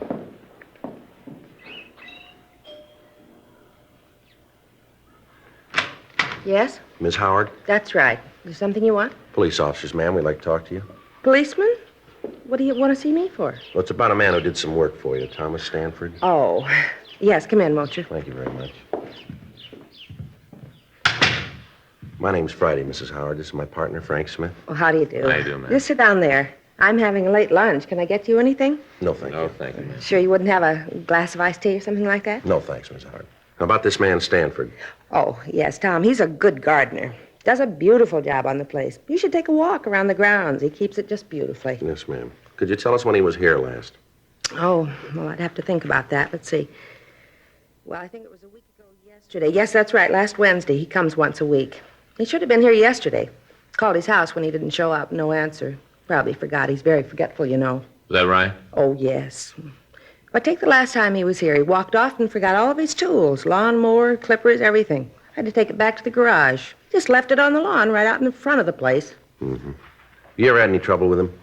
What do you mean by trouble? Well, any arguments, disagreements? Well, on a couple of occasions, we've had words about what flowers to put in. He's wanted to plant one thing, I've wanted something else.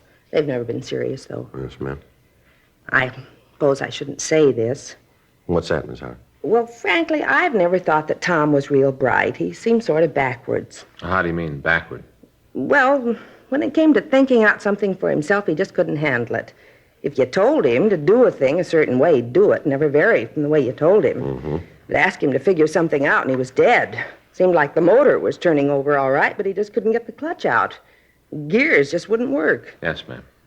That's why I say I don't think he's very bright. He just can't seem to think for himself. No initiative. Do you remember what time he was here on Wednesday? Well, now, let's see. He got here about 10 in the morning. It was right after that radio show about the Friends. I'd just finished listening to that when he got here. That goes off the air at 10. Have you ever heard it? No, ma'am. Oh, you should listen sometime. These people tell why they need a friend to help them out of trouble. Well, I listen to it every morning. It makes me feel pretty lucky, those poor people. I sure appreciate what I've got when I hear what they have to say. Uh-huh.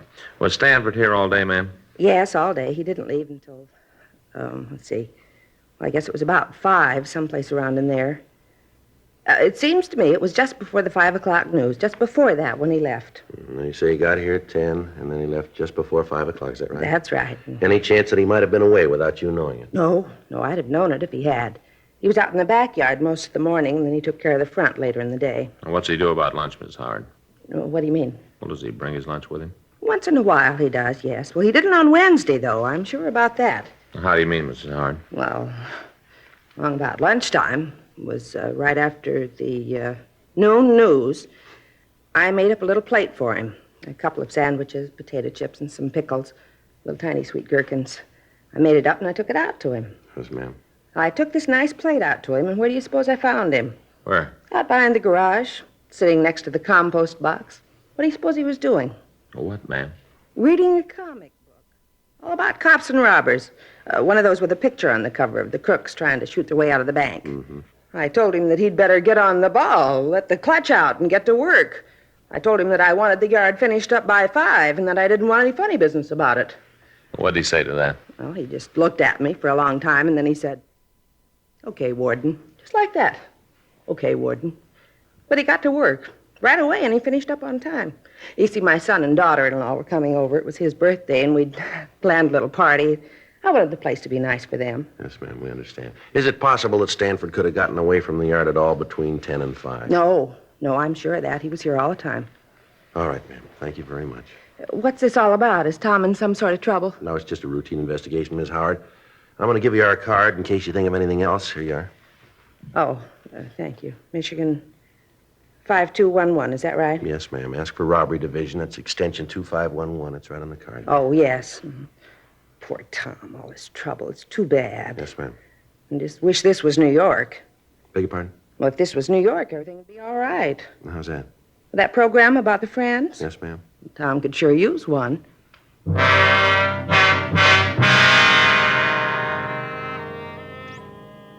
We left Mrs. Howard's home and talked to some of the people in the neighborhood. They told us that the Howards were respected people in the community, and some of them verified the fact that Stanford had worked for almost 2 years. The man who lived directly across the street from the Howard house said that he'd talked with Stanford on the afternoon of the robbery. He said that he'd asked the suspect about the seeds that he used to raise the carnations that were planted along the front of the house.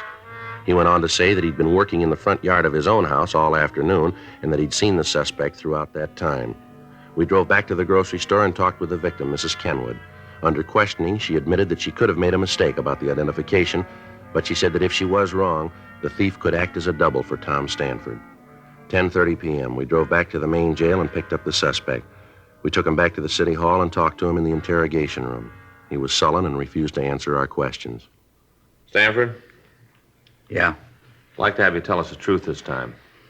I told you it isn't my fault. If you don't believe me, it isn't my fault. Now, look, Stanford, we talked with this Mrs. Howard. She told us that you were working for her all day a week ago Wednesday. So what's that prove? Well, you admit it's true then, huh? Sure, it's true. I was working for Then her. how could you have gotten to the grocery store and held it up? Stanford? I did it. I haven't got anything more to say. I did the robbery. Smith, you get tonight's papers? Yeah, I picked them up earlier. Anything in them about me? I didn't see anything. There must have been something. Some story about me with my name? Well, if there was, I didn't see it. Well, maybe it didn't look good. Maybe. There's got to be something, a picture or something. No. Well, let me look. Where'd you leave the papers, Frank? Squad room. Would you get them and let me look? Sure.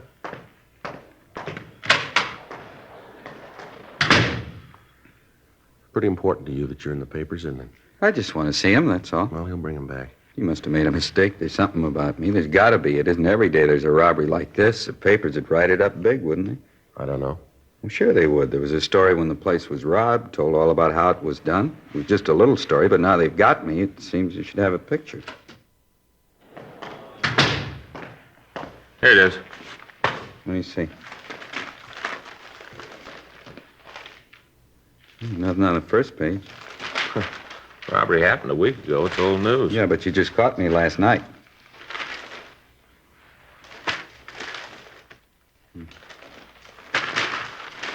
Nothing. One lousy word, nothing at all. That makes a difference, doesn't it? Sure it does, sure. If there isn't anything in the papers, how are people going to know I did it? How are they going to know? They won't. But they gotta. Don't you see that? If they don't know that I did the robbery, there ain't no reason for it. No reason at all. What do you mean, Stanford? Well, there won't be no pictures, no nothing. People still think I'm nobody. No one's going to know that I did do something. No one will know. Well, the way it looks to us, you didn't do it. There should be a story about it, about how I confessed. Maybe not a picture, but at least a story, something. You didn't do it, did you? Stanford? Come on. You didn't hold up that store, did you? No. No, I didn't. I thought I could get away with it. I thought that if I confessed, you'd put me in jail and people would look at me different. And they wouldn't laugh at me anymore because I'd done something. Mm-hmm. Poor dumb Tom. That's what they say, poor dumb Tom. Just once I wanted to show him that I could do something. You ready to go? Back to the jail? That's right. You think we could stop on the way over? I'd like to pick up something. Yeah, what's that? Other papers. Might be something in them.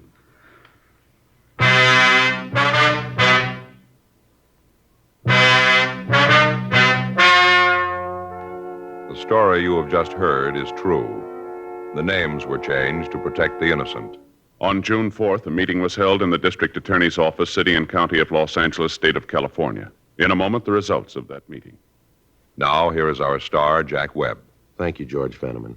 I'd like to talk to you people who don't smoke Chesterfields. I'm convinced that if you try just one carton, you'll find they're best for you. They're milder, they have a wonderful taste, and most important, they have premium quality in both sizes, regular or king size. So pick up that carton, will you? Chesterfields. Try them.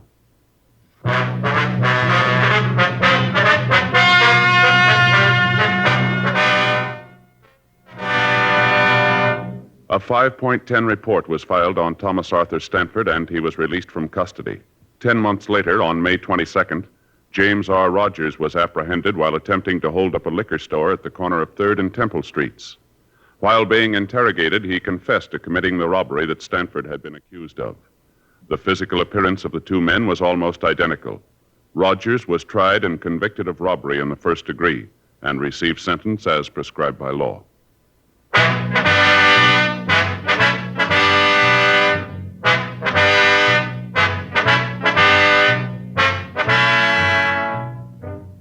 You have just heard Dragnet, a series of authentic cases from official files. Technical advice comes from the Office of Chief of Police W.H. Parker, Los Angeles Police Department. Technical advisors, Captain Jack Donahoe, Sergeant Marty Wynn, Sergeant Vance Brasher. Heard tonight were Ben Alexander, Virginia Gregg, Vic Perrin. Script by John Robinson. Music by Walter Schumann. Hal Gibney speaking. For a million laughs, tune in Chesterfield's Martin and Lewis show Tuesday on this same NBC station. And sound off for Chesterfields.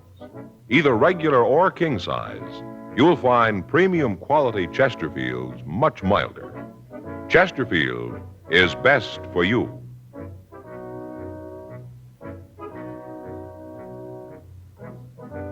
Chesterfield has brought you Dragnet, transcribed from Los Angeles. Now, new Fatima has the tip for your lips. Fatima tips of perfect cork. King size for natural filtering. Fatima quality for a much better flavor and aroma. So remember, new Fatima has the tip for your lips. Fatima. See how smooth they are. Remember, Fatima is made by the makers of Chesterfield. Tonight it's Adventure with Barry Craig on NBC.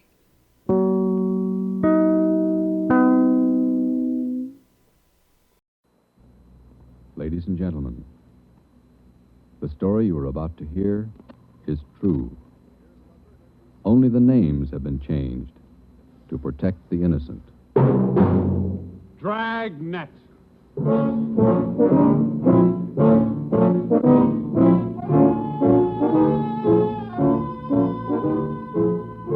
Dragnet, the documented drama of an actual crime, investigated and solved by the men who unrelentingly stand watch on the security of your home, your family, and your life. For the next 30 minutes, in cooperation with the Los Angeles Police Department, you will travel step by step on the side of the law through an actual case from official police files, from beginning to end, from crime to punishment.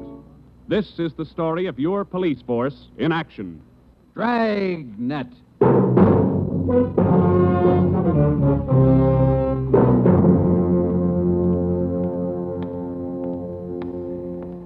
It was Tuesday, March 25th. It was cold in Los Angeles.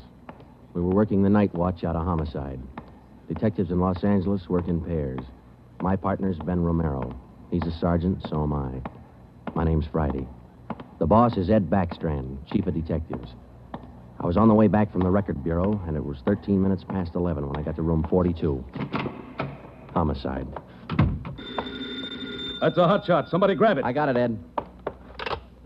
At 1245 East Doheny Street, 1, 2, 4, 2 officers shot.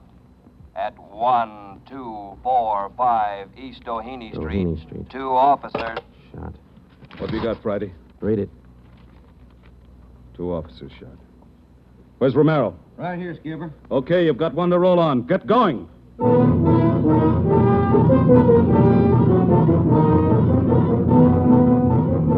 Both Ben and I knew where we were heading. We'd recognized the address. It was the Trapdoor Cafe, a joint in the south end of town that did business with a pretty rough crowd. 13 minutes later, we pulled up in front. 2 patrolmen had the crowd pretty well pushed back. There was a cruiser car in front of the cafe. The car door was open, and an officer was sprawled across the seat. He was conscious but weak, and one of his pant legs was pretty red. Hello, Sarge. Hi, how you doing? I've done better. Yeah, well, what happened? Williams and I were cruising. We've been keeping an eye on this cafe lately. Tonight we decided to take a look. And just as we went in, 2 guys left in a hurry, the back door. We followed them out into the alley.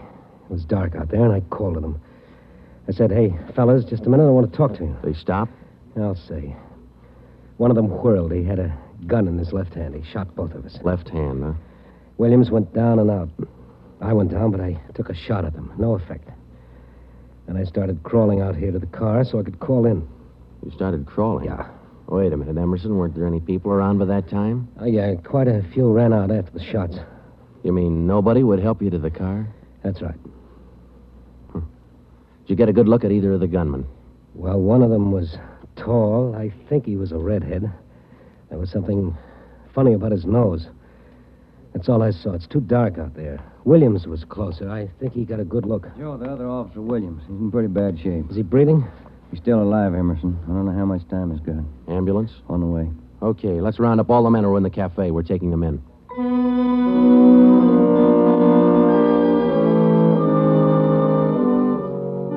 We took all the men back to the city hall. There were 23 in the Trapdoor Cafe at the time of the shooting. We questioned all of them. One of them said there had been a redhead in the place, but he couldn't describe him. Ben and I left the interrogation room, and we went back to the squad room. Friday, Romero. Got a minute? Yeah, Ed. Come on, Ben. Sit down. Okay. You get anything from those people you questioned? Nothing we could use. How's Williams? It's pretty bad. When do they operate? As soon as he comes out of shock. Probably in the morning. You boys will be there. Yeah, we will. When the surgeon digs that slug out, get it and mark it for evidence. Yeah. Skipper, them 2 men shot without asking any questions. They must be hot. Yeah. Same thing occurred to me. When we get that slug, the ballistics can tell us whether that gun's been used on other jobs. We got enough of their modus operandi to have the statistician give us a run-through on the IBM now. One of them is left-handed, and he shoots quick. Okay, be in surgery tomorrow morning at 9.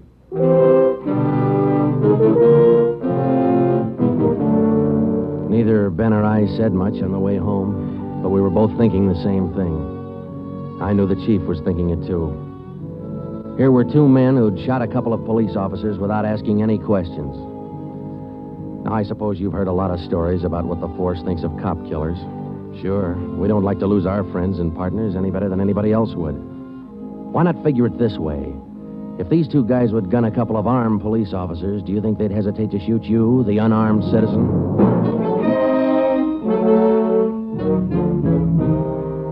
The next morning at 9 o'clock, Ben and I had scrubbed up and we were in surgery. Williams was on the table. The surgeon started in. A lot of minutes later, he got the slug. As for Williams, they took out 7 feet of his intestine and said he might pull through.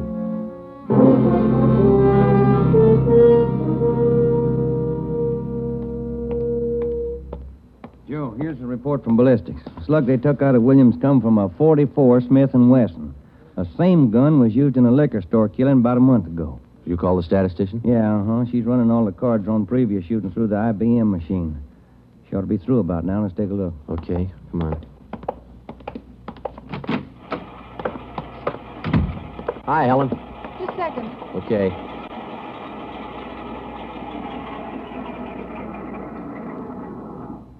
Well, that's it, boys. These cards will give you all the shootings pulled by 2 men on foot who shot quick, one of them left-handed. Right. They're all yours. You sure can tell a lot from just a bunch of little holes in these cards, can't you? I can't, but this IBM machine can. It never ceases to amaze me. Okay, shall we check the cards, huh? Yeah, sure.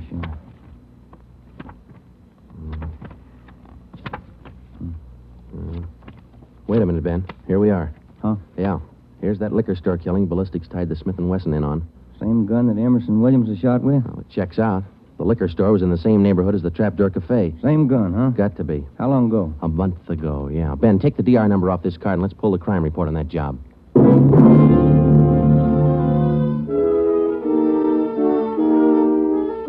We pulled the crime report out of the files. It said that there was only one witness to that liquor store killing a month ago. That witness was a woman. Miss Forbes, I'm sorry to disturb you like this, but we'd like to ask some questions about that liquor store killing you witness a little over a month ago. Well, I told the police everything I knew about it then. Yeah, we know, but maybe you wouldn't mind telling us again, huh? Oh. No, I guess not. I've been trying to forget it, to tell the truth.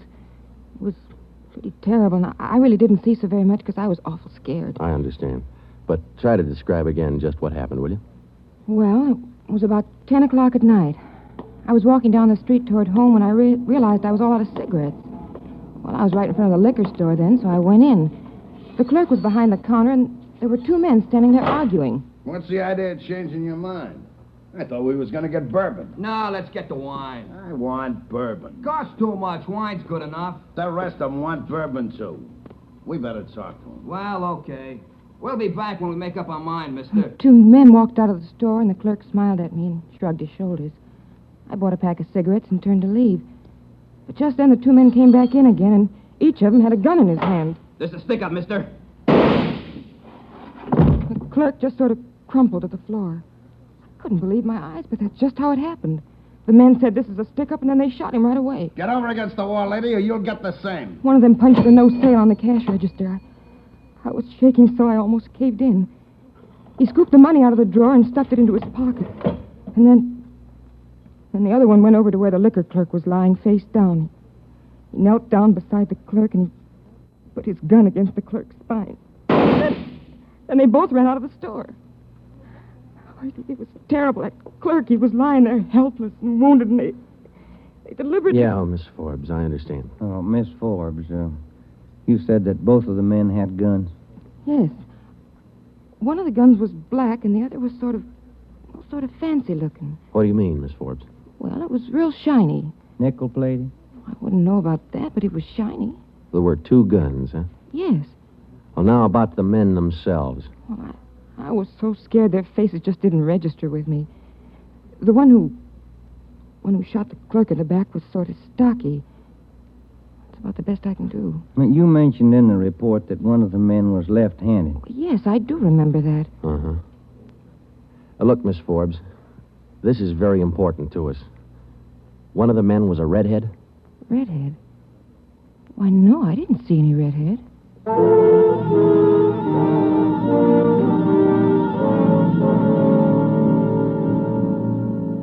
Skipper, me and Joe's run right smack into a stone wall on this thing. What's the complication? Well, there's more than one, Ed.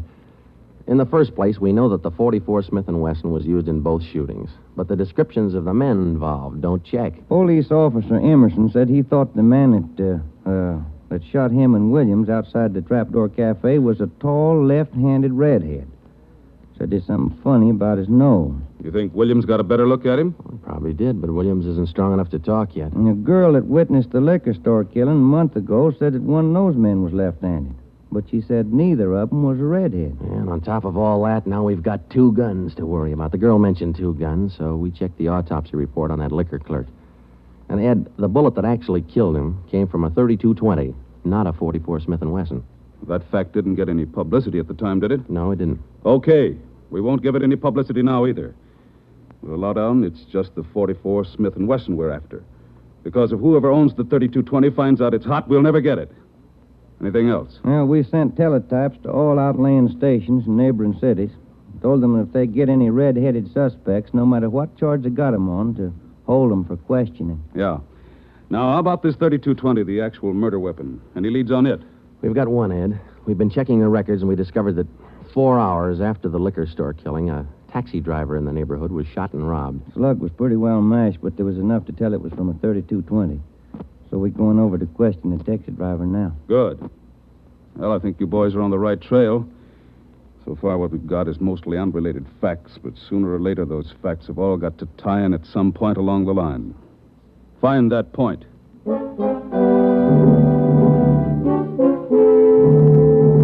Yeah, find the point. Find the tie-in.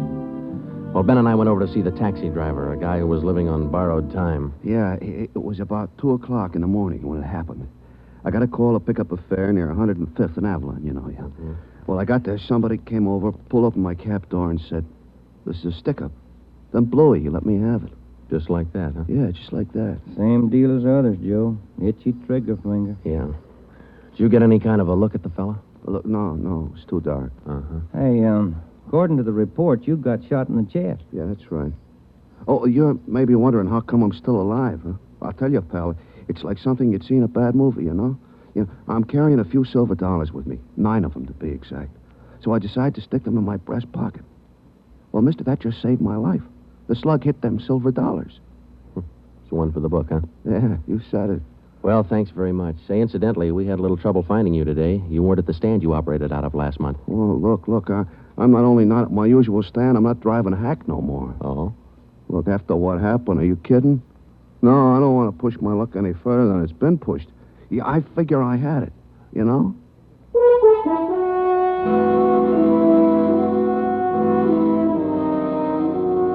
And about that time, Ben and I were beginning to figure we'd had it. We were getting nowhere fast. We had a few informants nosing around, but so far they hadn't come up with any leads. Well, Ben and I followed up all the teletypes that poured in. We just got back from Santa Ana, where we'd been questioning a red-headed suspect, and we'd flopped in the squad room when Chief Backstrand's door opened. Friday. Romero. Got a minute? Yes, Skipper. Any luck with the Santa Ana redheads? No, none at all. I guess you haven't heard the latest. We just now got back in town, Skipper. Early this morning, another cab driver got shot. What? Yeah. Man came up to his taxi, opened the door, said, "This is a stick-up," and shot him. Bullet went through one leg and into the other, but the driver managed to start his cab and drove over to a cafe. He called in from there. Boys recovered the slug? Yeah. It came from the same .44 Smith & Wesson that was used in the other 2 jobs. The cab driver get a look at the gunman? Yeah, briefly. Was it the redhead? No. Well, the stocky guy. He wasn't redheaded and he wasn't stocky. That's all the driver knows. Well, that's great. Skipper, this is beginning to sound like a gun of the month club. You reckon somebody's renting them guns out? Well, they're passing the guns around all right, but I think they're working together. The way they operate indicates that. Yeah, the trigger-happy routine. Killing is apparently more than a business to them. It's pleasure, too. That's why we've got to get to them fast. Come over here. All right. Come on, Ben. Here. Take a look at this map. Uh-huh. Here's the Trapdoor Cafe, and over here's the liquor store. And down here is where the first cab driver got shot. Mm-hmm. Right here's where the second one got it. All of the shootings have taken place within an area of 10 square blocks. Okay. Tonight we're going to throw a blockade around that whole area. Good. It'll go into effect at 10 p.m.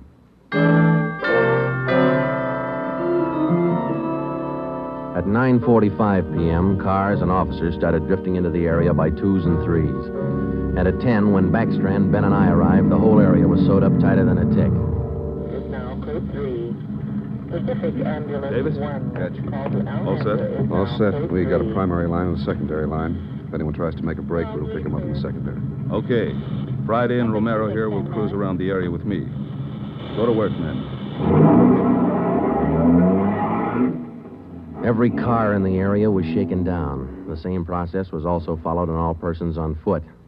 The blockade went on all night. By the end of that time, we'd brought in 217 suspects. 26 of them were redheads. What's your name? Henry Wagner. Where do you work? Lumberyard. Which one? 4-star. What time did you get through work last night? About 6, I guess. What'd you do then? Had some dinner. Where? Harry's Grill. And what? Shot a little pool. Look, I tell you, I ain't done nothing. Now, let's go back to the day before yesterday. Did you work at... And that's the way it went all day long. We shot question after question at them, working them gradually back to the days on which the shootings had taken place. When it was all over, we got 6 men wanted in other cities on various charges. We got quite an assortment of guns and knives. But as far as the shootings were concerned, we got nothing. Well, I guess that's the last of them. Oh, I was running out of questions there at the end. You two boys better go on home, get some sleep. Well, I was kind of figuring on checking back over the reports to see if we might have overlooked something. I said go on home. You two boys have been at it for 32 hours straight. Look at you. You're both so groggy you can hardly stand up. You need sleep. It's 4 p.m. now. Don't come back until 10 p.m.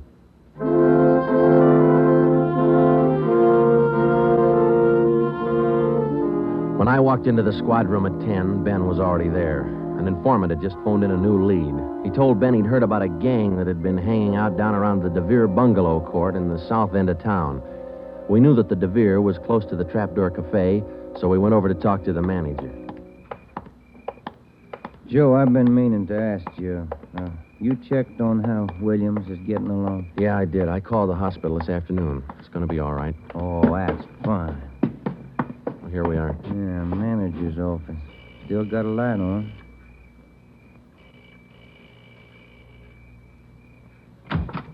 Yeah? I'm Sergeant Friday, police. This is Sergeant Romero. Yeah? We'd like a little information. Why, sure. Come in. Thank you. What can I do for you? Well, did you hear anything about a gang that hangs out down around here anywhere? Gang? Why, no. How about your tenants here? Any of them ever been in trouble, to your knowledge? No. This ain't exactly the best neighborhood in town, but we try to keep things under control. Once in a while, one of them will get out of line, but when that happens, we heave them out of here. You heaved anybody out lately? Yeah, I did. Fellow and his wife a few weeks ago. They had a fight in one of the bungalows. She took a shot at him, but she missed. Party by the name of Stuba, Carl Stuba. What did this Stuba look like? Oh, sort of tall, skinny. Was he a redhead? No. Now, we'd like to take a look at that bungalow that he lived in. Sure. Help yourselves. Down the end there, number 5. Still vacant.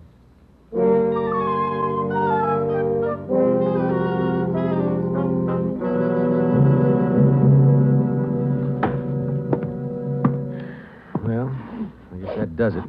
Stuba didn't leave a thing behind. Matter of fact, we don't have anything to prove that this Stuba's tied in at all. We're only working on a hunch. Hey, Joe, look. Where? Up on the wall there, just by the window. Oh, yeah. Yeah, that plaster there, it's newer than the rest.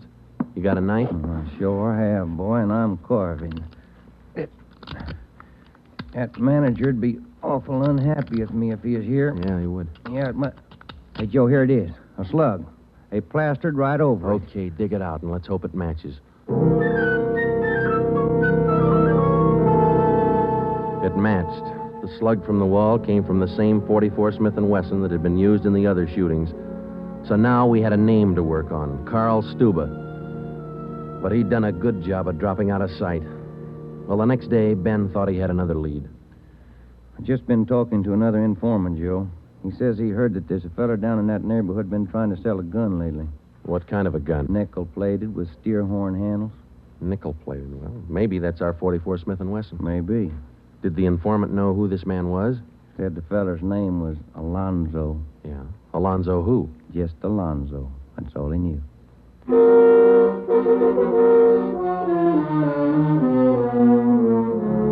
So now we had 2 names, Stuba and Alonzo, but no men to go with them. So we went back to making the rounds of the substations, interviewing red-headed suspects. We took a few of them to Williams, who was home from the hospital by now, but he couldn't identify any of them as the man who shot him. Still, we kept checking. Finally, we got around to the 77th Street station. We questioned the suspects they were holding there, and we just started to leave when one of the officers called us. Hey, Sarge, we're holding somebody else you might want to look at. Redhead? No. What's the charge? Suspicion of burglary. Small job. Oh, I don't know. What do you think, Ben? What's special about him? He lives in the same neighborhood where those shootings took place. All right. Where you got him? Down here.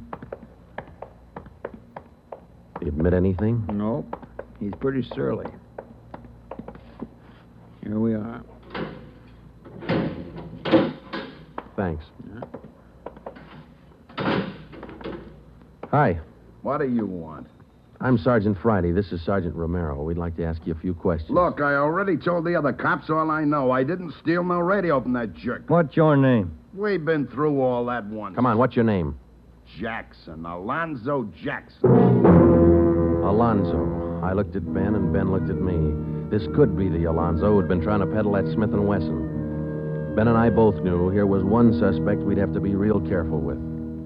Alonzo, according to the records, this burglary you're suspected of took place on the night of the 27th. Look, how many times do I have to tell you guys they didn't have anything to do with it? You got an alibi for that night? Sure, I got an alibi. I was out with a couple of friends, I can tell you. What's your friends' names, Alonzo? One of them's Crandall, the other Stuber. Stuber, the guy who used to live in the bungalow court. Well, we told Alonzo he'd have to produce his two friends to give him an alibi for the burglary charge, and he bit. He went with us, and he pointed out where Stuber was living now. No wonder we hadn't been able to find him. It was a little shack at the back of a lot behind two houses. We thought it was a chicken coop at first. We took Alonzo back to the station, then we picked up Stuber. He was surprised to see us and not very happy. We took him in. Next, Alonzo gave us Crandall's address.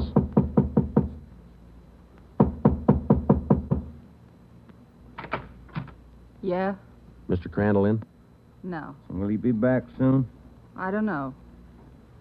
Who are you? Sergeant Friday, Sergeant Romero, police. What do you want with him? Oh, nothing important, lady. We just wanted him as a witness. Oh. Well, I don't know just when he'll be back. Probably an hour or two. Okay, thank you.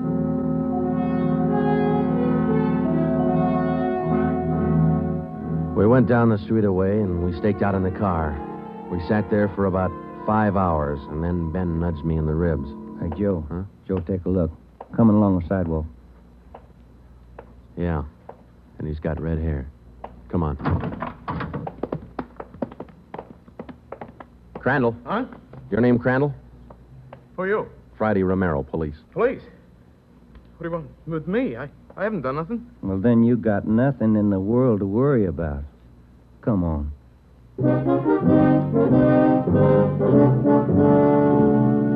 We questioned Crandall for an hour, but he wouldn't give an inch. Denied everything. Then we put him in a car, and we drove over to Officer Williams' house. I left Ben in the living room with Crandall while I went in Williams' bedroom. Hello, Sarge. Hi, Williams. How you doing? A little better, I think. That's fine. Look, we've got another redhead outside. Bring him in. Okay. All right, Crandall, come on in here. Who's in there?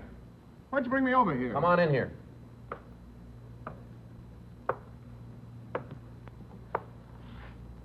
How about it, Williams? That's the guy. No, I'm not. That's the guy that shot me. Well, Crandall? No. Yeah. It was an accident. I didn't mean to shoot him. It was an accident.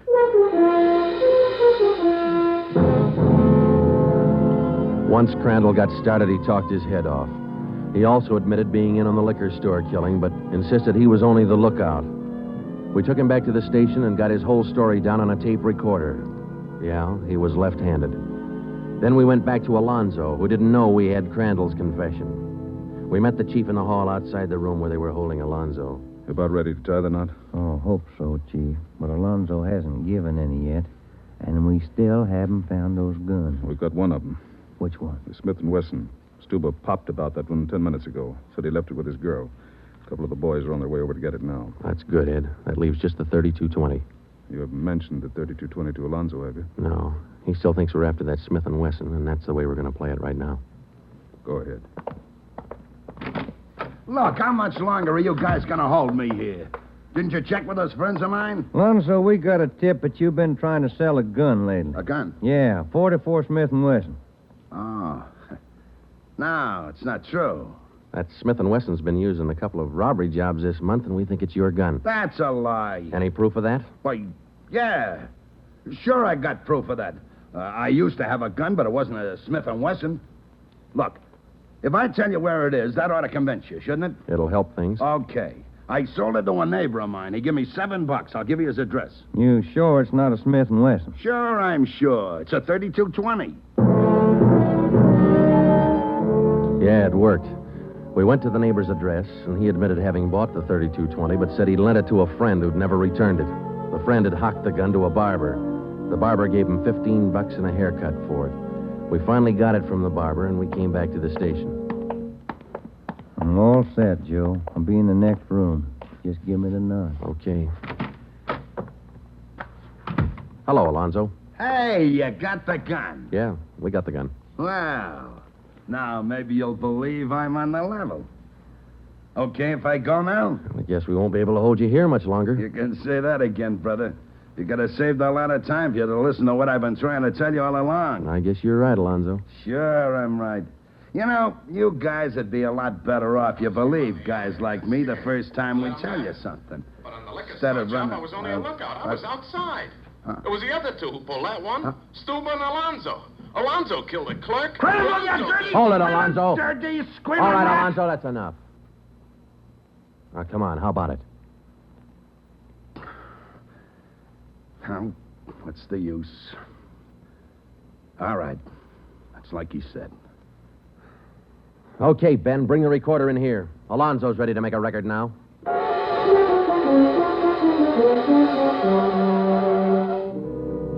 By playing back Crandall's statement that we'd recorded earlier, we got a full confession from Alonzo. We took the three of them out and had them reenact the 4 shootings, and we photographed it on sound film.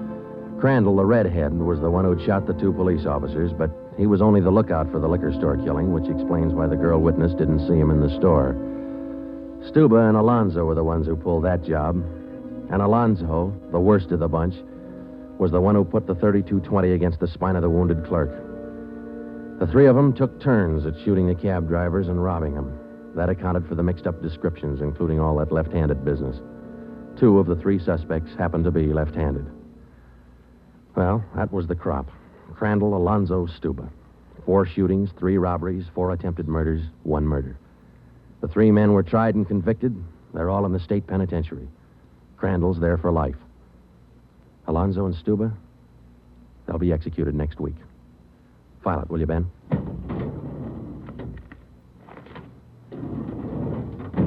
Case closed.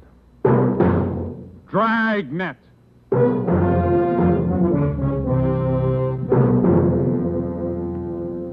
The story you have just heard was true. Only the names were changed to protect the innocent.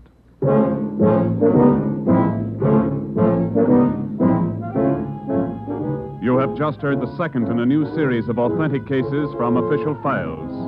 Technical advice for Dragnet comes from the office of C.B. Horrell, Chief of Police, Los Angeles Police Department. Tonight's program is dedicated to Radio Officer Delmer E. Cook of the Los Angeles Police Department, who, on the afternoon of December 6, 1948, gave his life so that yours might be more secure. Dragnet came to you from Los Angeles. This is NBC, the national broadcasting company.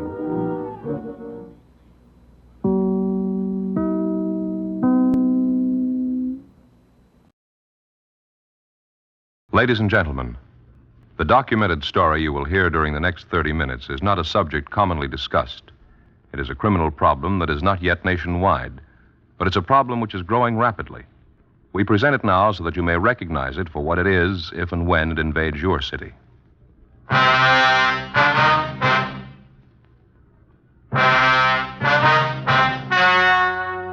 The story you are about to hear is true. Only the names have been changed to protect the innocent. Fatima, best of all king-size cigarettes, brings you Dragnet.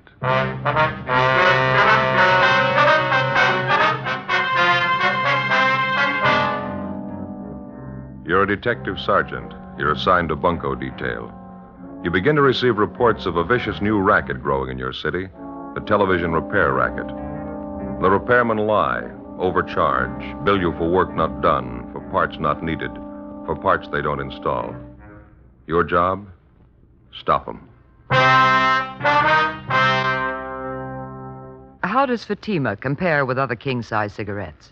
Fatimas are the same length and circumference, 85 millimeters long, 1 1/64 inches around. And Fatima filters the smoke exactly the same long distance as any other king-size cigarette. Tell me then, how is Fatima different from other king-size cigarettes? In Fatima, the difference is quality. Fatima gives you extra mildness, a much different, much better flavor and aroma. Remember, Fatima has all the advantages of extra length, plus Fatima quality, which no other king-size cigarette has. So insist on the best. Smoke king-size Fatima. Best of all king-size cigarettes.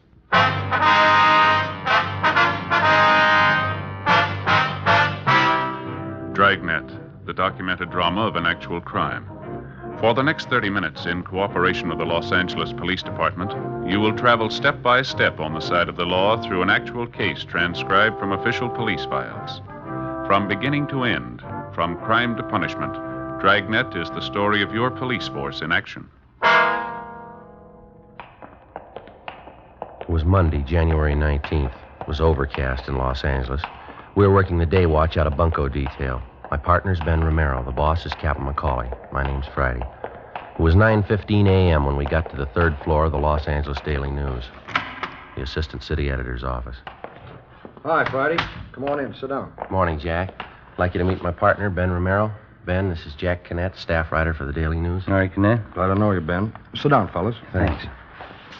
We just left the skipper over at the city hall. Did the captain brief you on this thing? Yeah, he gave us a partial fill-in. We've been working on it from our end about 2 weeks now. Well, Paul Price, he's our radio TV editor.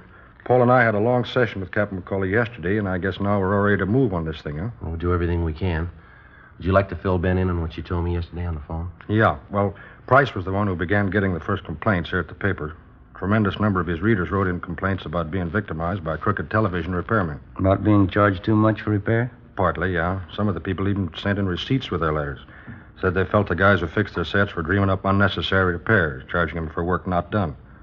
Some of them said they knew they were billed for parts not even replaced or installed in their sets. Ben, Jack told me yesterday about a letter he got from some man who said he felt he'd been overcharged and he just started to bellyache about it. Yeah, a fellow by the name of Vincent.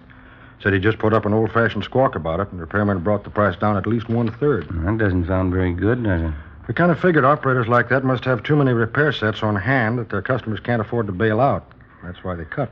Sounds like a clear case of a two-bit gyp, doesn't it? Well, something's got to be done about it. We're ready to give it big play in our paper, expose the fraud for what it really is. Captain McCauley says Chief Parker's okayed our plan, and we can count on full police cooperation. That's the way we got it, Jack. We were told to work with you people till we broke this thing. Fine. We dug up a little ammunition to start with, I think. Went around and interviewed about 15 different television repairmen in various neighborhoods, and about 3 out of 5 gave me the same pitch. Well, did they know you were with the newspaper? No, I told them I was a factory representative for a new kind of rosin core solder company, and I was taking orders. Yeah. Naturally, I dropped in the different stores, shot the breeze with them, and they didn't seem to get wise. A couple of them even placed orders for the solder. Well, what'd you find out? Well, I just wanted to try and get the general attitude of some of these gyp artists, and I really got an earful. One of the last places I hit was a tiny little hole in the wall out near Canoga Park. Uh-huh. As I say, about 2 out of 5 are honest, hard-working repairmen, and this fellow was one of them. Well, what are you getting at, Jack? For a while, this fellow worked for a guy that employed about 5 men in his shop. Yeah. Finally quit him because he didn't like the way this big operator did business. Fellow's in the next office. I want you to hear it from him just as I got it. Excuse me. Yeah, okay. Hank, will you come in, please? Sure, Mr. Knight. This is Hank Coulter, Sergeant Friday, Sergeant Ben Romero, Police Department. How are you? Hank, I wonder if you'd tell these officers a little of what you told me about Kilgore TV specialist. All right. Now, suppose I'm a customer and I come into Kilgore's. I don't like the size of my repair bill. What were you instructed to say? Well, we generally tried to talk him out of any complaint. Suppose I complained about all the multiple charges. I wanted an explanation of the work you did. What then? We just tell you that it wouldn't do any good to explain. You wouldn't understand all the technical stuff anyway. Mm-hmm. Tell us Kilgore's attitude with the customer. You mean about the loose wire stuff? Yeah, please. Well, Kilgore used to tell us that if we only charged 50 cents for fixing a loose wire, the customer wouldn't believe we really fixed his set, so we used to charge quite a lot more. Well, how much more, for example? For a nickel's worth of wire, we'd usually charge $4.75. Pretty fair profit. Yeah, it's a real rob. What else can you tell us, eh? Well, we'd never let a customer watch any of the TV repair jobs. Mm-hmm.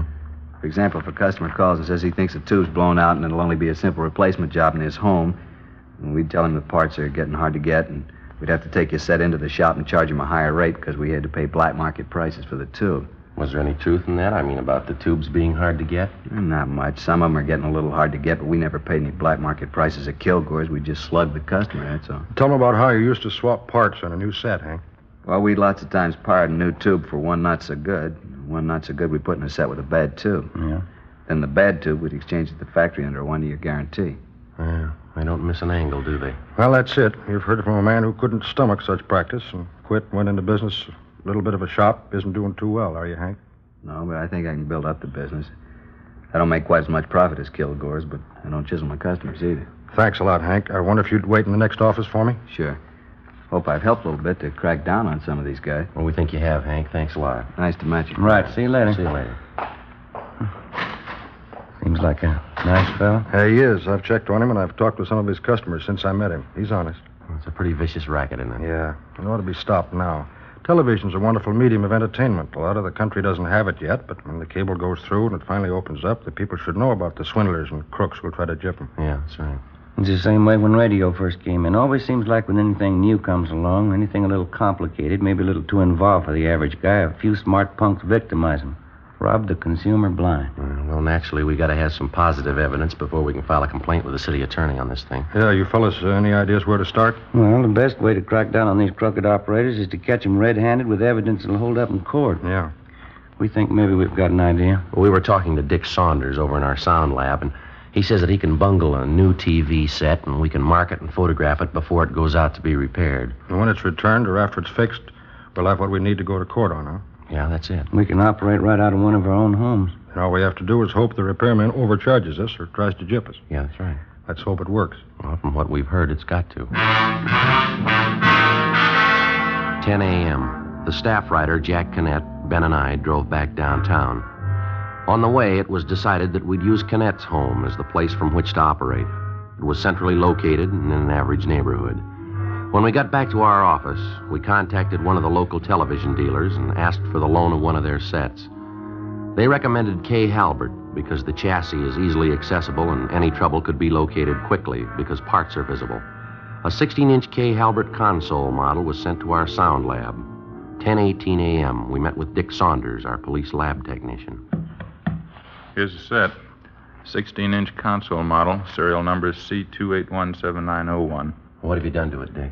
Well, first off, I tested the set and it performed perfectly. It's a good set. Brings in a fine picture, see? 20. Test pattern's fine, huh?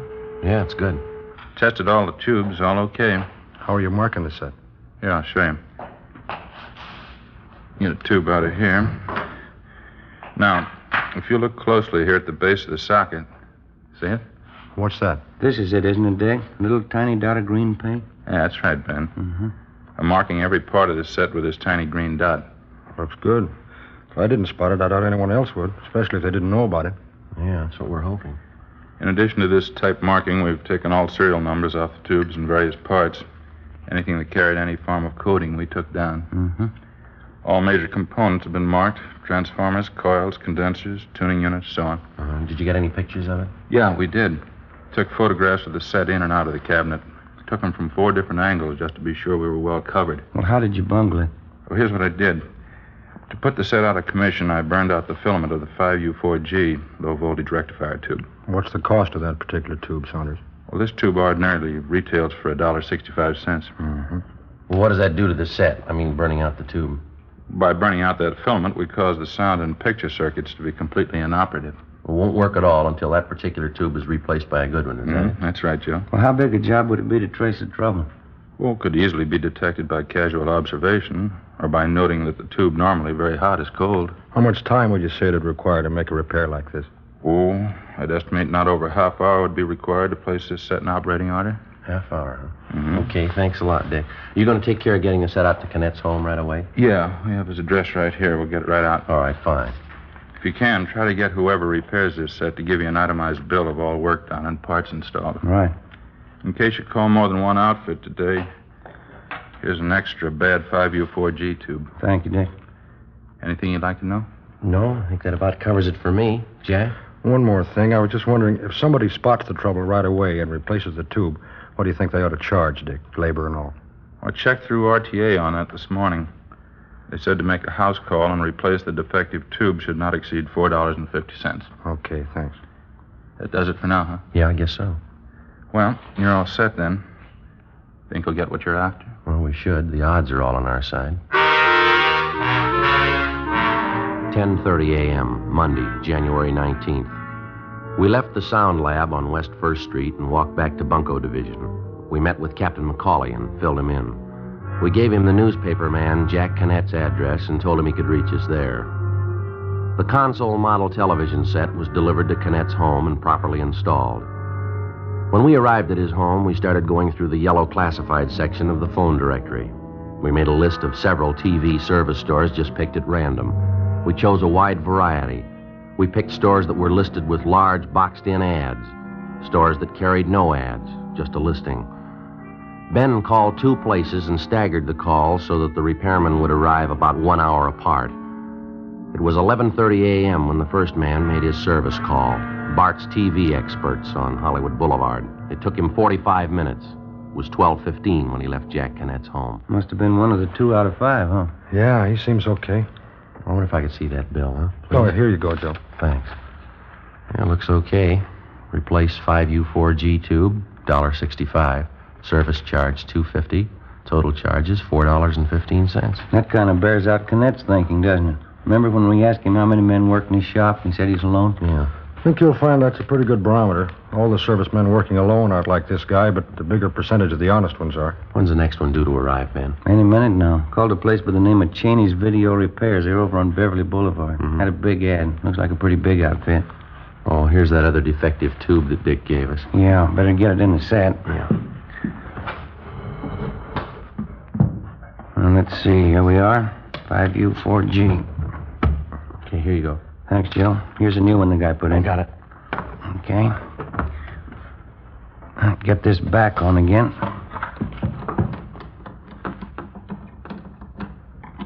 Okay? Yeah, fine. Better turn it on to make sure it's not working. I got it. How about the tube, Ben? Can you see? Is it lighting up? No, not yet.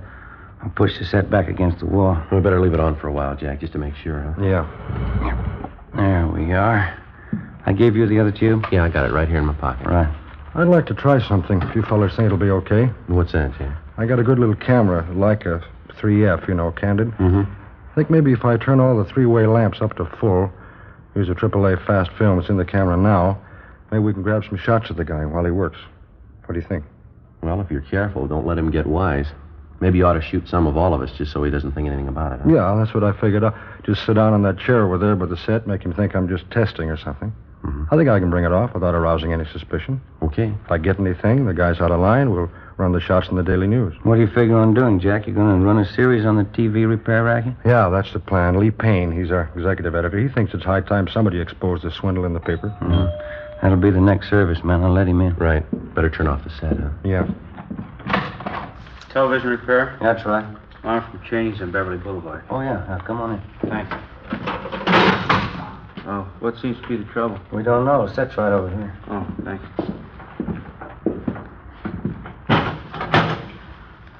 Kay Halbert, huh?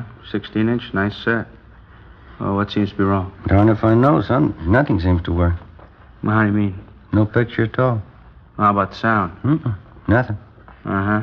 It'll be all right to pull the set away from the wall? Sure, go right ahead. Can I give you a hand? Oh, no, it's all right. I can handle it. Well, I'll make some tools out.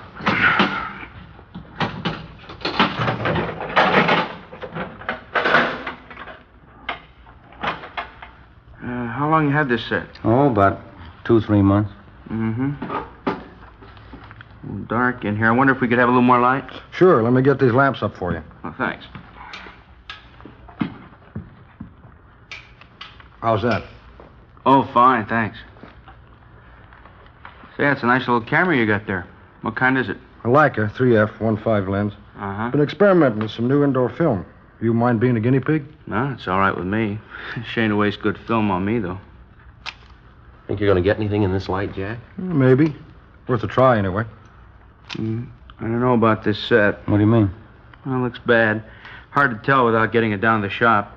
Looks to me like your blocking transformer's gone. And what's that mean? Well, I'll have to take the set in. Can't fix it here, huh? No, I'm afraid not. You see, parts are getting a little hard to get these days. The set manufacturers are having a tough time getting quality parts, and sometimes we have to spend several hours just tracing the trouble. Well, I guess that knocks out the ball game tonight, huh, fellas? Sorry. Take a couple of days at least. Want to really check it over. Sure it's not a tube. We kind of thought just a tube blew out. No, that's what most people think every time their set goes out. It's definitely not a tube. Oh, there might be some bad tubes, but your trouble's a great deal more than that, I think. Have you got any idea what it's going to run us? Well, it's hard to say right offhand. $4 or $5? No, it's going to run more than that. I'll take the set in with me now, and I'll get it back to you as soon as possible. You going to take the whole set? No, I'll just pull the chassis out of the cabinet, leave the cabinet here. Oh, say, by the way, Yeah? if everything turns out, I'd sure like to see those pictures. Yeah, if everything turns out, you will.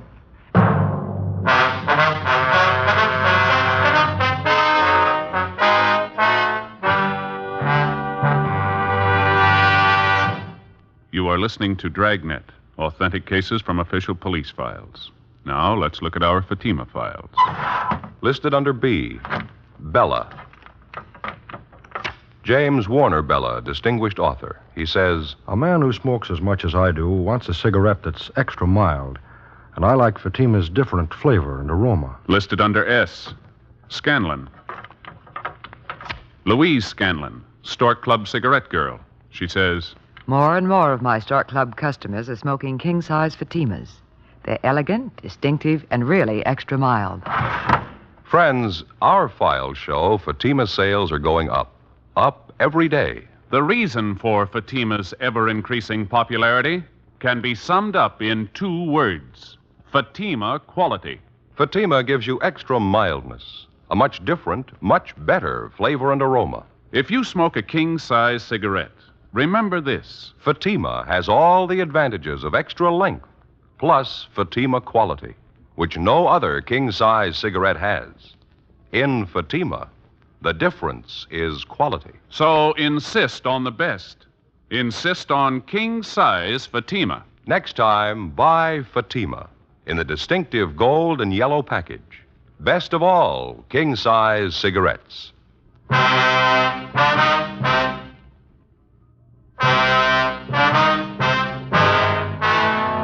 Thursday, January 22nd, 9:30 a.m. The TV set was returned to reporter Jack Cannett's home after having been repaired by a servicing company called Cheney's Video Repairs. We found that the man who had come to Cannett's home to make the service call was Robert V. Cheney, the owner of the service outfit. Well, as soon as the set was returned, we called the sound lab and had it picked up and taken downtown. Sergeant Marshall Zeno, who was working with us out of Bunko Detail, called and said that Dick Saunders had finished his investigation and wanted to see us right away. 10:30 a.m., we went down to West 1st Street, the police sound lab. Saunders went over his findings with us. Here are the photographs before and after. Before we go over these, let me show you what we found out about your repair job. Okay. Over here. Here's that receipt Cheney gave you when he returned the set. Yeah. Here's what the repair bill states. Replaced vertical blocking transformer, replaced 5U4G tube, 6AU6 tube, and 12AU7 tube. And the charge was $32.50. Plus 98 cents tax, or a total of $33.48. Well, how does that break down, Dick? Well, it appears that the 98 cents tax was for $28 worth of material used in the repair. Did they really put in all that stuff? You got yourself a prize package in that outfit. All they did was to replace the 5U4G tube. That's all they did, huh? Yeah. Here's the capper. The 5U4G is a war surplus tube, but it works okay. What else did you find? According to the photographs and coding system, no vertical blocking transformer, 6AU6 tube, or 12AU7 tube were replaced. Let's get back to the photos here. Here, you can take these along for your package. Thanks, Dick. You can see in the set here. Yeah? Let me show you. You see, this tube is the only part mentioned in the receipt or otherwise that doesn't carry our green paint coating system. Yeah. Let me turn the set around here. All right. Joe, try the channel selector here. What, this? Yeah, that's the tuning knob to bring in the stations. Channel selector, they call it. Turn it. Okay.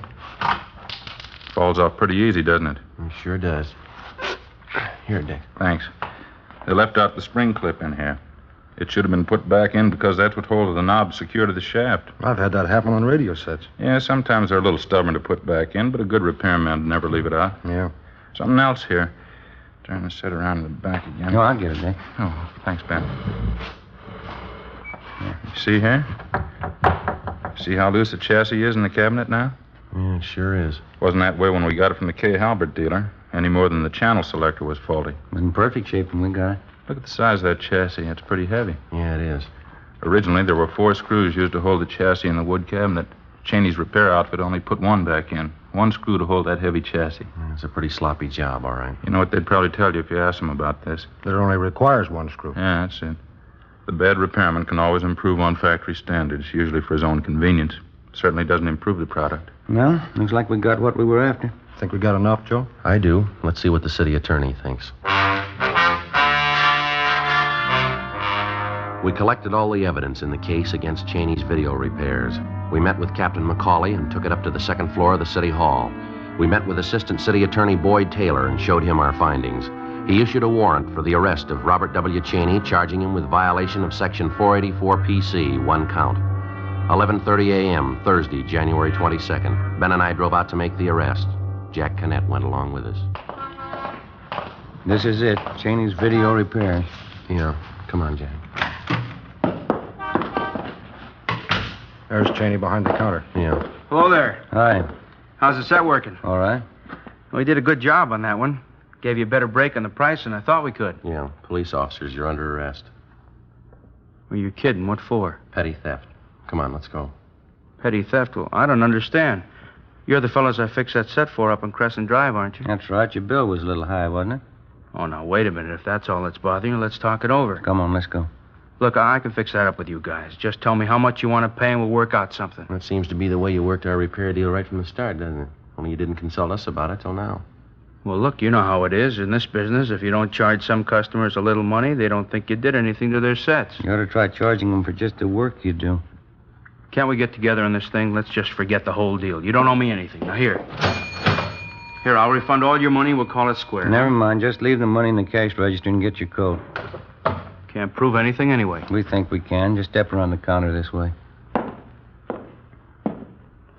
Look, mister, you're not a cop, are you? No, I'm not. Well, then tell him, isn't that a fair deal? I'll give you back your money. Afraid it's a little late for that, Cheney.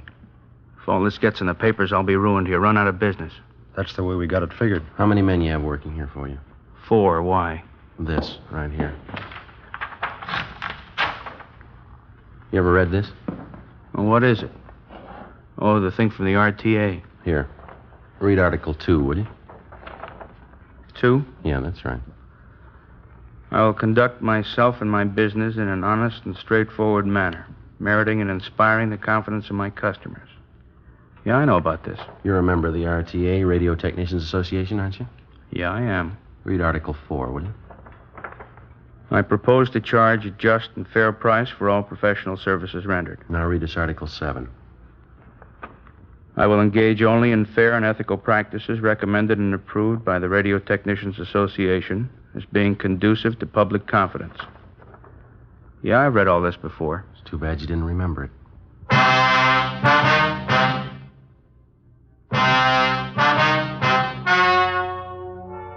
The story you have just heard was true. Only the names were changed to protect the innocent. On April 15th, trial was held in Superior Court, Department 82, City and County of Los Angeles, State of California. In a moment, the results of that trial. And now, here is our star, Jack Webb. Thank you. Friends, this week I'll be seeing you from page 8 of Life magazine, this week's Fatima ad. Right across the top it says, "In Fatima, the difference is quality." Well, in Fatima, the finest domestic and Turkish tobaccos give you extra mildness, a different, better flavor and aroma. Compare Fatima with any other king-size cigarette. Prove, as I have, what a difference Fatima quality makes. Next time, buy Fatima in the golden yellow package. Best of all, king-size cigarettes. Ladies and gentlemen, in the few remaining moments, we'd like to take this opportunity to thank you once again for your many kind letters of encouragement that come in from week to week. And also, we'd like to answer a few questions about our program which seem common to many of the letters that we receive from you. Many of you have inquired why, at the end of the program, in recounting the punishment of the criminal involved in the particular case, we generally refer to the sentence received as the term prescribed by law. Well, we use this reference for the following reason. In the state of California, the length of a convicted criminal's prison term is not set by the court, but by the state adult authority. Now, most of the time, a criminal is merely found guilty by the court and then sentenced to the state penitentiary. After he serves a year in prison, the convict has a hearing before this state adult authority, at which time his actual sentence is set. So you can see why we can't give you the actual sentence in many cases. Now, other questions common to many of your letters concern some of the authentic technical police terminology which comes up from time to time on Dragnet. With the help of George Fenneman, we'd like to explain some of the more common ones for you, if we may. First, you've heard us use the term or the letters APB. APB. That's an all-points bulletin, a communication dispatched to all divisions and law enforcement agencies throughout the state. And then we feel sure that you remember the term Mama Sheet. A Mama Sheet is the master information form on a criminal in a police department file. It contains his complete description, his habits, relatives, acquaintances, everything about him known to the police. Well, thank you, George, and thank you, ladies and gentlemen, for your very fine letters. From time to time, if we may, we'll take this opportunity to explain a few more of our authentic police terminology. Thank you.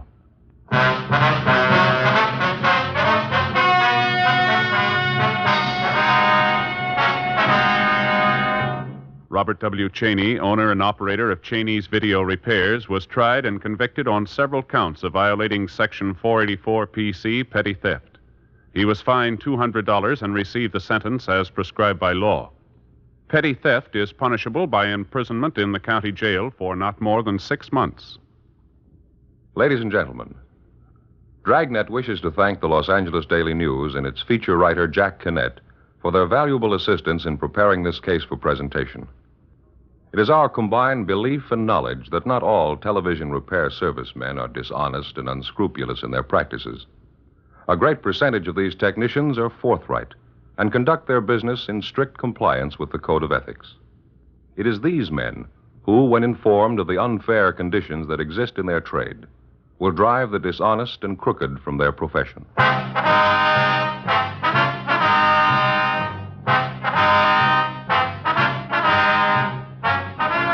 You have just heard Dragnet, a series of authentic cases from official files. Technical advice comes from the Office of Chief of Police W.H. Parker, Los Angeles Police Department. Fatima, best of all king-size cigarettes, has brought you Dragnet, transcribed from Los Angeles.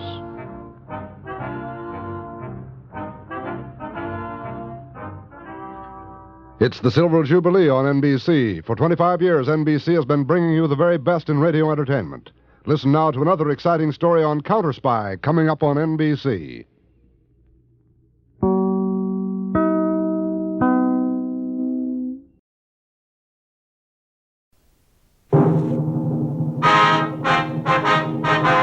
Sound off for Chesterfield.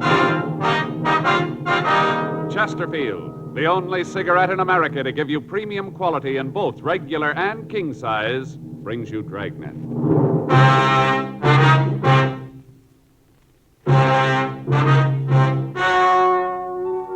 Ladies and gentlemen, the story you are about to hear is true. The names have been changed to protect the innocent.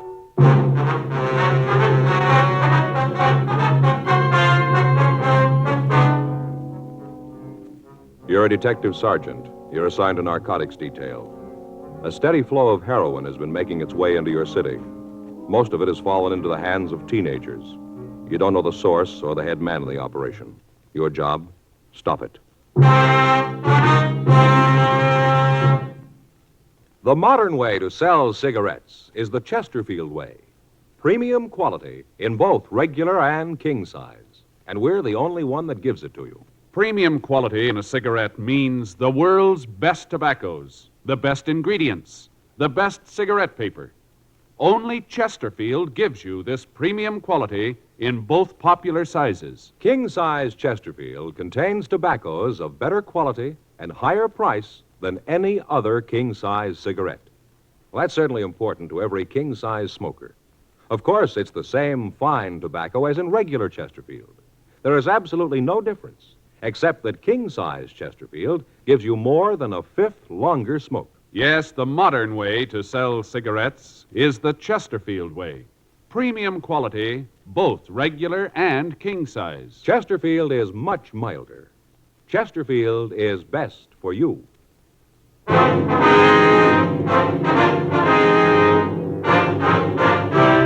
Dragnet, the documented drama of an actual crime. For the next 30 minutes, in cooperation with the Los Angeles Police Department, you will travel step by step on the side of the law through an actual case transcribed from official police files. From beginning to end, from crime to punishment, Dragnet is the story of your police force in action.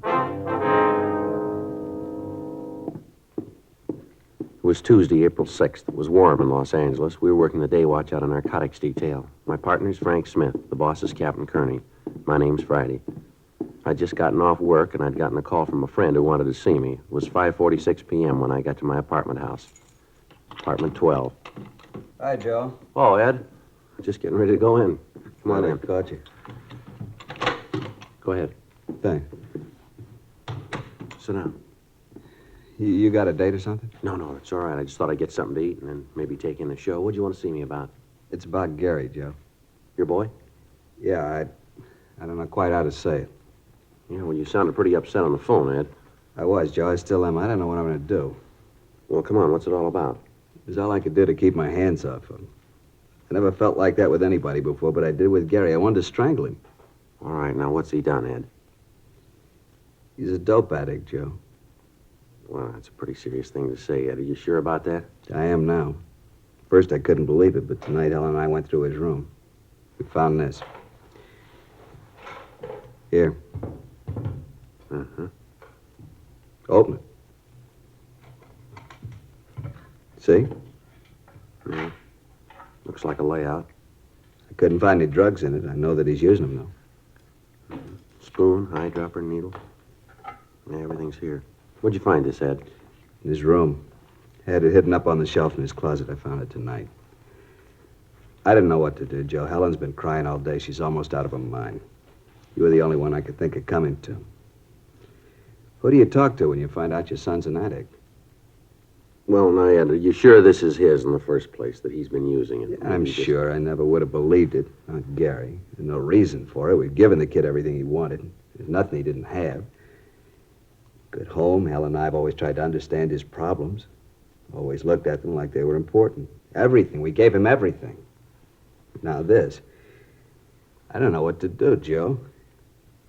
I got no place to turn. There's nothing I can do. Maybe you can figure a way. Maybe you can't. I don't much care anymore. I just know that I can't see him again. Not for a while. I'm afraid, Joe. I'm real afraid. All right, now, let's take it easy, Ed. We'll work this out some way. You don't know what it's like, Joe. You can't. To feel like this and to know you'll do it. What? I see him again, Joe. I'm going to kill him. I'd known Ed Field for the past 7 years. I'd met him when we were conducting an investigation while I was assigned to Bunko Division. His testimony had been instrumental in breaking up a gang of shoplifters. Since then, we'd become very good friends. He lived just down the street from my apartment, and on occasion we got together for an evening. I knew his wife, and I'd met his 18-year-old son, Gary. The boy was a senior in high school, and as Ed had told me many times, his grades were well above average. The Field family was moderately well-to-do. Their home wasn't luxurious, but it was good-sized. To look at the boy, there was nothing that would cause anybody to think that he might be a user. 6:12 p.m. Field and I arrived at his home. Helen Field was waiting for us. She was a nice-looking woman in her early 40s. She let us in the house and showed us to the living room. It was obvious that she'd been crying. I don't know how to thank you for coming over, Joe. I guess Ed told you what it's all about. Yes, Helen did. Gary home yet? No, I haven't heard a word from him since he left. I didn't tell Joe what happened this afternoon. Thought it'd be better if he got it from you. Oh, all right. You want to sit down, Joe? Sure. I'll tell you. Thank you. Well, Gary came home this afternoon about 2:30. Mm-hmm. Walked into the house and went right to his room. He didn't say a thing to me. First, I thought that maybe he might be sick. I went to the room and he'd locked the door. I knocked, asked him if he was all right. Yeah. He called through the door that he was okay and for me to leave him alone. I asked him if there was anything I could do. You know, if he was sick, he might need something. I understand. What'd he say? Told me to get away. To leave him alone and get off his back. Those were his exact words. Leave him alone and get off his back. Mm-hmm. About 20 minutes later, he unlocked the door and came out.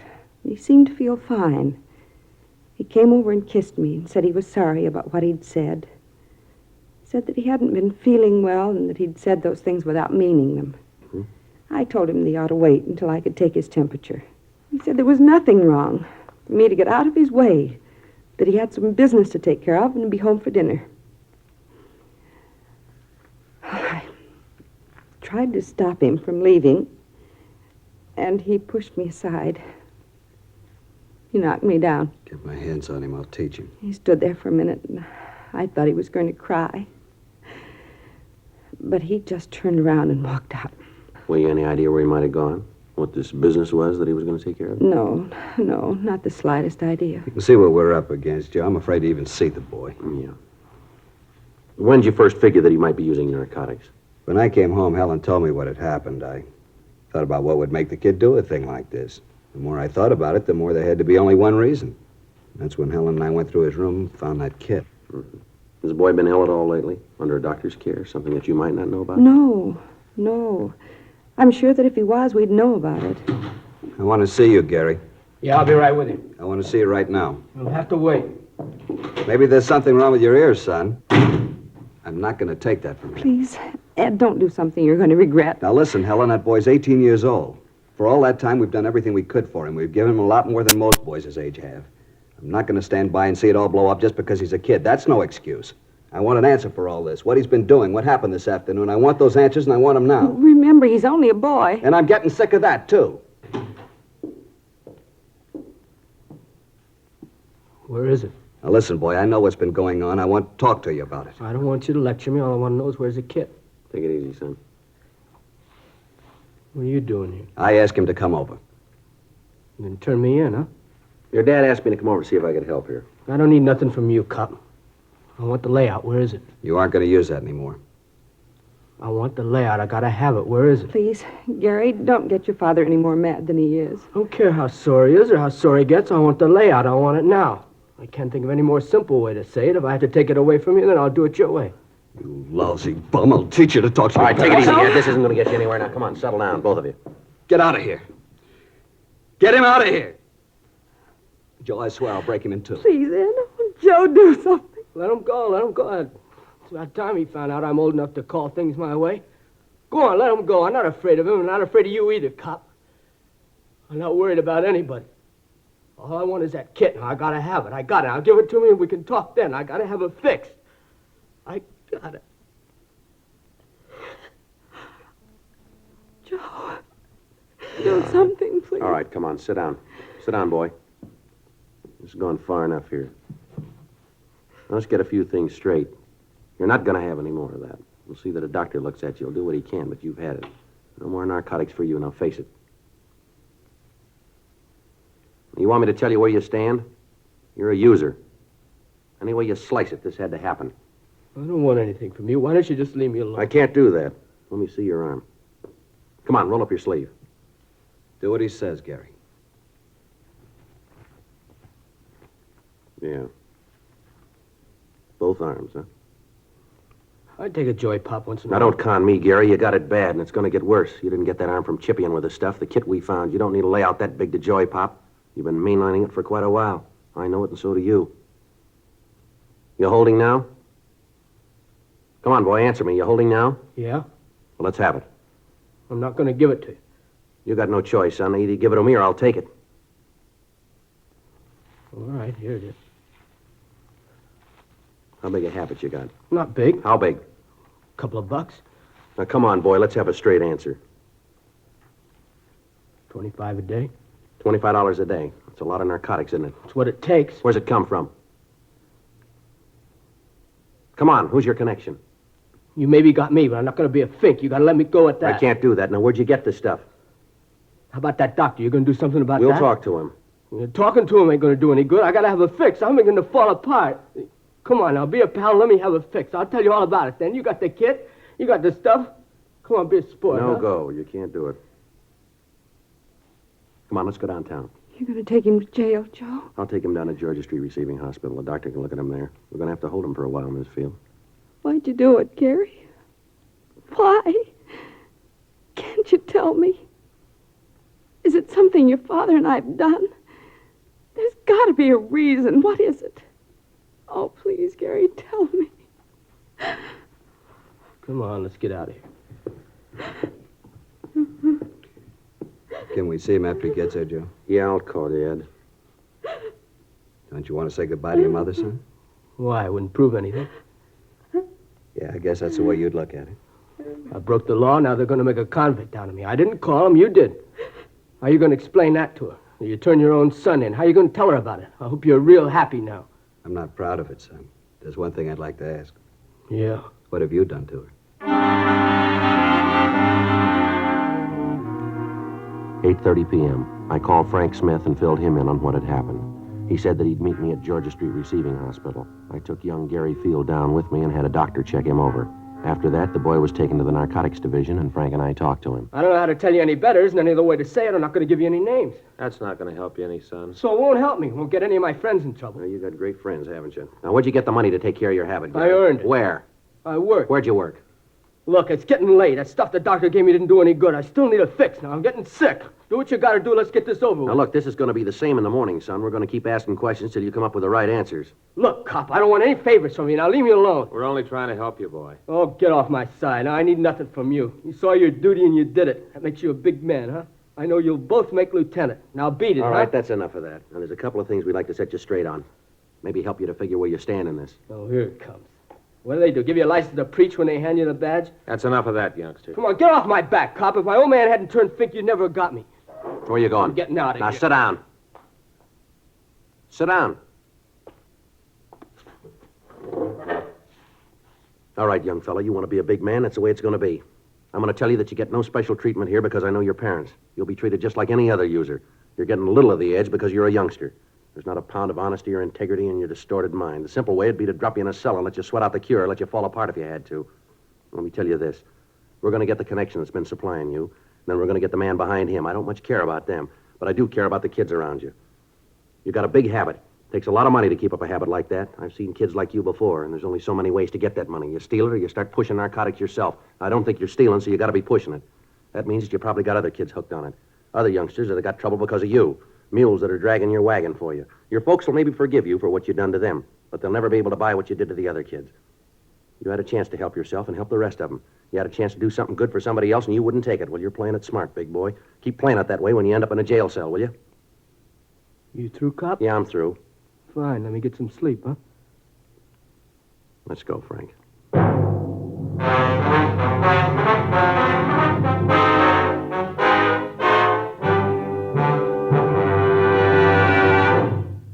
You are listening to Dragnet, the authentic story of your police force in action. Friends, you'll remember some months ago we read you our first report, the 6 months report on the effects of smoking. Then more recently, we read you the 8 months report. Now, here is the latest one.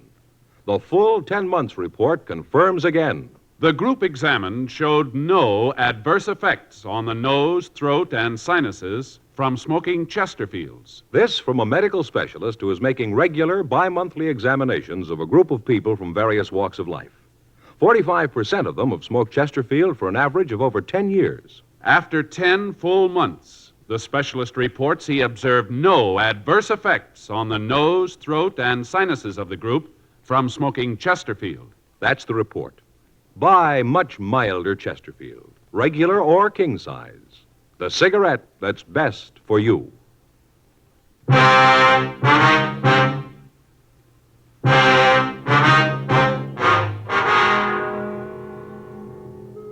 Gary Field was taken to the main jail and booked. Frank and I went back to the office to fill out the arrest reports. The next day, Wednesday, April 7th, we began to talk to Gary's friends and teachers. From all of them, we got the same story. Until 6 months before, the boy had been a model student. He was always at the top scholastically in each of his classes. He was a member of several honorary student organizations and had twice been nominated for president of his class. Then, apparently without reason, the boy's personality had changed. He stopped taking an interest in his schoolwork. Several of his teachers told us that he wouldn't have gotten passing grades at the end of the semester. He dropped out of the service organizations at school. From some of his teachers, we got the names of his close friends. Talks with them netted us little. They told us that Gary had dropped out of the crowd of youngsters that he'd been running with and had taken up with new friends. They told us that they didn't see much of him after school, that he'd gotten into fights with other students on several occasions, and that after a period of time, they'd stopped asking him to their functions. None of them were able to give us the names of his new friends. We checked with the neighborhood merchants. Most of them knew Gary. They said that he'd worked for them after school, but they hadn't seen him for several months. We asked them if they could help us locate his friends. They told us that they had seen him in the company of one particular man on several occasions, but they couldn't identify him for us. We got a description of the man, but it meant nothing to us or to the other members of the narcotics division. Photographs of known narcotics suspects were shown to the parents of Gary Field and to the storekeepers around the school. They couldn't identify any of them. 2 days passed. Friday, April 8th. We got a call from the field boy. Frank and I went over to see him. What'd you want to see us about, Gary? I wanted to tell you that I've had it. What's that mean? That I want to tell you about it. What's the matter? You been sick? A little. That's not why I called you, though. They treated me all right here, but I got to thinking. All right, go ahead. I used to read in the papers where the kids would turn themselves in or get caught and cop out. All about how they realized what they'd done. Always seemed like a lot of phony sob sister stuff. I know different now. I know what I've done. I know I got to stand for it. I'm not asking any favors because I know that I've done nothing to call for 'em. I'm not trying to be a hero or a martyr. I just want to help get this thing cleaned up. One thing I'd like to know, Gary. What's that? What made you get started on this stuff? You seem like a kid that has everything you want. You don't look like a kid who'd fall for it. Who knows? I'd give you 1,000 reasons. They still wouldn't add. I guess I just wanted to be top man all the way around. How'd you get on it? Started lushing it up, then the tea, then the heroin. That's the way it runs, isn't it? Most of the time. I didn't figure I'd ever be hooked. Thought it couldn't happen to me. How wrong you can be. How long you had the big habit? About 6 months. Chippied with it about the same time before then. Where'd you get the money? Yeah, guess we had to get to that, huh? That's right. Where'd you get it? I got some kids pushing this stuff for me. Worked for a while. Wasn't enough. By that time, the kids were hooked themselves. I was the only connection they had. They had to do business with me or do without it. Yeah? I told them that if they couldn't pay me in cash, I'd take merchandise. They'd bring it. I'd sell it. That way we both came out all right. They got their H, I got mine. You mean you got them to steal, that it? Yeah, I guess so. I never asked where they got the stuff. I just took it and sold it. With that and the stuff they sold for me, I made out. These kids pushing H for you? No. Well, they're shoving tea. I sell it to them for 4 bits a stick. They get up to $1.50 for it. You know where they peddle it? No, I never asked. All I was interested in was if I got mine. All right, give us their names, will you? Guess that's the only way, huh? That's the only way. Okay, I'll give them to you. How about your connection? Who's he? Guy named Jack? Jack who? I don't know, honest. I really don't. Where'd you meet him? Drive-in downtown. Where? Drive-in at the corner of Reno and Vernon. How do you set up the meet? I just go in there between 10 and midnight, park the car and order coffee. He comes over to the car. You mean that he's always there at that time, huh? Usually is. Is he your only source? Yeah. Anyone else pushing it around there? No, as far as I know. I think he's the only one in the operation. All right, you'd be willing to arrange a meet with him so we can pick him up? Yeah, I'll do it. All right, fine. Sure want to see the folks. I got so much to make up for. That's right, you have. Don't think I'll live long enough to do it all. 9:32 a.m. We got a description of the suspect known as Jack and also the names and addresses of the teenagers involved. Frank and I contacted the juvenile authorities and gave them the information. We went back to our office and had Gary Field check our files of known narcotic suspects. He was unable to give us an identification on Jack. 11:56 a.m. We took the boy to his home and talked with his parents. 12:30 p.m. Frank, Gary Field, and I drove to the corner of Vernon and Reno to check over the drive-in restaurant. It was set up in the usual way with a parking area around the main building for car service. In the rear of the lot was a building housing a cocktail bar, and there were parking spaces in front of that for the bar customers. As we drove past the place, Gary told us that he usually parked around the side of the main building and that this jack came from the direction of the bar. He was unable to tell us whether the suspect drove a car or not. The plan was for Gary to introduce me as a narcotics buyer who was trying to get a local connection. It was agreed that because of the size of the buy I was to make, it would be necessary for me to deal with the head of the organization.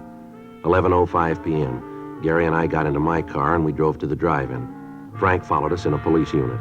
We arrived at the meet at 11:14 p.m. Frank stayed in the background and we waited. The suspect failed to make an appearance. The next night, the plan was repeated. Again, nothing. Sunday, April 10th, 10:05 p.m. We arrived at the drive-in. We waited. 11:05 p.m., 11:15, 11:30. No sign of the suspect. Midnight, 12:04 p.m. Looks like he isn't going to be here. Thought you said he usually showed up, didn't you? I don't know what happened. He was always here before. You sure you got the right drive-in? Look, Mr. Friday, I know what you're thinking, but I'm telling the truth. Yeah, you know all this is kind of tough to buy, don't you? 3 nights and he isn't here? I don't understand. He was always here before. Wait a minute. Yeah? Hold it. Yeah, that's him, coming over from the bar. All right, which one? There's a couple of people coming out The there. big one. See him, the gray suit, hat? Yeah. You sure that's this Jack? Positive, Mr. Friday. All right, now you look. You know what you're going to do. Don't let on that anything's wrong here. Remember that nothing's going to happen to you. I'll remember. All right, now hold on. He's coming over. Hi, kid. Hi, Jack. Been looking for you. Where you been? All right. Who's a friend? Oh, yeah, I want to talk to you about him. Wants to do business with you. What are you talking about? What business? Look, Jack, he's all right. I know it. You think I'd have brought him here if I didn't know it? Oh, he's all right. He's a friend of yours. You know the bit, any friend of yours. I don't know what to talk about business is. I don't know what you're doing here, but I'm here for a cup of coffee. Better let me talk to him alone.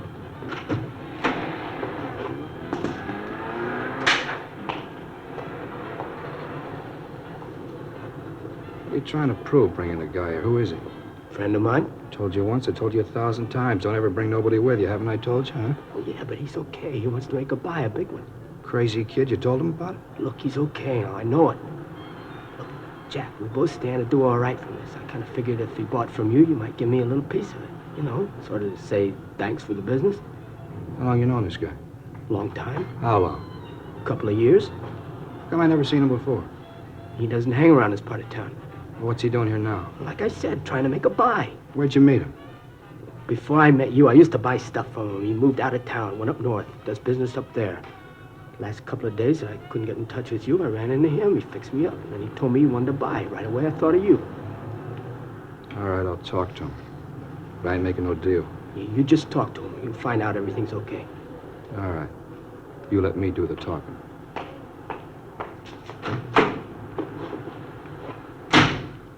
Joe, this is Jack, the fellow I was telling you about. Hi. Hi. Kidder tells me you're down on business, is that right? Yeah, I'm looking around. Nice place, L.A. A lot of business to do here. What line you? Whatever pays me. Where you from? Up north. Mm-hmm. How long you known Gary here? Now, you listen to me. I haven't got all night to stand around here and guzzle his stale coffee with you. The kid told you what I want. Now it boils down to one simple question. You want to do business or don't you? Going kind of fast, aren't you? I haven't got a lot of time. I don't like to deal that way. All right, kid, let's get out of here. Should have known better than to figure on dealing with a small-time operator. I told you that before. What do you mean by that? You read it any way you want. Now, let's go, son. See you around, mister. Hey, hold on. No need to get sore about it. Just have to be careful. You know how it is. Now, you listen. I was shoving horse when you were playing with marbles. I've outgrown the kid games. I thought I could make a buy. I see I was wrong. Maybe not. What? I said maybe we could do business. I gotta have it tonight. How much you need? I need an ounce. It's gotta be good. Mm-hmm. I haven't got that much with me. How much have you got? I only got 12 bindles with me. How much? You gotta understand, this is good stuff. How much? Now, look, this is better than you can find anyplace else. All right, let's quit playing, huh? What's the tab on it? $10 a bindle. All right, I'll take the 12. How soon can you have the rest of it? When do you want it? I told you I was in a hurry. Don't you hear good? Yeah, maybe tomorrow night. All right, that'll have to do. If it's good quality, I may want some more. How much can you supply? How much do you need? Oh, I'll go maybe another ounce. Mm-hmm. You got the cash for this? I don't do business any other way. Uh-huh.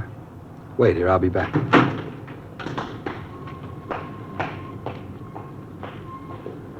It's all right, isn't it, Mr. Frenny? Yeah, Gary, everything's fine. You see where he's going? No, it's too dark. Don't you worry about it. Frank will see where he goes. I'll be glad when this is over. Right, hold it.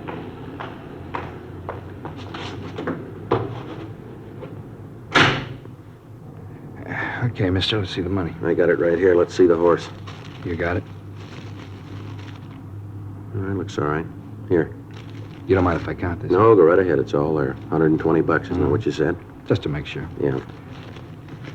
50, 70, 90, 110, 120. Yeah, right, it's all here. Mm-hmm. Well, I'll see you tomorrow night, huh? Yeah, sure. I want to tell you, it's nice to do business with you. It's been a real pleasure. Well, it works both ways, mister. Mm-hmm. Well, I hope to see a lot more of you. You will. You're under arrest.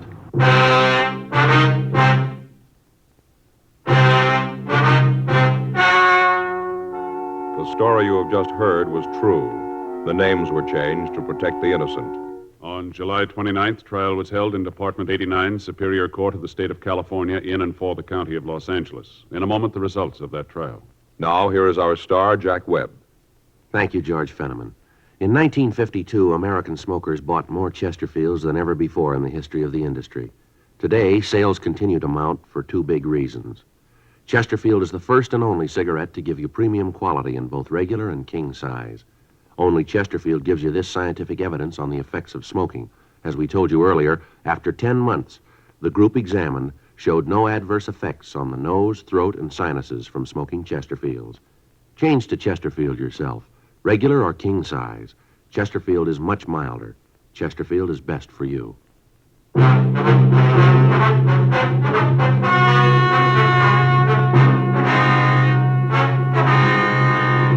Gary Richard Field, because of his cooperation, was placed in a hospital for rehabilitation and at the conclusion of his treatment was placed on 3 years probation.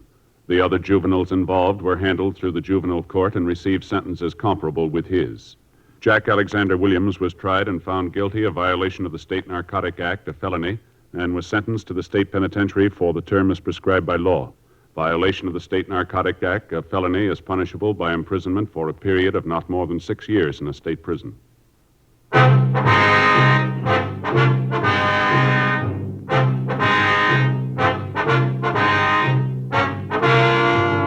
You have just heard Dragnet, a series of authentic cases from official files. Technical advice comes from the Office of Chief of Police W.H. Parker, Los Angeles Police Department. Technical advisors, Captain Jack Donahoe, Sergeant Marty Wynn, Sergeant Vance Brasher. Heard tonight were Ben Alexander, Harry Bartell, Virginia Gregg, Eddie Firestone. Script by John Robinson. Music by Walter Schumann. Hal Gibney speaking. For a million laughs, tune in Chesterfield's Martin and Lewis show Tuesday night on this same NBC station. And sound off for Chesterfield, either regular or king size. You'll find premium quality Chesterfields much milder. Chesterfield is best for you. Chesterfield has brought you Dragnet, transcribed from Los Angeles.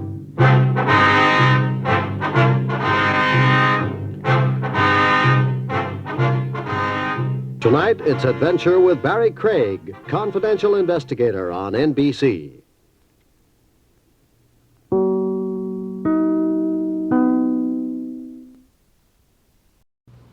Here is another in NBC's great parade of new shows.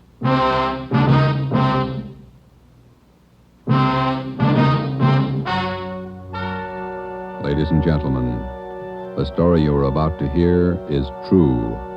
Only the names have been changed to protect the innocent. NBC brings you Dragnet.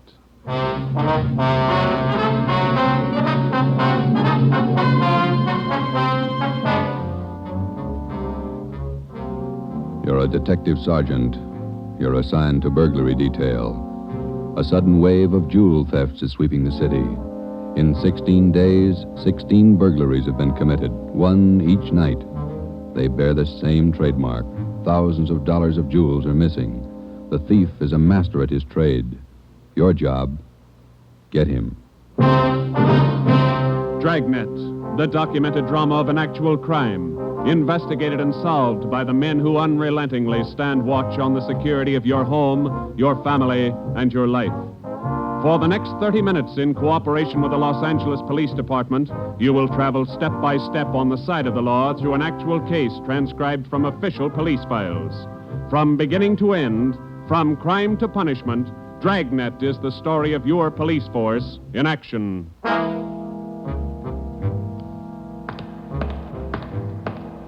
It was Tuesday, June 17th. It was warm in Los Angeles.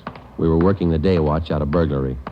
My partner's Ben Romero. The boss is Ed Backstrand, chief of detectives. My name's Friday. I was on the way into work that morning, and it was 7:53 a.m. when I got to room 45.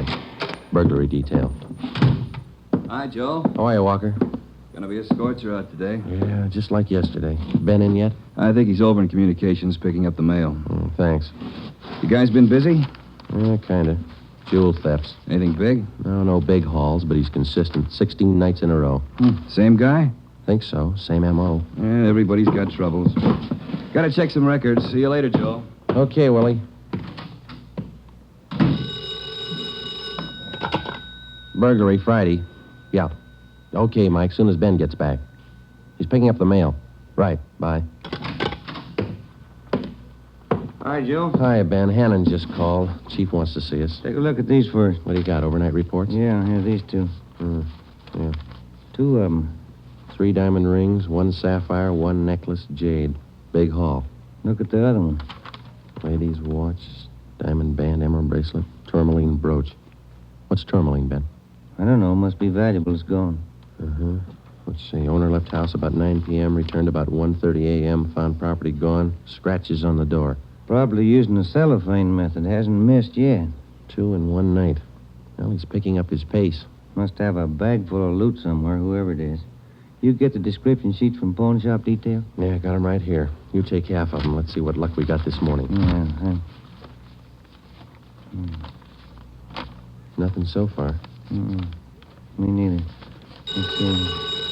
I'll get it, Joe. Burglar Romero. Hi, Ben. Chief still wants to talk to you, boys. He's got an appointment at 8:30. Wants to see you before he leaves. Okay, Mike. Just checking some buy sheets. Be right in. Better make it fast. He's in a bad mood this morning. Okay, Mike. Thank you. Backstrand again? Yeah, he's in a bad mood. Come on. Wonder what's bothering him. Something's bad. He doesn't blow very often. Chief of Detective's Office, Hannon. Go ahead in, boys. He's waiting. Thank you, Mike. All right, ma'am. I'll connect you. Friday, Romero, sit down. Wait till I get the phone. Backstrand. Oh, yes, Mrs. Winthrop. Yes, ma'am. We're doing all we can. Yes, ma'am. Yes, ma'am. Yes, I'll do that. Yes, ma'am. Goodbye. Got trouble, Ed? Taxpayer, Mrs. Winthrop. You two ought to remember the name. We do, Skipper. 10 days ago, somebody lifted $2,000 worth of diamonds from her bedroom while she was at the symphony. Last night, she was hit again. A diamond watch, an emerald bracelet, and some kind of a brooch. Tourmaline. I don't care what kind it was. It's gone. What's the pitch? We just read a report a couple of minutes ago, Skipper. Could be a tie-in with those other 16 jobs. 16 jobs in 16 days.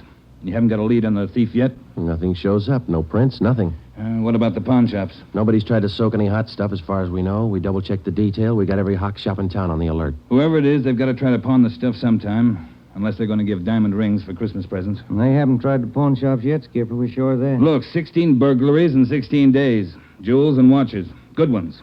Well, it's got to stop. It's got to stop soon, you understand? We'll stay right on top of it, Ed. We're doing all we can. For 2 weeks, I've had half a dozen women calling me every day. Society women. Some of them figure they should get extra treatment. They're only DR numbers to us, Skipper. They all get the same attention. I'll try and explain that to some of them. They think you're in on the racket. Maybe you boys would like to take these calls some morning. No thanks, Ed. All right, then, let's get some action. Keep the pawn shop operators on their toes and get after every known fence in town. That's all. I've got an appointment. All right, Ed. Check you later. Holding a call for you, Ben. Oh, thank you. Hello. Oh, hi, Max. What? Well, hold it. Be right down. First break, Joe. What do you got? Necklace and a watch. Both of them on the stolen property list. Where? Henry's Pawn Shop. 5th and Main.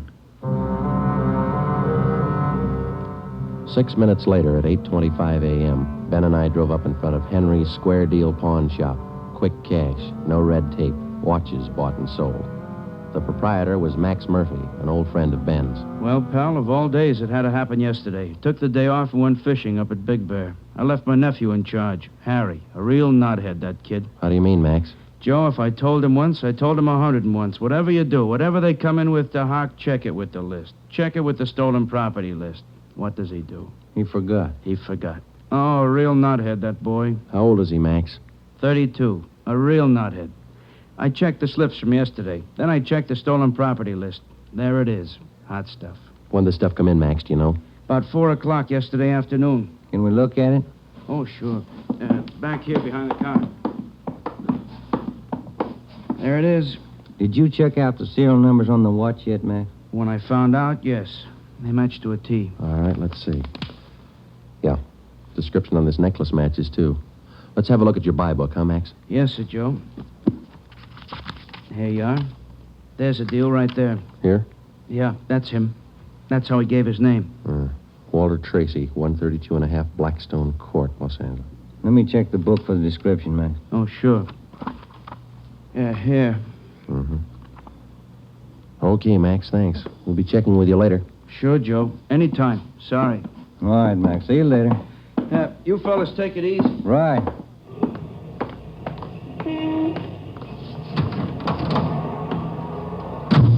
Want to check and see if we're clear, Joe? Yeah, I will.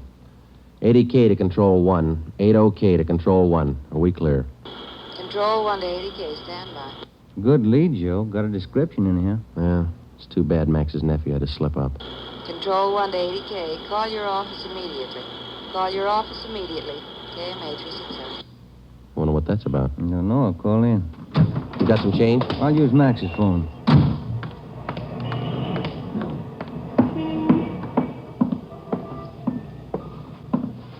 Use your phone a minute, Max. Oh, you, Ben? Sure. Help yourself. Thank you.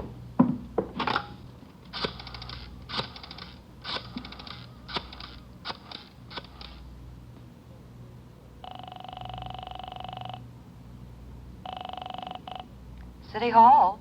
2524. 2524. Burglary. Levine. This is Ben, George. You got something? Odd one. Universal Loan Shop, 6th and Barton Place. Guy just took in a couple of rings. He checked too late. What you mean? He checked the form after the guy left. It was signed Walter Tracy.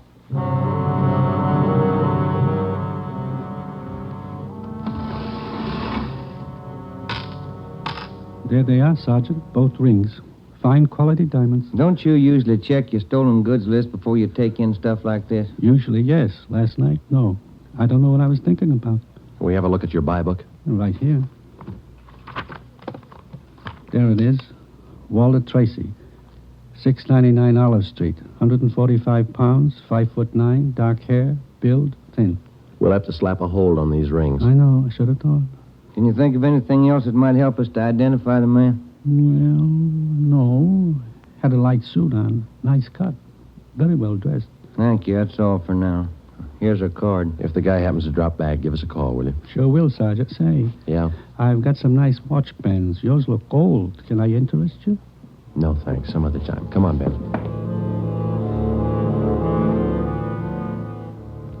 That afternoon and the following morning, despite our alert and our warnings, 2 more pawn shops called in with reports of stolen watches taken in. We checked them out. The serial numbers on the watches matched those on the stolen property list. On the pawn shop account books, the loan was listed under the name Walter Tracy. The addresses were given as number 12 St. Vincent Place and 700 East Flower. The descriptions of the man were the same. Slight build, well-dressed, about 145 pounds, 5 feet 9 inches tall, dark wavy hair. We had the name and description distributed to every pawn shop in Los Angeles and surrounding communities. Through our informants, we checked up on every known fence in the city. For the next 2 nights, we received no reports of stolen jewels. That made up for the double burglary the night before. On June 19th, the box score read 18 successive nights, 18 successive jewel burglaries. At 3:25 in the afternoon, Ben and I sat down to check over the late incoming reports. Got anything, Joe? No, not yet, no. Nothing here. Maybe the guy's left town. Nope. No such luck. Take a look. That's it, number 19. He may set a record. Well, he's making monkeys out of us, isn't he? Look, man's watch, lady's watch, Chinese amber necklace, diamond shirt studs, and a bracelet with 2 large rubies. He's getting ambitious. How's the value listing? Let's see. $1,800. One haul. I'll get it. Burglary Friday. Yeah. What? Yeah. Be right down. Stall him. Let's go, Ben. Where? Kaplan's down on East 2nd. Walter Tracy's in there now, trying to hock a gold watch.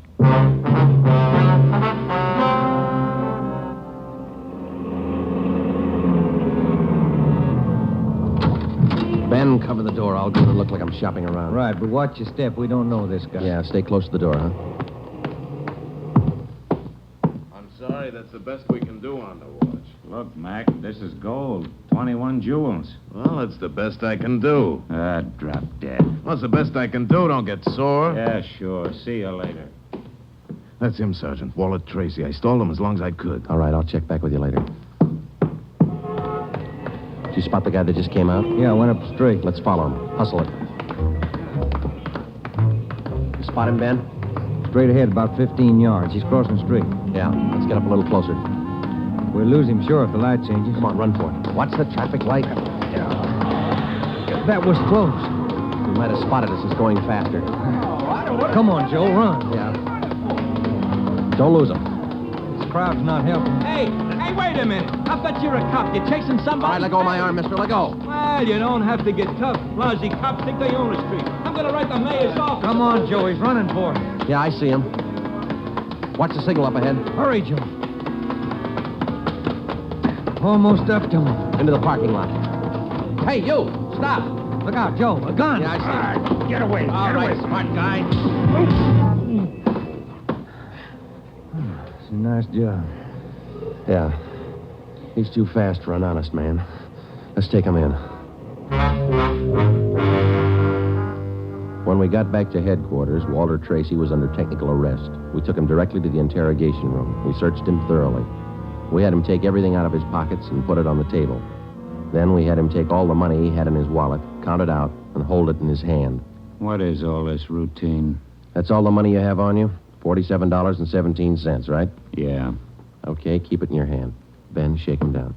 All right, Tracy. Take off your coat, shirt, tie, and your shoes and socks. What kind of a pitch is this? I'm no hood. Take them off. Two-bit cops. You're not pinning anything on me. I don't care what you do. Sleeves, pockets, lining. Nothing in the coat, Joe. Get his shirt. Take it light with the threads, huh? Costs money. How about the trousers, Ben? Let's see. Cuffs, pockets. No.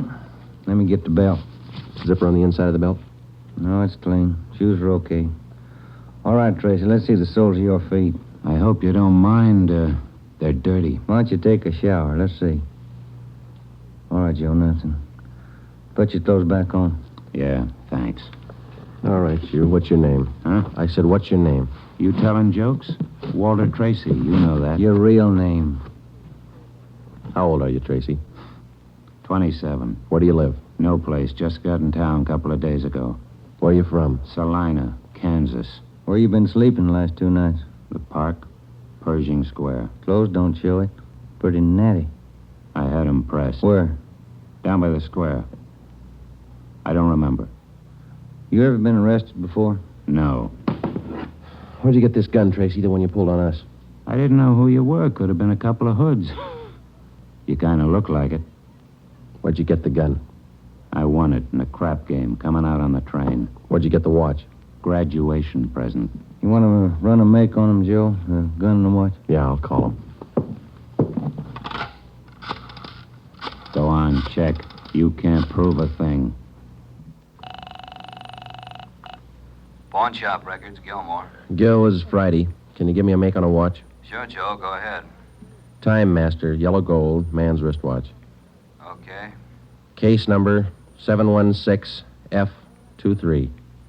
Right. Movement number B351708. Got it. Okay. Now give me a make on this gun, huh? 32 S&W automatic. Serial number 579461. Okay. Call me back? Right. What's your station number? 2572. I'll ring you, Joe. Thanks. Having fun? What'd you do with all those jewels you stole? When do I get out of here? I don't think you're going to get out. You got nothing on me. How tall are you, Tracy? Get your tape measure. 5'9". How much you weigh? 140. I'm 27. My name's Walter Tracy. I come from Salina. I've been in town 2 days, and I don't know what you guys are talking about. You sound smart. You don't act it. And you're Flying Brian, copper. What'd you do with those jewels you stole? I don't know what you're talking about. What color are your eyes? I don't know. I'm colorblind. What color would you say your hair is? You colorblind, too? You ever been arrested before? Straighten out. He asked me that. I'm asking you. No. You ever done any big time? No. All right, I don't care if you level with us or not. We're going to make you on those prowl jobs, all 19 of them. Sure. You guys are smart. You got in Los Angeles 2 days ago, is that right? Yeah. You don't know anything about any jewel thefts. That's what I said. Then how come your name and your handwriting's on the account books in 4 pawn shops in Los Angeles? It's not mine.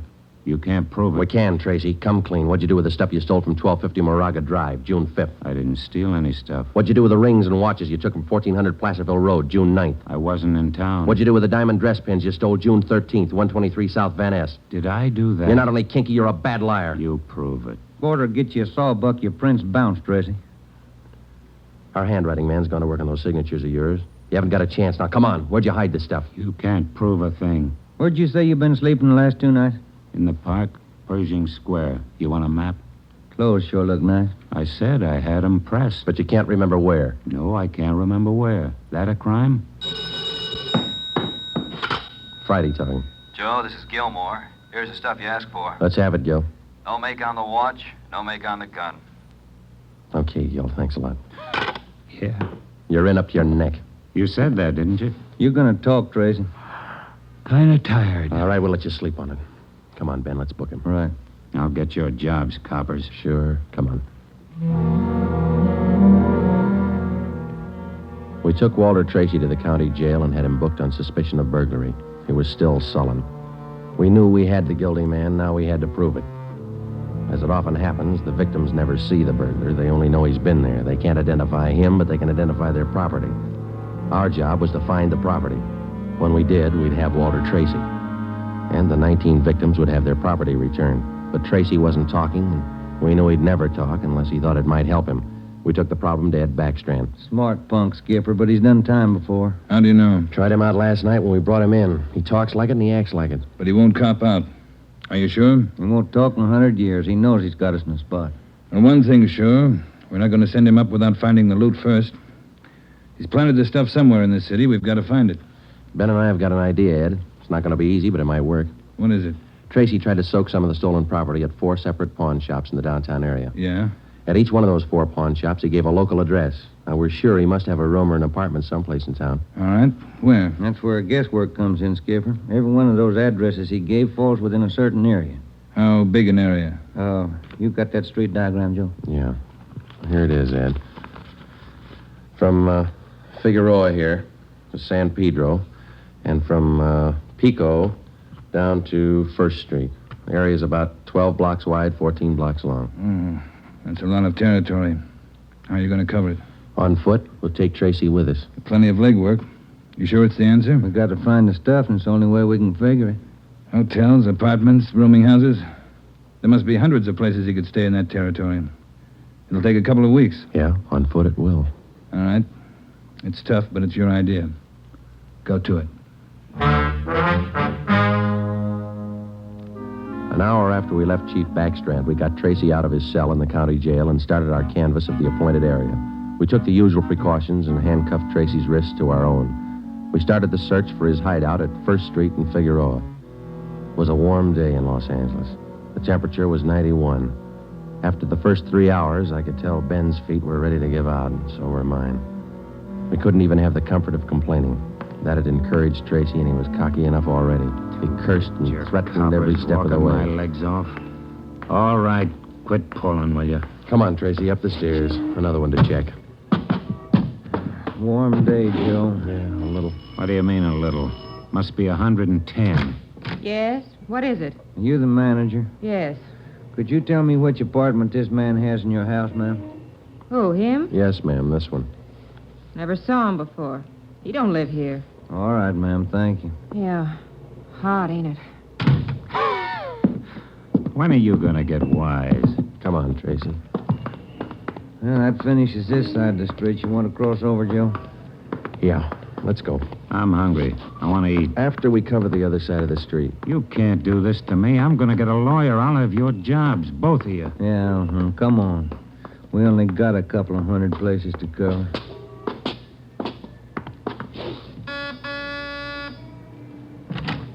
Hi, gents. What can I do for you? You the manager? I run the place, yeah. Which room does this man have in your place? Him?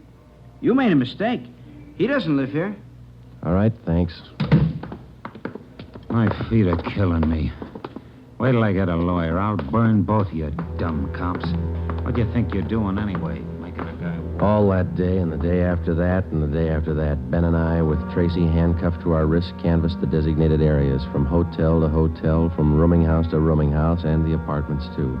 Every day our feet ached a little more, our pace slowed down, Tracy got more irritable, and the weather got hotter.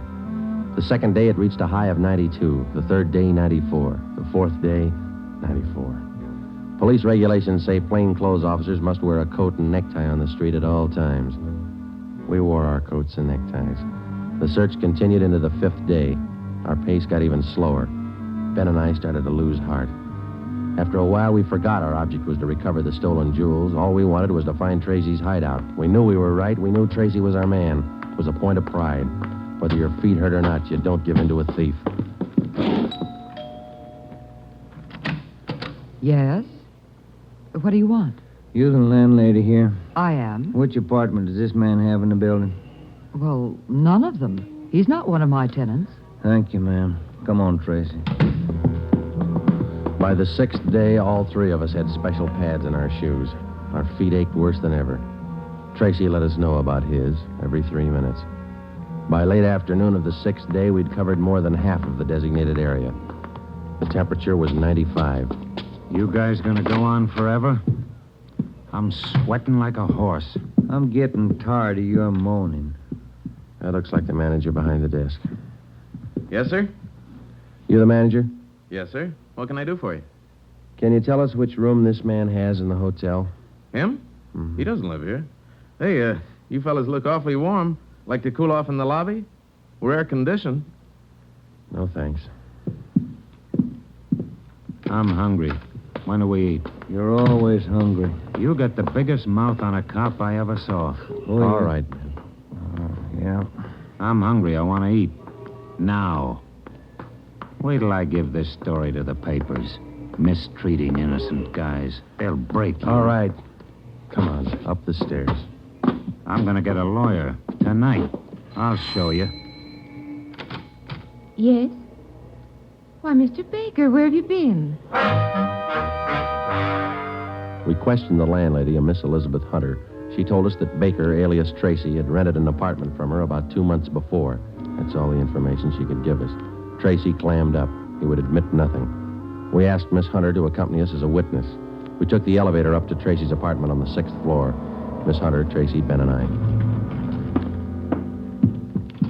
Down this way. Here.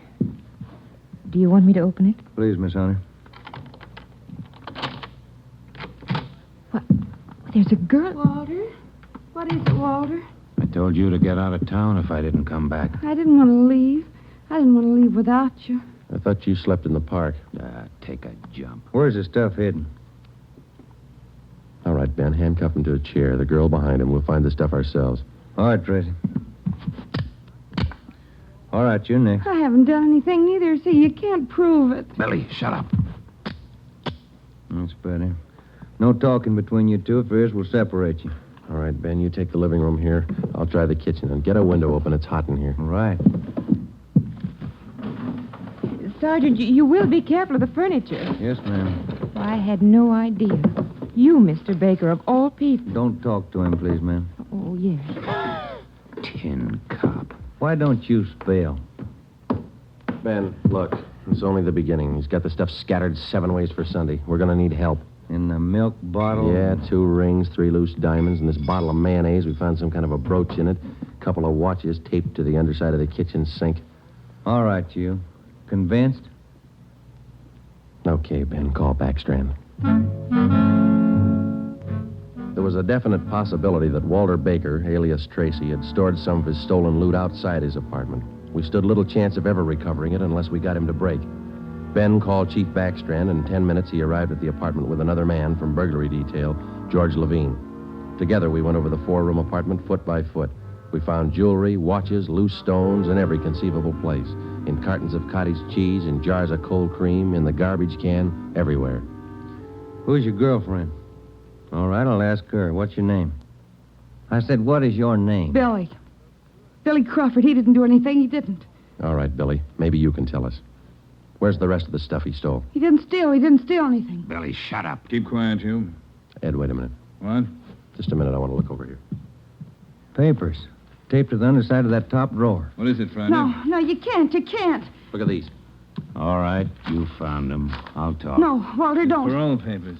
He's an ex-con. Yeah, I'll cop out. Don't do it, Walter. Billy, shut up. Dumb dame. The rest of the stuff, where is it? On the roof. Inside the ventilator, the one near the front, you'll find a couple of paper bags. That's it. Levine? Got it, Chief. I'll check it. Your papers say you did time in Oregon. What for? Fell for robbery. Did 5. I owe him 7. What about the girl? Walter, I'm going with you. Her? I don't know. You figure it. All right, Friday. Romero, take the girl to Lincoln Heights and book her. We'll take him. Right, Ed. Come on, Ben. No, Walter, I want to go with you. I'm sorry, ma'am. This way out. All right, easy, lady. No, wait a minute. Just a minute. Walter? You're a dumb dame, Billy. So long. Walter. All right, come on, let's go. What's the matter? You feel all right? He lied. He said he loved me. He lied to me. Don't feel hurt, lady. He lied to everybody.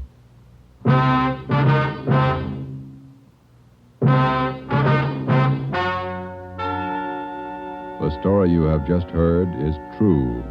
Only the names were changed to protect the innocent.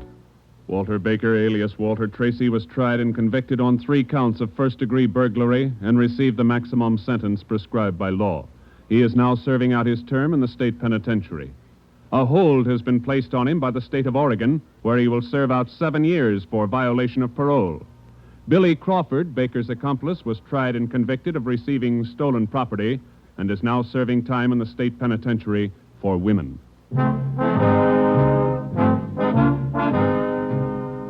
You have just heard the 11th in a new series of authentic cases transcribed from official police files. Technical advice for Dragnet is furnished by the Los Angeles Police Department.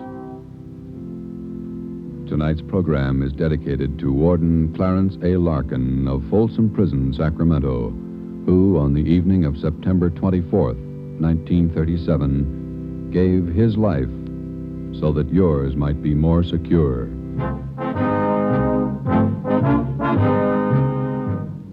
Dragnet came to you from Los Angeles. If you enjoyed tonight's production of Dragnet, you'll want to listen this Saturday evening to a pair of adventure shows featuring 2 well-known Hollywood personalities. You'll enjoy Brian Donlevy, star of Dangerous Assignment. Also on Saturday's schedule is Richard Diamond, private detective, as played by the screen's romantic tough guy, Dick Powell. Listen to both of these exciting programs this Saturday over most of these same NBC stations. This is NBC, the national broadcasting company.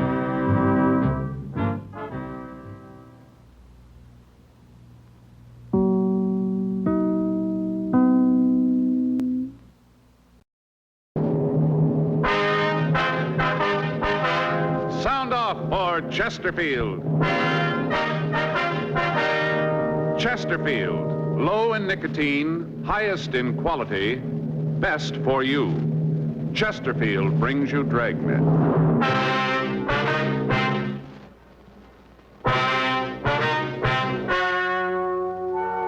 Ladies and gentlemen, the story you are about to hear is true. The names have been changed to protect the innocent.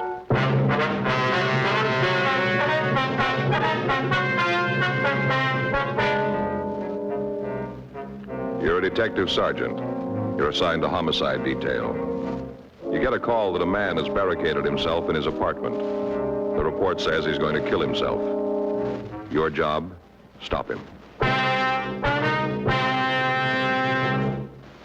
Smokers by the thousands are now changing to Chesterfield, the only cigarette ever to give you 1, proof of low nicotine, highest quality. 2, this proven record with smokers.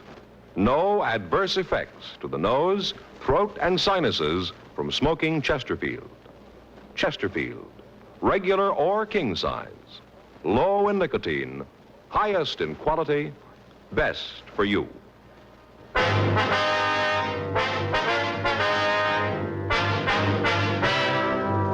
Dragnet, the documented drama of an actual crime.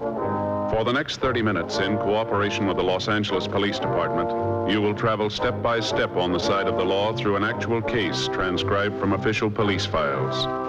From beginning to end, from crime to punishment, Dragnet is the story of your police force in action.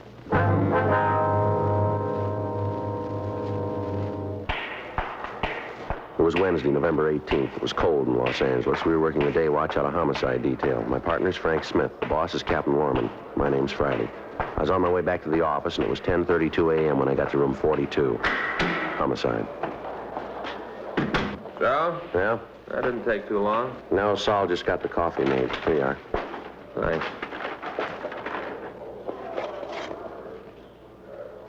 Boy, it sure is hot. Mm-hmm. Anything come in? No, it's been pretty quiet. I got it. Homicide, Friday. Yes, ma'am. Mm-hmm. Yes, ma'am. When was that? Mm-hmm. No, ma'am. No, if you'll wait just... Yes, I understand, but...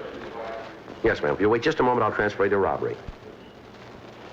Yes, ma'am. Well, they'll explain it to you over there. Right. Would you hold on, please?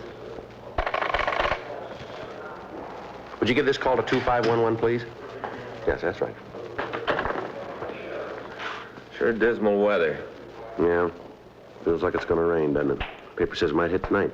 Yeah. Well, I hope it clears up before Sunday. What do you got figured out this time? Well, Joe, I don't understand why you say it that way. You don't, huh? No. Well, what do you got figured? Take a look at this. I got just the ticket right here. The ticket, huh? Yes, sir, look at that. The answer to every homeowner's prayer. Take a look. Yeah. Gonna be a beauty, isn't it? No, if you say so. Now, look here, Joe. Look what it says. Easy, simple, install in a few hours. Just the ticket. Do you need one of these? Have you seen our backyard lately? No, not for a couple of weeks. Looked all right the last time I did see it. Well, you ought to see it now. It's pretty bad. It is, huh? Awful. I just stand there and look at Perry's yard and want to throw rocks at mine. Perry's a fireman, isn't he? No, Joe. That's Neil you're thinking of. He lives on the other side. Perry's the insurance salesman. Yeah, that's right. Yeah. He's the one who tries all the sales talks out on you, is that? Yeah, tells me all about him. That's pretty good, too. Joe, would you believe it? Up to now, I've bought $246,000 worth of insurance. What? Yeah, me, just a policeman. Of course, that's all on paper, just on paper. Yeah. What's wrong with your yard? Too dry. Too dry? Yeah. Hot weather this summer, you know. Little plants that Faye put out drop like flies, Joe. They died. Like flies. But this is the answer, this right here. See? Home sprinkler system. Install it yourself. What's that? Look at it. Well, what is it? It's a home sprinkler system, Joe. Read what it says here. Resists corrosion, rust, and rot. It's the answer. It is. Right. I'm going to put one of these little gems in my backyard. Just turn on the faucet. Everything's all watered. Don't have to stand there with a hose. Just turn it on and it's watered. You're going to put this in yourself, are you? Well, I could, Joe. Like it says here in the paper, shouldn't be any trouble at all. Who's going to do it? Well, I thought I'd get all the stuff together and then just start on it Sunday. You know, about 10:30 in the morning. Old Perry and Neil work out in the yards that time. They do, huh? Yeah. They'll see this little gem and they're going to hop over the fence, see what it's all about. And then what happens? I got him, Joe. I got him. You have? Sure, Joe. They see me laying out the sprinkler system right off. They're going to want to help. Well, if you want them to give you a hand, why don't you just ask them? Well, you just can't do it that way, Joe. It wouldn't be right. It wouldn't, huh? No. You got to be subtle. Remember the kid that whitewashed the fence? Who? You know, Huck Finn or whatever his name was. Whitewashed the fence. You still reading those books? No, but I remember that he was pretty subtle. Mm-hmm. I got it figured out. They'll come over and, you know, look around, start asking questions, and next thing they'll be working. After we get the system in, I'll throw a little barbecue and just sit around, turn on the new sprinkler, and it'll be cool. Yeah. Sure hope it clears up before Sunday. Well, it doesn't matter, does it? Well, sure, Joe. If it rains Sunday, old Perry and Neil won't be out in their yards. They won't be able to see me with the hoses and the sprinkler heads. Yeah, but if it rains, there won't be any need to put in the sprinkler system right away, will there? I got it. Homicide, Friday. Yeah, Sid. Uh-huh. Did you talk to him? What'd he say? Right. All right, we'll be right over. Want to get your coat? What is it? Sid Hughes over at the Mirror. Yeah. Just got a call from a guy who's going to kill himself.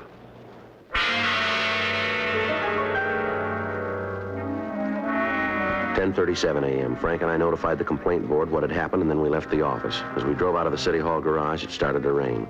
We turned up First Street and then over to Spring. Sid Hughes, the reporter who'd called me, was waiting in front of the Mirror building. Sid, over here. Oh. You got the address, Sid? Yeah, here. 2682 North Ardmore, out by the Ambassador. Hi, Smith. Hi, Sid. All right, let's go. What do you got on it, Sid? Well, a couple of minutes ago, the guy called. I answered the phone. Told me his name was Jan Padacek. Said he was going to kill himself. Yeah? I talked to him for a couple of seconds. It was easy to see he wasn't just another crank. He meant what he said. How'd he happen to call you? I don't know. He said something about the paper treating him right. Said he wanted to thank us. You know what he's talking about? No, I got Casey Shawhan working on it now. He's our city editor. Yeah, I know. He's checking the morgue file, see if he can come up with anything. You ever heard of him, Frank? No, name does nothing to me. How come you figure he's on the level, Sid? Well, the way he talked, I can't put my finger on it. Just something in the way he sounded. You knew he meant what he said. What'd you tell him? Well, I tried to bluff it through, told him that there wasn't anything so important he ought to kill himself over. Yeah? I asked him to let me talk to him, asked him to wait until I could see him. What'd he say to that?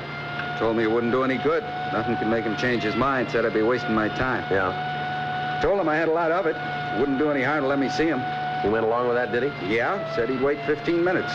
Told me to come alone, not to figure on trying anything. Yeah. Frank, you better kill the siren when we get near the place. Right. What time you got? 10:42. Can we go any faster? What's that?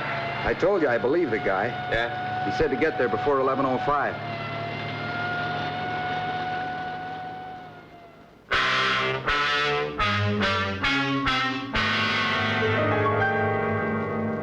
.2682 Ardmore was a two-story Spanish-type apartment house. There was a large courtyard in the center of the U-shaped building. Apartment number 8 was at the rear of the yard. When we got there were several other people standing by the entrance. 2 police units had arrived, and the officers were trying to keep the crowd away from the door to the apartment. 11:03 a.m. As we walked back toward Padacek's apartment, Sid Hughes and I tried to figure some way to talk the man out of carrying out his threat to take his own life. I'm not sure how to handle this thing, Joe. I'd feel pretty bad if I went in and botched it up. Wish you could do it. Well, has Padacek ever seen you before? I don't think so. Why? Well, we can try a switch if you want to. Tell him I'm Sid Hughes. Well, that'd be better, Joe. You got some idea what to do in there. I'm not sure I could swing it. All right. I told him I'd shove one of my cards from the newspaper under the door. That way he'd know it was me. All right. Now, after you're inside, I'll try and get in touch with Casey and see what he's been able to come up with on Padacek. Good. Oh, better leave your gun here. Told him I'd come unarmed. All right. You think it's a good idea to go in there without a gun, Joe? Well, we haven't got much to say about it. The big thing right now is to try to get him out alive. Yeah, I guess you're right.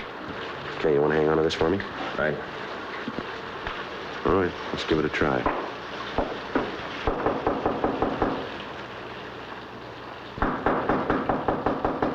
Who is it? It's Sid Hughes, Padacek. I told you I'd be out here. You want to let me in? What about the card? All right, here it is. Under the door. How about it? Padacek? Well, he took the card. Yeah. I don't know. I hope this thing works out. You're going to try to get in touch with your office, aren't you, Sid, and see what you can get on him? Might help. Come on, Padacek, let me in. The police are there. I'm not going to let them in. They aren't going to bother you. Tell them to go away. Tell them to get off the porch. All right, Frank, you better get the other officers to clear the place out. Right. All right, the police are gone now. You want to let me in? Will you bring my mail in for me? What's that? My mail, it's in the box, right on the side of the porch. In the box. All right, I'll get it.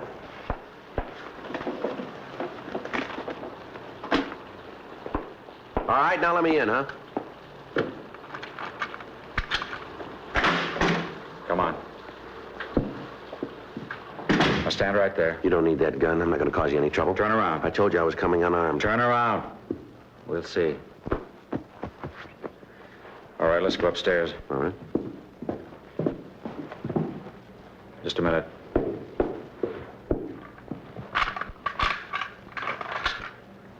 Okay, let's go. Why don't you put the gun down? You aren't going to need that. I feel better with it. Mind if I take off my raincoat? No, go ahead. Make yourself comfortable.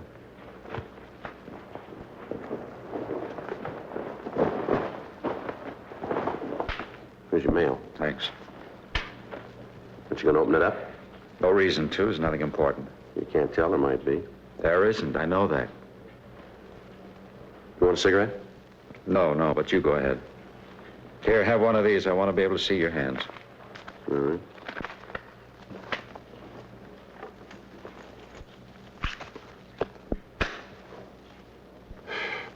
So what's this all about? There's no other way. What do you mean? All night I've been thinking about it since I got home. There's nothing for me anymore. I'm not going to prison. If they think they're going to take me, then they're wrong. Well, who says you're going to prison? The authorities. They said I have to go to jail for 90 days. I know how they plan it. They tell me 90 days, and then they'll keep me there for more. Well, I'm not going back to prison. You ever been in jail before? Yes, 5 years. What for? For nothing. 5 years because I didn't agree with what they were doing. I'm not going back. I'm not going. I'll kill myself first. All right, take it easy. You want to start from the beginning and tell me what happened? I said I forged a man's name to a check. Did you? Yes, but you've got to understand I didn't have any money. They're going to take my car away from me. I'm behind on my rent here. I owe money. All my creditors were hounding me. I thought if I could just get a little money to pay the bills, then I could pay it back when I got a job. I was going to pay it back, all of it. I really was. How much was the check? $250. Whose name did you sign to it? A man I know. I got a check and signed his name. He has the money. I was going to pay him back. I have a job coming up. As soon as I got paid, I was going to put the money back. I didn't mean any harm. I knew it was wrong, but it was the only thing I could think of. They were hounding me. Well, what about that car? Couldn't you sell it? I suppose so, but then if I did, I wouldn't be able to get to my job. I needed my car for that. I had to keep the machine. Well, you'll have a trial. If you tell them what happened, they'll probably understand. The court will make an allowance. I've had a trial. I told them I was guilty, that I did forge a check. They told me I had to go to jail. You said you'd been in prison before. Yes. 5 years, and I escaped. Where was that? In Czechoslovakia. They put me in prison because I wouldn't do what they told me. They killed my father and my mother, and then they put me in prison. I know what it's like. I'm not going back. Well, the prisons here aren't concentration camps. You know that. That's what you say. I know different. I've lived in them. You see here? You see these 4 teeth in front? Yes, I see them. Well, they're false. Is that right? I lost the teeth when I was kicked by a guard. You know why I was kicked? You know why he did it? No. Because my clothes were torn. That's the reason he kicked me. I tore my clothes, so he knocked my 4 front teeth Well, out. that's all over now, isn't it? Things like that don't happen here. Well, maybe not out in front of people, but they happen in the prisons. I'm not going to have it happen to me again. There were 800 of us, all arrested at the same time. 800, Mr. Hughes. Yeah. 800 men, people I knew. 800 human beings with homes and families. And I'm the only one alive now. All the rest were killed. All taken to Buchenwald and run through the showers. Now, don't tell me about prisons, Mr. Hughes. I know. I've lived in them. Tell me something. Yes. You remember the name of the judge who sentenced you here on the forgery charge? Yes. Well, let me call him. Let me get him over here and talk this thing over. We can work something out. There's no reason for you to do a thing like you're planning here. It's not that important. Maybe not to you. It isn't to anybody. We can work something out here. Let me call the judge. No, sit down, Mr. Hughes. Look, I'm not a stupid man. I have degrees from 3 universities. I speak 4 languages. I spent 5 years jumping every time a guard looked at me. 5 years wishing they'd kill me. 5 years wishing I could live in hell because it'd be much better than the way things were. Now they think they're going to send me back. They're not. You understand that, don't you, Mr. Hughes? Don't you? Yeah, I think I understand it.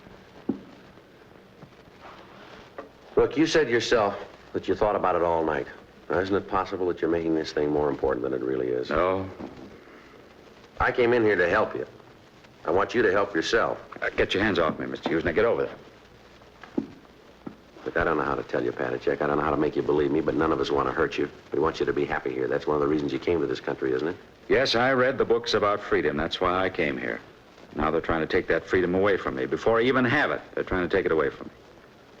I forged a check. I admitted it. I told them I did it.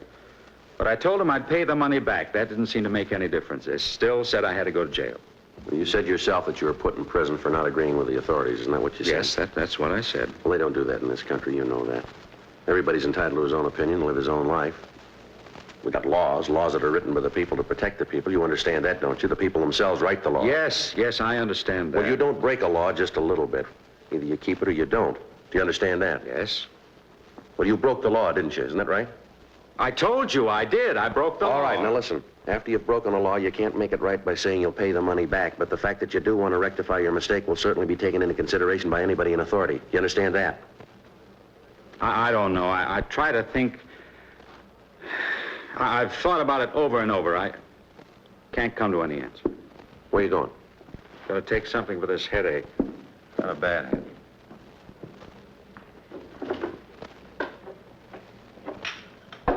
What's this here? What? This note here on the bureau. That's what I wrote. Tell why I did it, so they'd know. Nobody understands what has happened to me. I cannot accept a jail term. All I want is to find peace and freedom. I guess this is the only way to do that. I'm sorry to cause anybody any trouble. Please take care of my dogs. Padachek? Yes? You know this is all wrong, don't you? I don't know. I wish I did, but I don't know. No, we're not going to need this. There's going to be no reason for it. What are you doing? Get away from there. Leave my things alone. Like all the rest, you don't understand either. You better get out of here. Get out. All right, if that's the way you want it. Why'd you crumple up this note? Now, why? I didn't think that you'd need it. I thought we had this thing straightened out. Well, we haven't. I told you, get out. All right, wait a minute. You said that you'd pled guilty. You admitted you forged that check, isn't that right? That's what I said. Well, how come you're here? How come you happen to be home? They gave me 24 hours to arrange care for my dogs. I put up a bond. They gave me 24 hours. Where'd you get the money for the bond? One of the companies by the jail. They put it up for me. Well, how about the dogs? Did you take care of them? No, not yet. Where are they? They're up in the kitchen. Can I see them? You like dogs? Certainly I like dogs. All right, come on.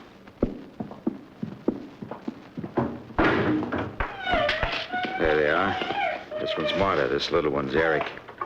Yeah, they look like real good dogs. They are. Thoroughbred shepherds. Only friends I have. That's not true. You got friends. Who? Tell me who. Well, me, for one. I'd like to be your friend if you'll just give me the chance. How about it? What do you say? What's that on your belt? What? The leather case on your belt. What is it? You don't have to answer. I'll tell you. It's a bullet clip. You're not Sid Hughes, are you? Are you? No, Jan. No, you're a policeman. You're here to take me to prison, but you made a mistake, a big mistake. Yeah? I'm going to kill you.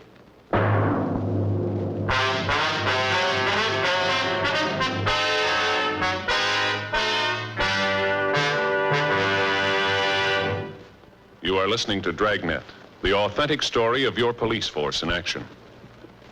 At cigarette dealers, in vending machines, at supermarkets and stores coast to coast. Chesterfields, please. Smokers by the thousands.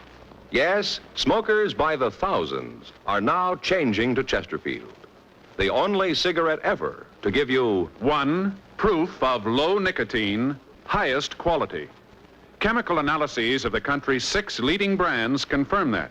2, the only cigarette ever to give you this proven record with smokers. Again and again, over a full year and 1/2, a group of Chesterfield smokers have been given thorough medical examinations. The doctor's reports are a matter of record. No adverse effects to the nose, throat, and sinuses from smoking Chesterfield.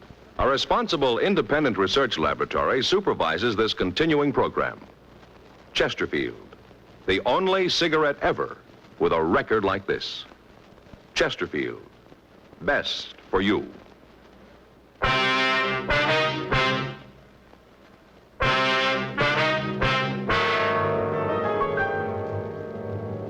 $11:18 a.m. I'd been in the apartment with Jan Padachek for 13 minutes. During that time, he'd held a chrome-plated Luger pointed at me. We'd gone into the kitchen to see the dogs, and Padachek had noticed the cartridge clip on my belt.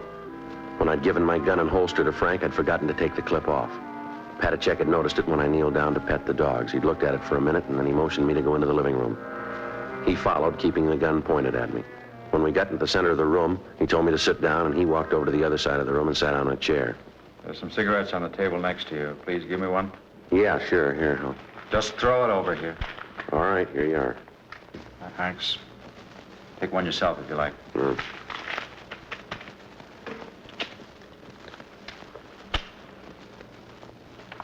Who are you? My name's Friday. You're a policeman, aren't you? That's right. You know, killing isn't new to me. I've done it before. All right? Yeah. See this gun? Yeah. I killed the man who owned it. He was the one at the prison camp, the one who kicked me. After I escaped, I went back. Now I have the gun. Now I don't have to listen to other people who tell me what to do or when or how to do it. You'll listen to me because you know if you don't, I'll kill you. You know that, don't you? Maybe. I've seen a lot of killing. I know what it is. I won't hesitate to kill you. What about the people you know here? What about? How are they going to feel after you've done away with yourself? It won't matter to them. You sound pretty sure about that. I'm as sure as I can be. You mean that in the 2 years that you've been over here in this country, you haven't made any friends that are going to care about you? None at all. What about the people in that picture? What? Right here. This photograph here. Christmas party, all the signatures. Won't they care? No. How about this one here? Says to Jan with deepest regards. Signed Mary Jane. Is this her? Yes, that's her. Looks like a nice girl to me. She is. Well, she'll care, won't she? I don't think so. Why? Because all of them, they felt sorry for me all the time. They tried to make it easier because they felt sorry for me. They thought I didn't know, but I did. All the time, I knew. Well, some of the things that they wrote on the pictures doesn't make it look like that. Some of them are pretty nice. They didn't mean them. You really believe that? I don't have any other choice. How long's it been since you did believe in anything? Long time. How long? I guess since my mother died. When was that? At the beginning of the war. Right after the conference. They came one night. They took her and my father. Took them both. I never saw them again. I heard what happened. Guess that's the time I stopped believing in anything. How'd you happen to come over to this country? After I escaped, I went to England for 5 years. I worked with the Czech forces there. Then, when the war was over, I got permission to come here. I think you said before that you came over here because you wanted the freedom. Isn't that right? Yes. You found it, didn't you? I guess so. Anyone ever try to tell you where you could go? No. What church to go to? No. You can say what you think, can't you? Yes. Yeah. Well, why do you want to do this thing? I try to tell you, I know about prisons. I know what goes on behind the doors. I lived there. I lived and died in them. You ever been in one? Yes. As a prisoner? No, not as a prisoner. Well, that's just it. Maybe they got you fooled, too. I remember when the people from the relief organizations would come along. The guard would take us out in the court of the prison. They'd make us stand there and tell the people how good they were to us. If we didn't say it that way, then they'd take us back and beat us to death. I know what goes on behind the doors. I know because I saw it. I lived it. Now, don't tell me what happens. Now, you and your law come along and tell me that you're going to send me back. What about them? Who's going to take care of the dogs? Isn't that the reason that you're here? Isn't that the reason you came home? Who's going to take care of them? I don't know. Somebody will. They're going to miss you.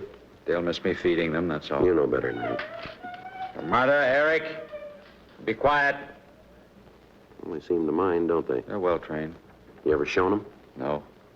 We have a lot of good dog shows around here. You ought to show them. They'd probably do real good. Do they have dog shows in prison? I don't know how to tell you. I don't know how to make you believe me. If you just let me get that judge over here, let him talk to you. Maybe he can make you believe that it's not going to be like it was in your country. You'll be well fed, you'll get decent clothes, nobody's going to beat you. We don't do things like that here. I'm not going to prison. Just let me get that judge over here. Now, let me call him on the phone. He can be here in just a few minutes. He'll tell you. He can do something. There's no reason why we can't work this thing out. Now, let me try to help you, please. I want to believe you, Mr. Friday. I really do, but it's hard to believe in anything. I'll just ask you one thing. Trust me. I've never seen you before. I don't know you outside of this room, but I ask you to believe me. And I promise you, I give you my word that I won't let anything happen to you. I don't know. I don't know. Let me have that gun. Let me take it, and then we can work things out. Really think we can do it? I think we can. John? John, let me in. I want to see you. They're here now to take me. You won't let them do it, will you? Please don't let them take me. Don't worry. All right, you down there, get away from that door. All right, come on, Jan. I'll go crazy if they put me in prison again. I know I will. I don't want to go back. Jan, come on, give me the gun, will you? I won't go back. If I go this time, it'll be for good. Now, if they take me this time, they'll kill me for what I did. I know they will. No, they won't, Jan. Now, please, give me that gun. John, let me in. Get away from that door and stay away, will you? They're going to break in. Quick, we got to hide. If they find us, they'll kill us both. Come on, Jan, believe me. I won't let anybody hurt you. I promise. I give you my word. Now, give me that gun. You mean that? I do. You won't let them take me? No, now, come on. Give me the gun. I want to believe you. I want to believe you. Then do it. Trust me, Jan. I won't let you down. Come on, give me the gun. Get away from that door. I'm doing the best I can.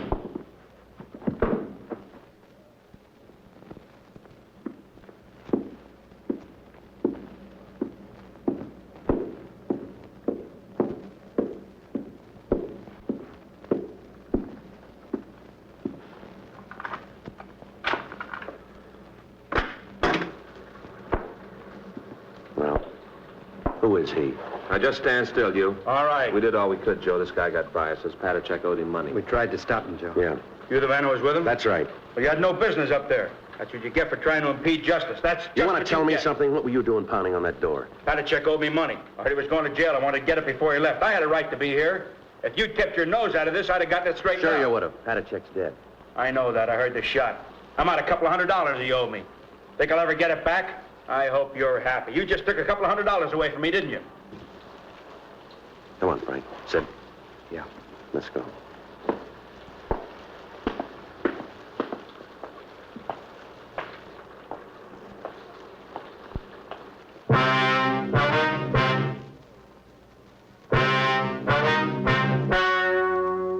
The story you have just heard is true. The names were changed to protect the innocent. On November 19th, an autopsy was performed in the coroner's office in and for the County of Los Angeles, state of California. In a moment, the results of that autopsy. Now, here is our star, Jack Webb. Thank you, George Fenneman. Friends, we've been getting letters from people all over the country telling us that they've switched to Chesterfield. Just as I've been telling you, thousands of smokers are changing to Chesterfield because only Chesterfield gives proof of low nicotine, highest quality. That's why I recommend you try them today.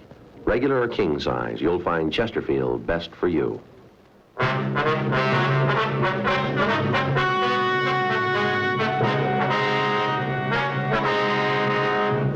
The coroner's autopsy disclosed that the death of Jan Patachek resulted from a self-inflicted gunshot wound. It was officially recorded as a suicide.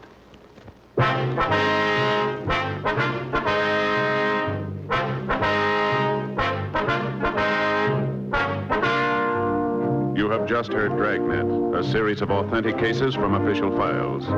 Technical advice comes from the Office of Chief of Police W.H. Parker, Los Angeles Police Department. Technical advisors, Captain Jack Donahoe, Sergeant Marty Wynn, Sergeant Vance Brasher.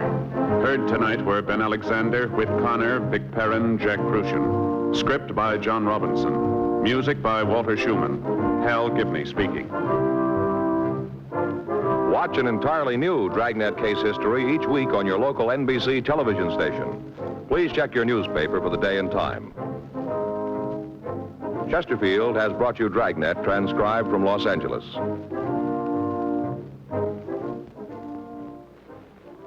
Have you tried new cork-tipped Fatima? It's the smooth smoke. Here's why. New Fatima tips of perfect cork, king size for longer filtering, and Fatima quality for a much better flavor and aroma. Remember, Fatima has the tip for your lips. Try new Fatima. See how smooth it is. Fatima is made by the makers of Chesterfield, Liggett and Myers, one of tobacco's most respected names.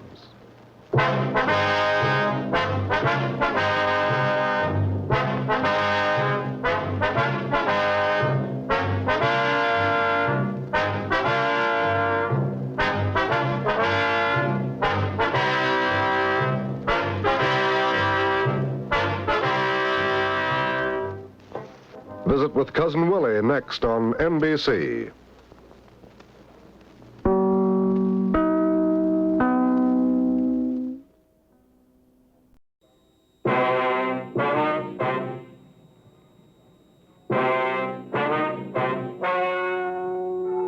Ladies and gentlemen, the story you are about to hear is true. The names have been changed to protect the innocent. Dragnet is brought to you by Chesterfield, made by Liggett and Myers, first major tobacco company to give you a complete line of quality cigarettes.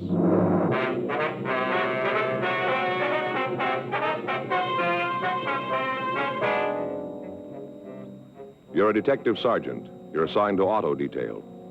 An organized gang of thieves has been stripping cars in your city. None of the stolen merchandise has turned up. There's no lead to the identity of the members of the gang. Your job? Stop them.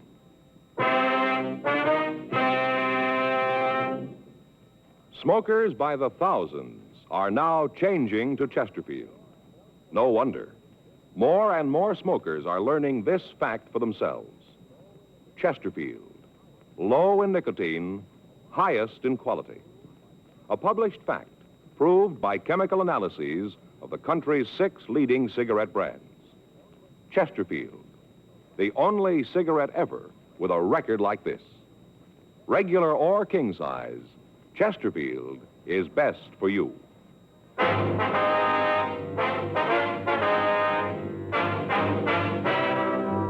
Dragnet, the documented drama of an actual crime. For the next 30 minutes, in cooperation with the Los Angeles Police Department, you will travel step by step on the side of the law through an actual case transcribed from official police files. From beginning to end, from crime to punishment, Dragnet is the story of your police force in action.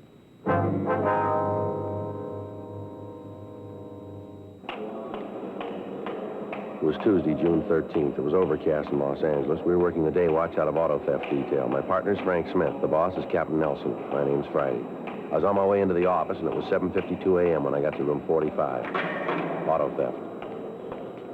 Morning, Joe. Hi, Bob. You seen Frank? No, he hasn't come in yet. Oh, all right. Hey, Joe? Yeah. When Art gets in, tell him I'm down R&I, huh? Yeah, sure. Bob, how's it going? Oh, pretty good. What happened to you? Well, if it's all the same to you, I'd rather not talk about it. That bad, huh? You seen Joe? Yeah, he's over his locker. Thanks. Morning, Joe. What happened to you? Joe, I'd rather not discuss it. Well, what happened? All those scratches on your face there? Please, Joe. Well, I was just asking. Look pretty bad, huh? Joe? Yeah. I look pretty bad, huh? I thought you didn't want to talk about it, you said. If word about this gets out, Joe, I ain't ever going to live it down. Is that right? I've been had, Joe. Cop for 12 years, I've been had. Well, what's it all about? You won't spread this around, will you? Look, I just asked you what happened. Now, if you don't want to tell me, I'll go along with you. You don't have to say a word. Come on, let's get on the reports. What do you say? You better get in touch with Bowles when he comes in. Try to check some of these out, huh? You're not even interested, huh? All right. You want to tell me about it? Well, if you really want to hear. Go ahead. Well, last night I took Faye down to the store. She had a little shopping to do. Small stuff, you know. Pot holders, dish towels, things like that. Yeah. I got a parking place right in front of the store, so I waited in the car for her. Mm-hmm. I was sitting there listening to the radio when this fellow walked up to the car. He leaned in the window and asked me if I had a minute. I told him I did and asked him what he wanted. Did you know the guy? Never saw him before. Didn't know him from Adam. Uh-huh. Right off, I could see the guy had trouble. How do you mean? Well, he looked real bad, like he'd been on a drunk for at least a week. His clothes were all rumpled up, looked like he slept in them for a week. You know how I mean. Yeah. What did this guy want to talk to you about? When I saw him, I figured he was going to put the bite on me, so I braced myself, you know. You braced yourself, huh? Yeah, you know. I'm a real sucker for hard luck stories. Faye's always telling me I should learn to stay away from those guys. She was just saying the other night that What'd this guy want, Frank? Huh? Well, what do you want, this fellow that talked to you? Oh, well, he gave me this story about how he'd been on a bat and how he was broke and he needed some money to clean up before he went home. Mm-hmm. But he makes it real plain that he does not want a handout. Nothing for nothing. What do you suppose he meant by that? That's when he showed me the package. The package, huh? Yeah. What package? Well, the one he was carrying. Didn't I tell you that? No, you didn't yet. Well, you see, before I couldn't see it. Then he showed it to me. It's all done up in tissue paper, ribbons and all. Paper was kind of dirty, like he'd been carrying it for a long time. Ribbon was a little tired, but it was there. Mm-hmm. So he asked me if I wanted to buy it. That was this package. Well, what was in it? He asked me if I wanted to buy that. Well, what was in it? He took off the paper and he opened the thing up. And, Joe, inside is a brand new razor. Brand new. Worth $26 in town. What kind of a razor? Well, he said he'd let me have it for $20. No, what kind of a razor?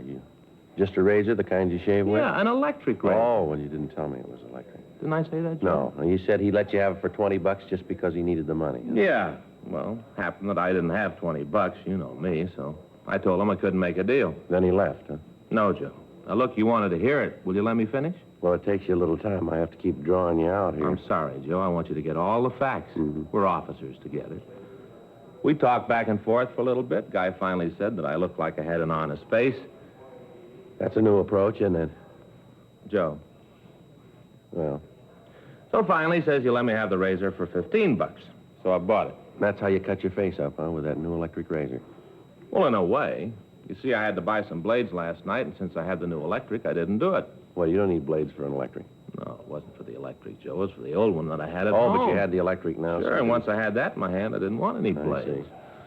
Only thing I had in the house was a blade that was a week old. So I got up this morning, plugged in my brand new electric. What do you figure happened? Well, I'm going to take a real blind guess. It didn't run. How'd you know? Well, the same thing happened to Murphy over in Robbery last month. There was a big laugh around here. You were one of the guys who laughed the most, don't you remember? Yeah. Oh, yeah, I remember now. Miserable. Murphy know about this yet? No. I ain't about to tell him either. Mm-hmm. Friday, Smith? Yeah, Skipper. See you guys? Right. Close the door.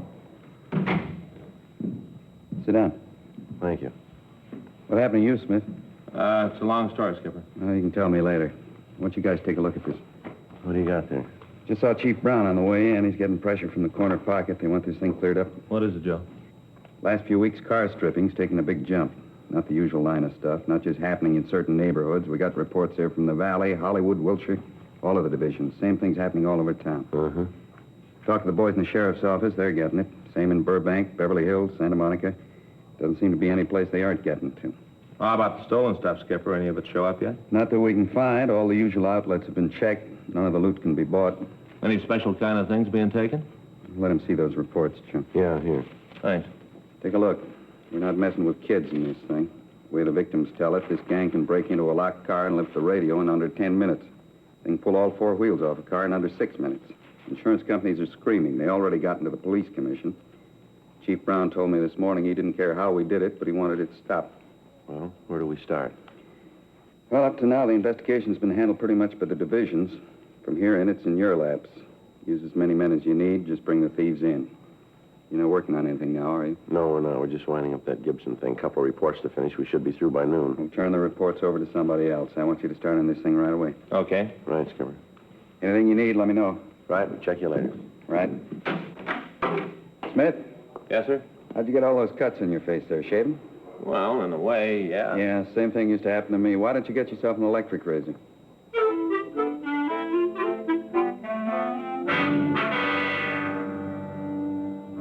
8:11 a.m. Frank and I asked one of the other men in the detail to take care of the reports on the case that we'd finished, and then we started through the statements we'd gotten from Captain Nelson.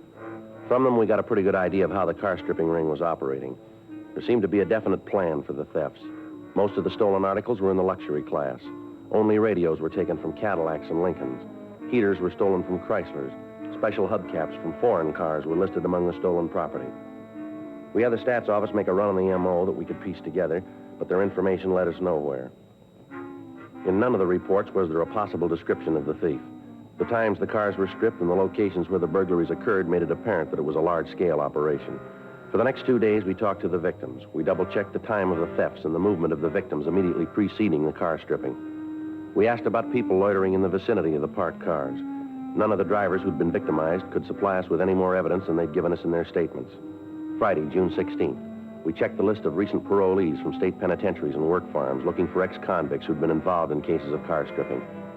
The list of names we came up with were checked out, but they led us nowhere. In the meantime, the pressure from the citizens groups in the city had gotten worse.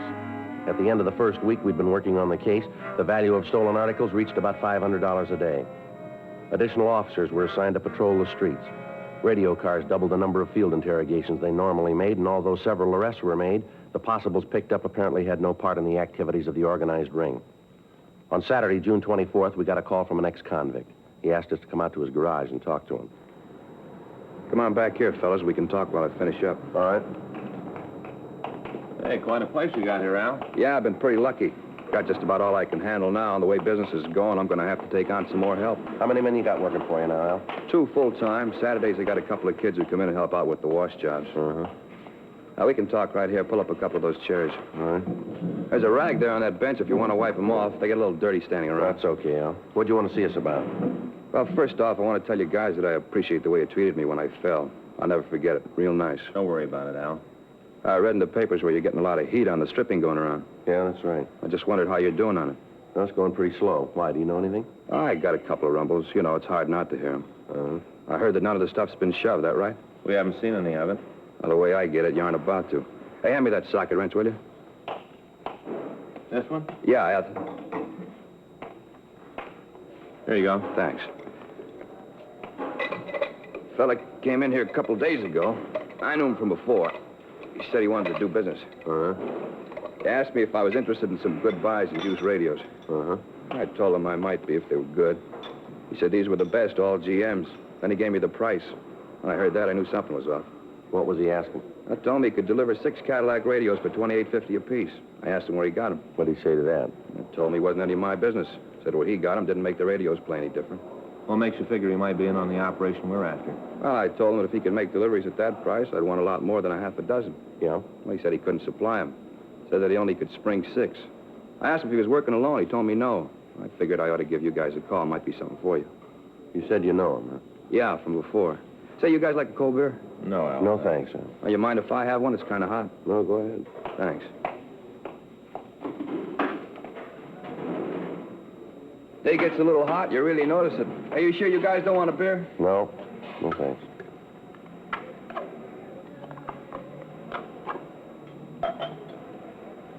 Never could drink it out of a can. It seems to taste better in a glass. Oh, that's good. Who was the guy, Al? Oh, it's Manny Phillips. You know where you get in touch with him? Haven't got the slightest idea. Has he ever fallen? Yeah, I did time at Q for GTA. Is he on parole? I don't know. I think he made it free, like I told you. I didn't know him real well. Used to hang around, never had much to do with him. Mm-hmm. Yeah, this is the first time I've seen him since I got out. I've been steering clear of the old bunch. Makes it easier if you don't pal around with them. Business I got's going good. Got no trouble with anybody, and I want it to go on like this. Mm-hmm. Never could figure it. Guy falls out, and right away he's back with the same old bunch. How you going to stay clean like that? Well, you aren't. Somewhere along the line, you got to make a mistake. You're right back where you started. How long did it take you to learn it? I spent 4.5 years at the joint. Well, some of them fall harder than that, Al. Yeah? And they still don't learn.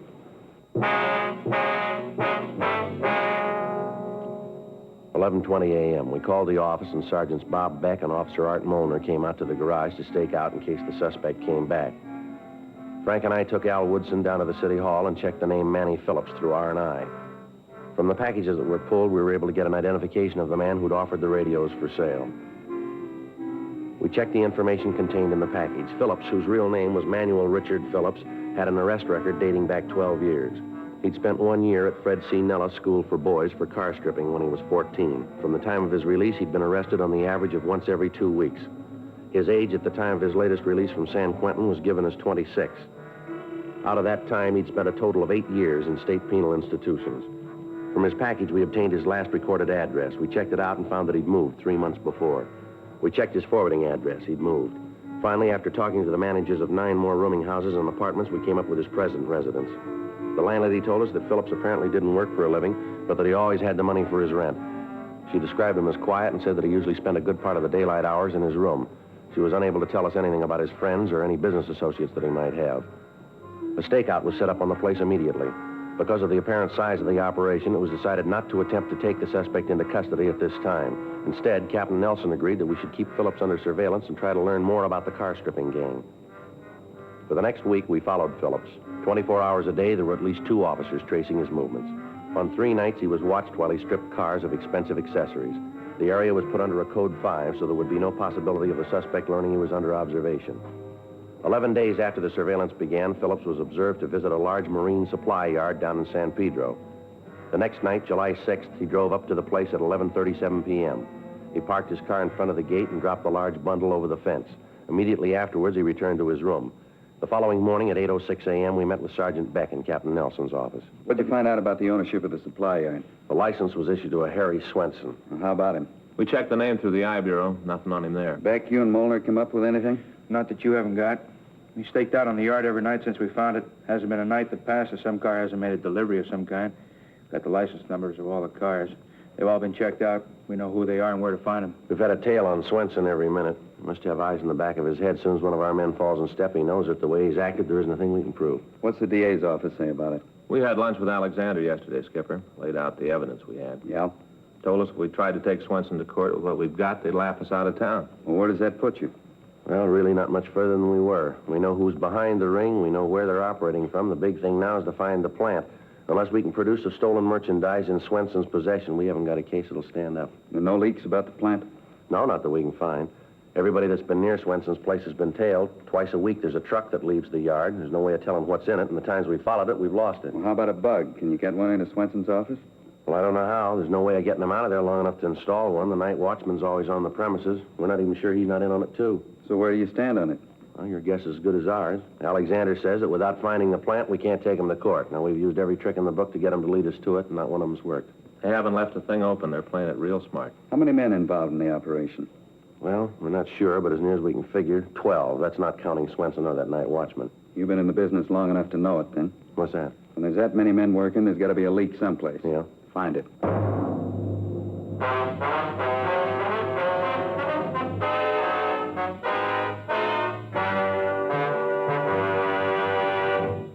You are listening to Dragnet, the authentic story of your police force in action. At cigarette dealers, in vending machines, at supermarkets and stores coast to coast. Chesterfields, please. Smokers by the thousands. Yes, smokers by the thousands are now changing to Chesterfield, the only cigarette ever to give you 1. Proof of low nicotine, highest quality, a matter of record. 2. The only cigarette ever to give you this proven record with smokers. Again and again, over a full year and one half, a group of Chesterfield smokers have been given thorough medical examinations. The doctor's reports are again a matter of record. No adverse effects to the nose, throat, and sinuses from smoking Chesterfield. A responsible independent research laboratory supervises this continuing program. Chesterfield. Best for me, best for you.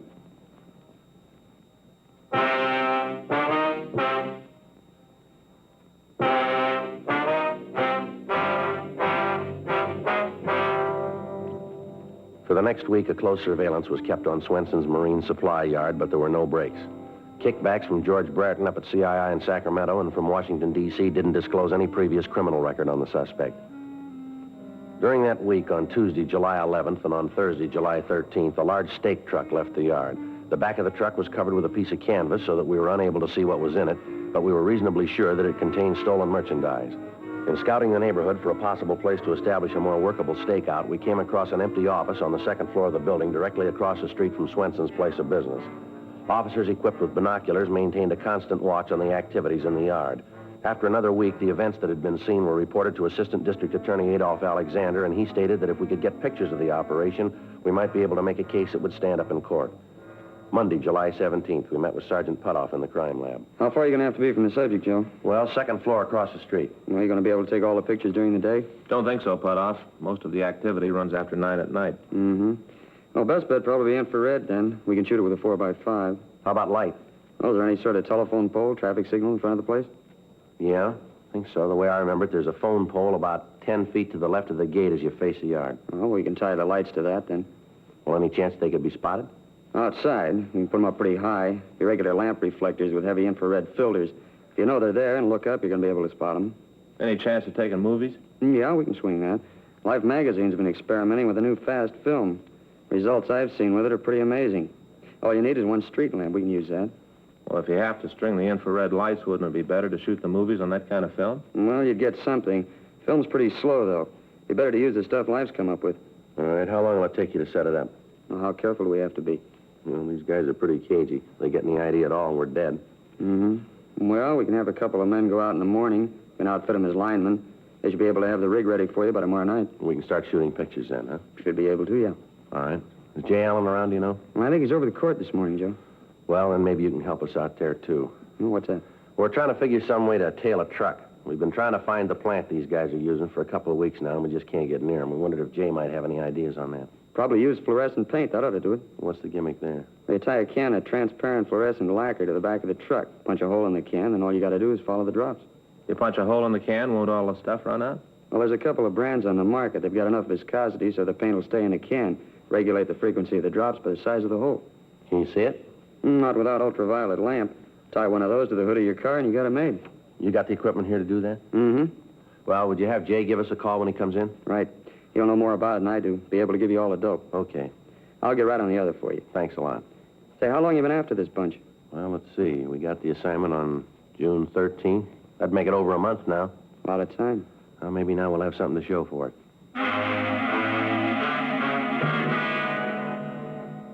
The following morning, Tuesday, July 18th, 2 men from the crime lab installed 3 1,000-watt lamps in front of the marine supply yard. The reflectors were equipped with heavy infrared filters. Test exposures from our position across the street indicated that whatever pictures we got would be recognizable enough as to be admitted in a court of law. The new fast film was obtained, and 16-millimeter cameras were installed in the window of the office across the street from Swenson's. We talked with Sergeant J. Allen in the crime lab, and he went to work on the use of the fluorescent paint.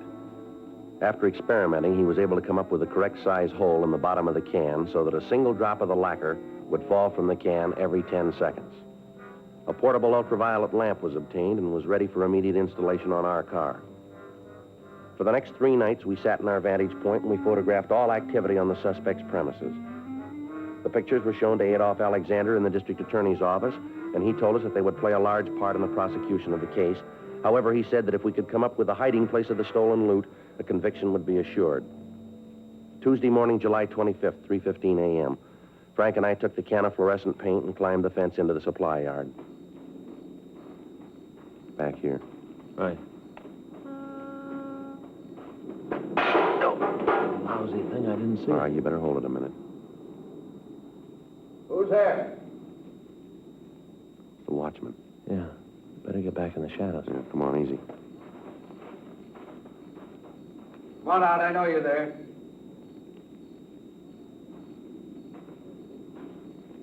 Come on now. Who is it?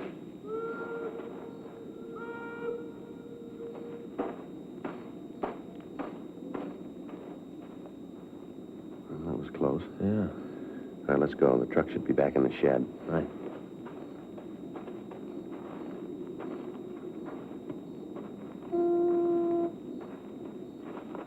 All right, here we are. Here's the can. You want to hang it? I'll keep an eye out. All right. Can't get this thing on here. Who thought up this handle? This don't work at all. Wait a minute. You bend it down? Yeah. Give me your handkerchief. Wait a minute. There's a sharp edge on this wire. Okay, here it is. All right, wait a minute. We still clear there? Yeah. How about that watchman? He went back. Right there we are.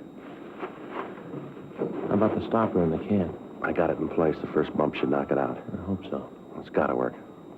All right, now let's try to get out of here. See if you can kick something else, will you, on the way? Tuesday night at 11:35 p.m., the stake truck pulled out of Swenson's Marine Supply Yard. Sergeant Bob Beck, Frank, and I were parked in an alley just down the street. We let the truck get a good 20-minute start on us, and then the ultraviolet lamp was attached to the hood of our car. Frank started the motor, and we pulled out into the street. Spot anything yet? No. Maybe the lacquer dried up around the cork, held it in place. That's a happy thought. Well, here's the corner. Which way? Well, wait a minute. Let's take a chance straight ahead, huh? All right. Well, there's nothing up this way. You better double back. Okay. Let's try it to the left this time.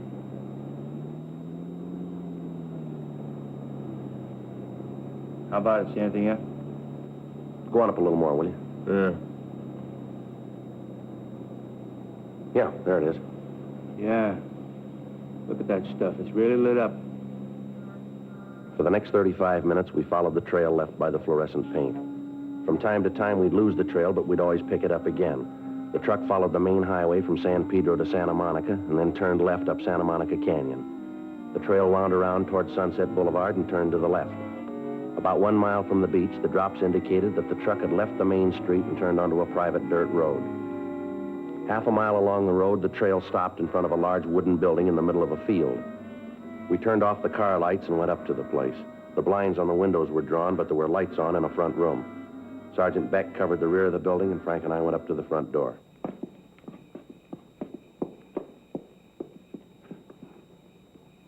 All right. Yeah. What are you doing in here? Police officers, you're under arrest. For what? Is there anybody else here in the building? What are you arresting me for? You want to check with Beck, Frank? Right. What are you doing coming in here like this? You got no right coming around kicking doors All right, in. save it, Swenson. How do you know my name? We've been watching you for a month now. Is there anybody else in this house? No. Do you own this place? I'm not answering anything till I see a lawyer. All right, you call it any way you want. We can find out. Got no right in here. I'm going to see my lawyer. You do that, Swenson. What's the charge? Burglary. You think you can make it stick? We're going to try, mister. Where's your evidence? You got to have evidence. We got it. There's nobody else here, Joe. Back room's full of stuff. Radios, heaters, tires, all here. So what? You can't put me away for that. All right, let's go, Swenson.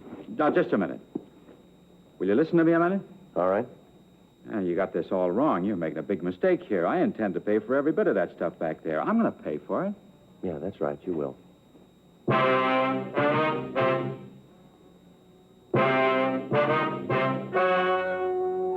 The story you have just heard is true. The names were changed to protect the innocent. On December 12th, trial was held in Department 97, Superior Court of the State of California, in and for the County of Los Angeles. In a moment, the results of that trial. Now, here is our star, Jack Webb. Thank you, George Fenneman. Friends, we'd like to express our appreciation to all of you who've made our Dragnet theme song so popular. Whenever or wherever you hear it, we hope it'll remind you to try our Chesterfields, to join the thousands who are changing to Chesterfields and getting the one cigarette that's low in nicotine, highest in quality. Chesterfield, best for me, best for you.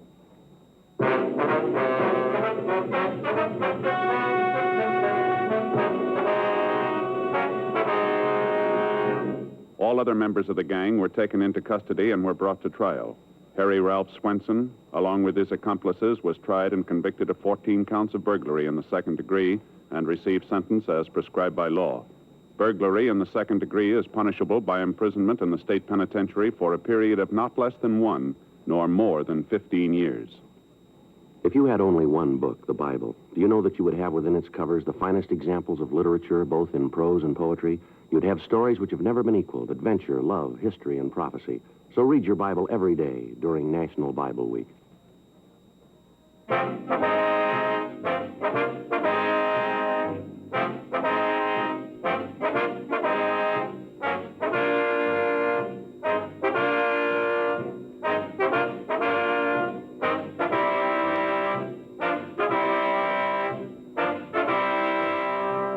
You have just heard Dragnet, a series of authentic cases from official files.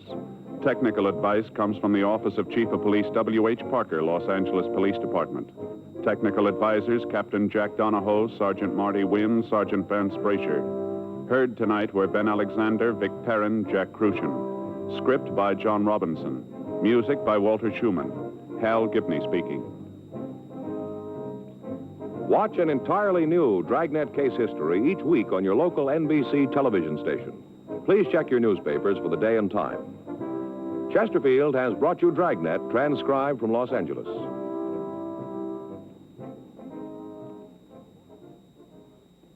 Have you tried new cork tip Fatima? It's the smooth smoke, with Fatima tips of perfect cork, king size for longer filtering, and Fatima quality for a much better flavor and aroma. Fatima is made and guaranteed by Liggett & Myers Tobacco Company. Try Fatima today.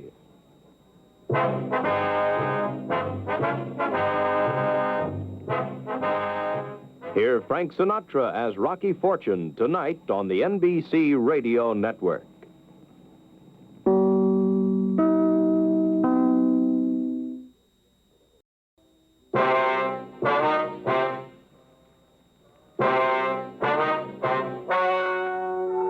Ladies and gentlemen, the story you are about to hear is true. The names have been changed to protect the innocent. Dragnet is brought to you by Chesterfield, made by Liggett & Myers, first major tobacco company to give you a complete line of quality cigarettes.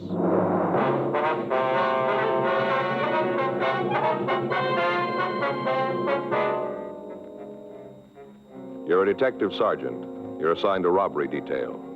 2 hold-up men have been operating in your city.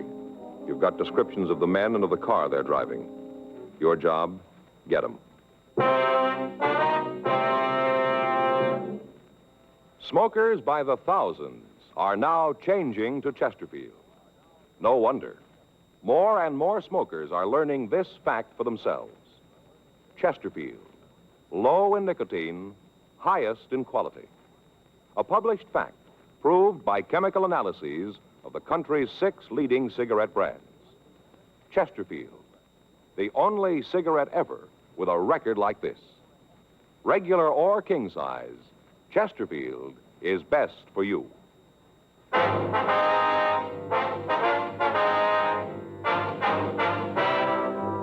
Dragnet, the documented drama of an actual crime.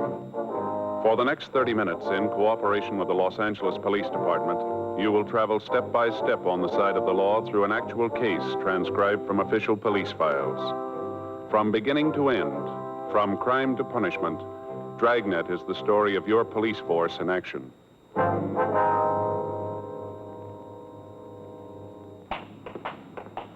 It was Tuesday, April 14th. It was warm in Los Angeles. We were working the day watch out of robbery detail. My partner's Frank Smith. The boss is Chief of Detectives Thad Brown. My name's Friday.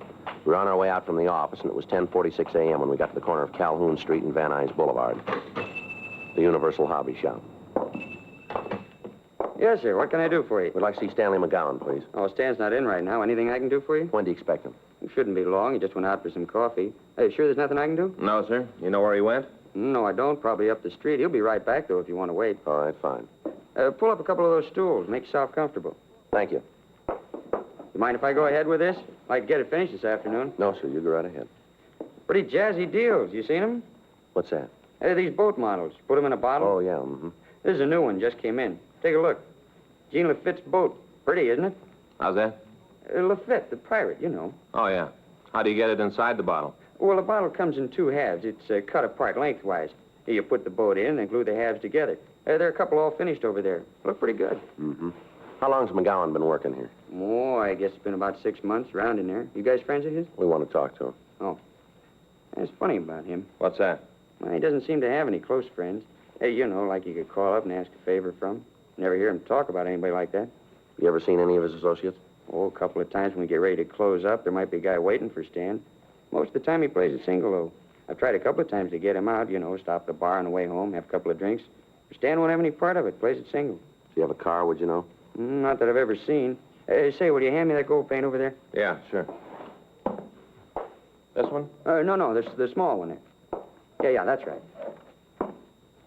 Here you are. Ah, thanks. A little bit of this goes a long way. Touch up the tops of the mast here and she'll be ready to rig. And these friends of his that pick him up, what kind of car do they drive? Say, what are all these questions for? Who are you guys? Police officers. This is Frank Smith. My name's Friday. Cops. Well, what do you want with Stan? He done something? We just want to talk to him. I sure hope it isn't anything serious. I'd sure hate to lose Stan. Is that so? Yeah, he's one of the best riggers we've ever had. There's a couple of his models over there. Take a look. That one in the case, $150, old Ironsides. One of the best boats we've turned out. Stan did that. Sure got a steady hand. And that's what it takes when it comes to rigging, steady hand. You want to go out now, Rudy? Yeah, in a minute. A couple of fellas here want to talk to you. You want to see me? Your name's Stanley McGowan? Yeah, that's right. What's this about? They're cops, Stan. Yeah? This is Frank Smith. My name's Friday. I'd like to talk to you, McGowan. You sure? What about? Might be better if we went out to the car, huh? Make no difference to me. You fellas stay here. I'll go out for some coffee. All right, thank you. Bring you back some? No. No, thanks. I won't be long. Okay.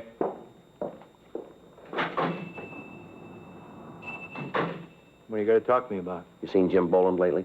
No, I haven't. When'd you see him last? A couple months ago. Why? Where'd you see him? He come in here, wanted to know if I could help him out, give him a job, place to sleep. Did you? No, I told him he could bunk at my place for a couple of days till he got squared away. Nothing I could do about a job. Why'd he come to you? I don't know. I met him at Q. Didn't have much to do with him. Hey, why'd you guys come to me? What makes you think I might be running with him? We didn't say you were. Same thing. You figure I know where he is? Well, the record says you knew him. We're just checking it out. I got nothing to do with him. I'm reporting every month. You check with my parole officer. He'll tell you. I've been carrying a bucket since the day I got out of the joint. I'm going to keep on carrying it. We got no beefs with you, McGowan. We just want to get in touch with Boland. I'm sorry. There's nothing I can do to help you out.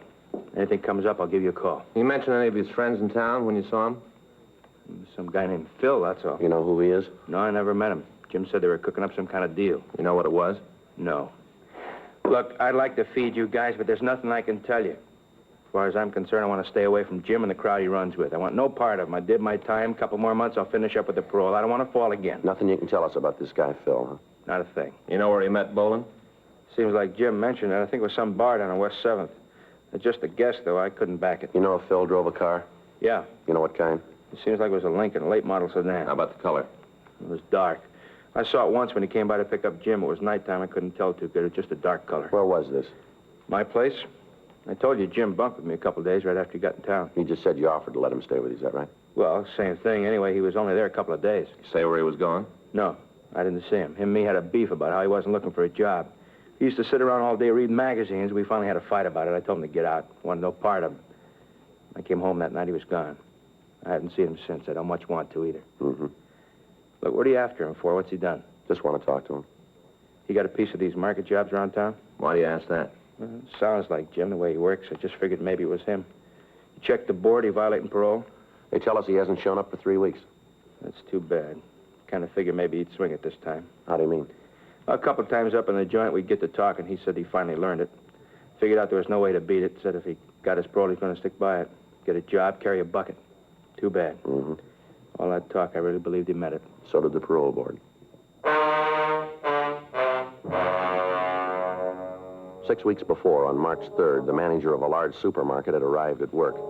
When he opened the front door, he found that a customer had followed him into the building. When the manager told the person that the store wasn't open for business yet, the man had drawn a gun and demanded that the safe be opened. The manager complied, and after taking $1,400 from the safe, the thief had fled. The manager was able to give us a good description of the hold-up man and an accurate description of his car. He was unable to give us the license number, and he could tell us little about the man who remained in the car. Immediate broadcasts were gotten out on the thieves, but they'd apparently made good their escape. On March 12th, the procedure was repeated. Again, we were able to get good descriptions, but we were unable to come up with the suspects. In the following 4 weeks, the thieves hit 5 more times. Each time, the M.O. employed was the same. The descriptions from each of the victims tallied with those that we'd already gotten. The description of the car was the same. This information was turned over to the stats office for compilation. Their findings listed 14 possible suspects. The packages of these men were pulled from R&I, and the mugshots were shown to the victims. In each instance, one picture was picked as bearing a close resemblance to the hold-up man. The prime suspect was identified as James Boland, WMA, 32 years old. He'd been arrested twice for violation of Section 211 of the Penal Code. He'd been convicted once and had been sentenced to San Quentin for a period of from 5 years to life. However, at the prison, his behavior and attitude had been good, and he'd been paroled on February 19th, 10 days before the first holdup. We'd found that Boland had violated his parole and was wanted by the state adult authority. A check of his friends netted us no new information. His relatives could tell us nothing about his whereabouts. The legwork continued. Informants were questioned, but were of no material aid. Saturday, April 18th, 8:46 p.m. I'd just gotten home from work, and I was unlocking my front door.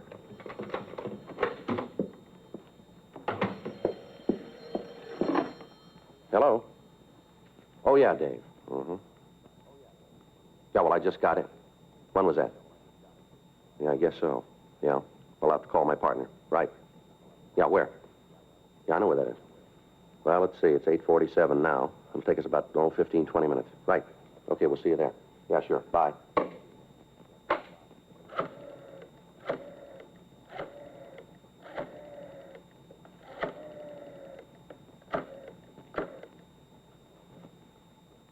Hello, Fay? Yeah. Frank there yet? What if I could talk to him? Yeah. Well, Frank, I just got a call from Dave Hyde. Yeah. Says he wants to see us right away. Bar down on 6th Street. Yeah. No, all the way downstairs. Okay. What? Yeah. No, he says he knows where we can find Jim Boland.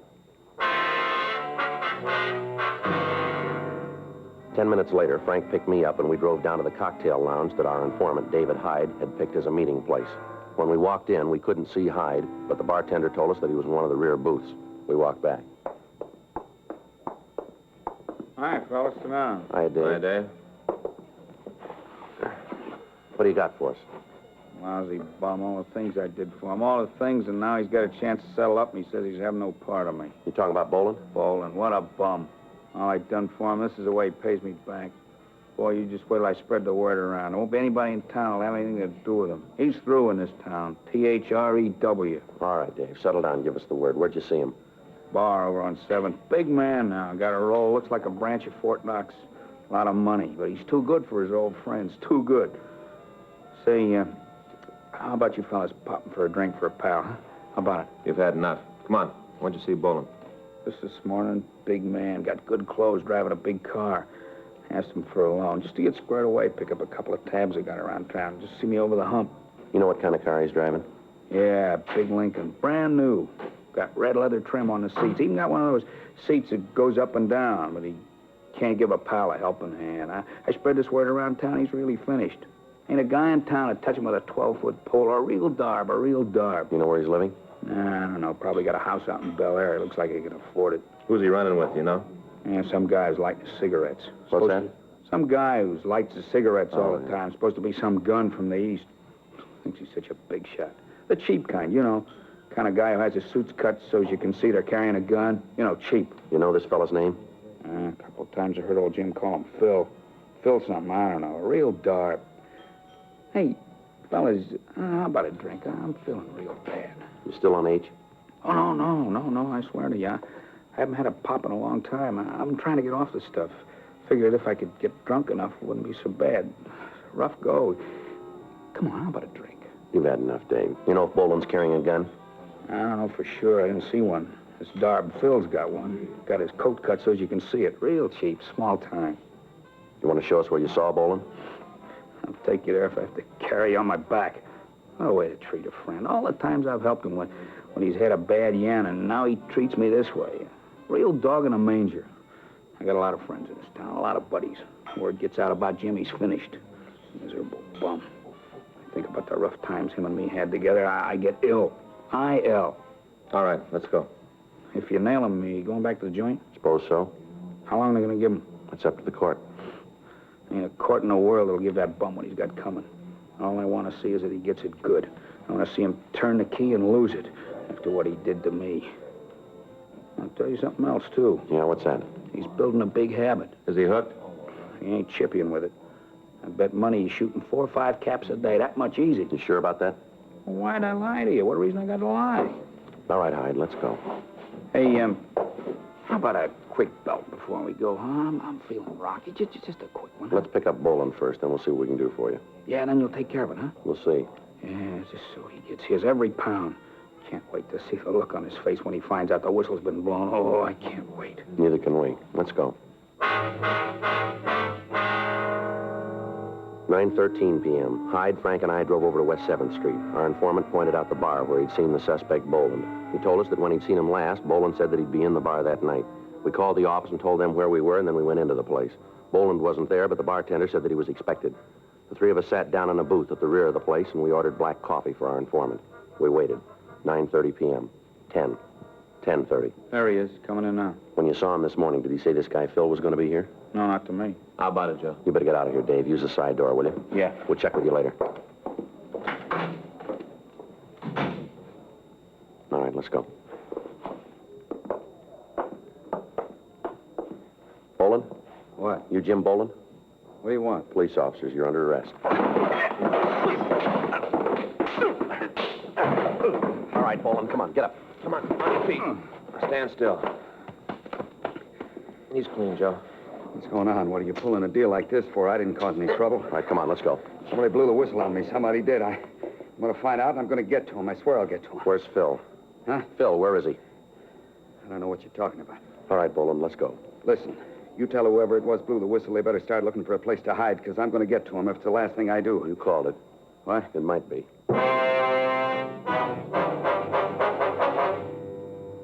10:14 p.m. We returned the suspect to the city hall and questioned him. He refused to admit any complicity in the holdups. He refused to tell us who Phil was. We talked to him for 5.5 hours, and we got nothing. At 3:30 a.m., he was taken over to the main jail and booked in on suspicion of robbery. We checked out the room that he told us he was living in, but we were unable to come up with anything that would tie him in with the holdups. 3 days passed. On Tuesday, April 21st at 8:30 p.m., a special show-up was arranged. Out of the 7 victims who were present, 5 said that the suspect looked very much like the man who had held them up, but none of them would give us a positive identification. Jim Boland was returned to the felony cell block, and we talked to the victims. All of them commented on the fact that the suspect we had in custody was the same height, the same weight, and had the same general coloring and appearance as the person who'd robbed them. However, none of them would swear positively that he was the person. At 10:15 p.m., Frank and I went up to the felony section and had Boland brought from his cell to the interview room. His previous sullen attitude had changed considerably. How'd I make out? You get any identification? 5 of them say you look like the man. Well, they're wrong. They gotta be. I didn't have nothing to do with those holdups. If they say I'm the guy, then they're making a bad mistake. They seem pretty sure about what they say. They can't be. Look, they saw me behind the screen. You bring them up here. Let me talk to them face to face. I'll talk to them. I got nothing to hide. Just let me talk to them. You know we can't do that.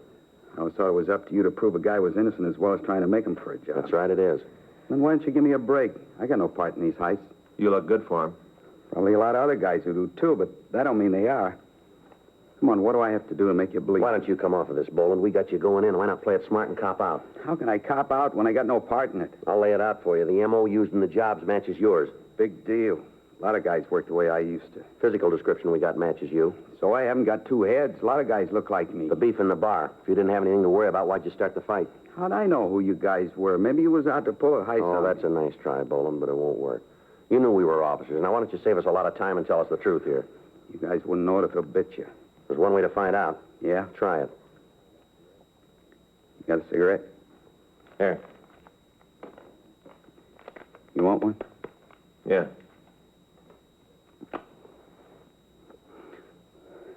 Okay. I'll level with you. I figured you was after me for PV. I didn't have any idea about the 211 rap. That why you started the fight? I swear it is. How about the money you got? Where'd it come from? I got real lucky with a pair of dice. You expect us to believe that? That's the way things are. Where'd you hit the luck? I can't tell you that. It wouldn't help any. Give you an alibi. Either you believe it or you don't. That's the way it was. I'm trying to level with you. We got a rumble that you're back on H. Now, how about that? Where'd you hear that? We heard it. Yeah. Well, you tell them I haven't had a pop in over 4 years. Not since I went up the joint. How about this Lincoln you're driving? Don't belong to me. Who owns it? Phil? Now we're back to that. You going to tell us who Phil is? Listen, the guy's a friend of mine. I don't want to bring nothing down on him. He's leaving you way out in the cold. I suppose so. Well, if I tell you, you won't know, will he? Not from us. Okay. Name's Phil Spence. How well do you know him? Say hello to, buy him a drink, that's all. That's not the way we get it. I don't care how you get it. That's the way it is. This Spence, you ever fallen? I hear yes. What for? 211, ADW. Where? Here, California. He on parole? No, he got out clean. At least that's the way I hear it. You know where we can pick him up? I told you I buy him a beer once in a while. I don't pay his rent. You're the one who said you wanted to go down the middle. All right, but I'm giving it to you that way. I don't know where his pad is. Does he work for a living? I don't know. I never heard him talk about a job. You know who he runs with? Some guy named Ed. You ever see him? No. Know where he can be reached? Sometimes I hang around the bar where you picked me up. How about it, fellas? You're going to buy this story? Yeah, we'll check it out. I swear it. I got no part in it. Sure, you got me cold for PV. I know I got to go back for that, but I want nothing to do with the rest. We'll check it out. You do that. You'll find out what I said's the truth. You willing to identify these two other guys for us? How do you mean? Check over some mugs? Sure. Just as long as you believe me. We'll see. You won't regret it. A lot of things I can tell you if you get me out of this. A lot of information I can give you. Let's go. You're going to give me a break, huh? We'll check it. Say, either one of you guys got some extra butts? I'm out. Yeah. Here, take these. Thanks. Anything else you need? Not unless you can fix it for me to shave. We'll talk to the jailer about it. Beard's starting to itch. I'd like to get it off. We'll see what we can do. You going to start checking my story now? That's right. You go to work on it. You'll find out. Yeah, sure. I'll pay you back. Just believe me, I'll pay you back.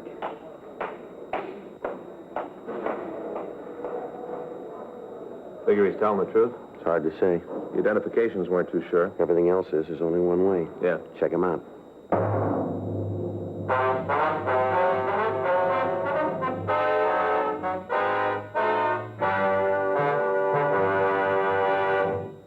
You are listening to Dragnet, the authentic story of your police force in action.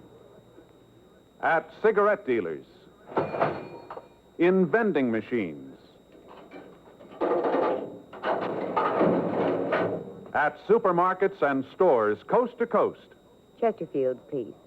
Smokers by the thousands.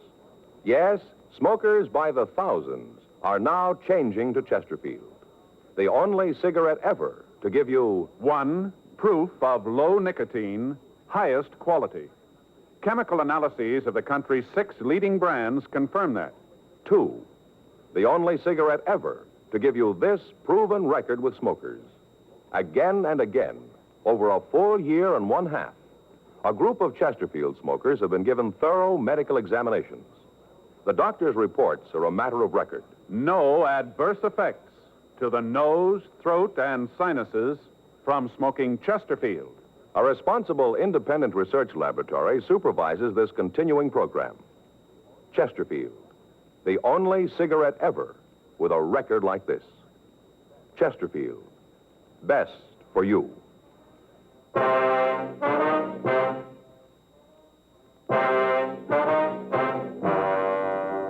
Tuesday, April 21st. After we left the suspect, Jim Boland, at the main jail, Frank and I went back to the city hall and checked the name Phil Spence through R&I. There were 9 packages carrying records for men with that name. Two of them had served terms for robbery in the state penitentiary at Folsom, California. We got off communications to George Brereton up at Sacramento and to Washington, requesting information on known criminals having that name. 12:30 a.m. We went back to the jail and had Boland brought from his cell. We showed him the mug shots from the packages we had, but he failed to give us an identification. We talked to him about Phil Spence. He gave us all of the information he could about the missing suspect's habits. At this point, we were still not sure that Boland wasn't implicated in the holdups, but we had to check out what facts we had. The one point which seemed to verify Boland's story was that the victims were unable to give a positive identification of him. 1:30 a.m. We went back to the office and checked out for the night. The following morning, Wednesday, April 22nd, we started to recheck Boland's story of his movements during the times of the holdups. Upon re-questioning some of the witnesses, we found that they weren't as sure as they had been of the facts. That afternoon, we got a kickback from Sacramento. It contained 3 more possibles. CII said that they were sending us mugshots of the men by airmail special delivery. Boland gave us a list of places Spence was known to frequent. We came up with the name of a girl that the suspect was known to see from time to time. We got the address and we went out to talk to her.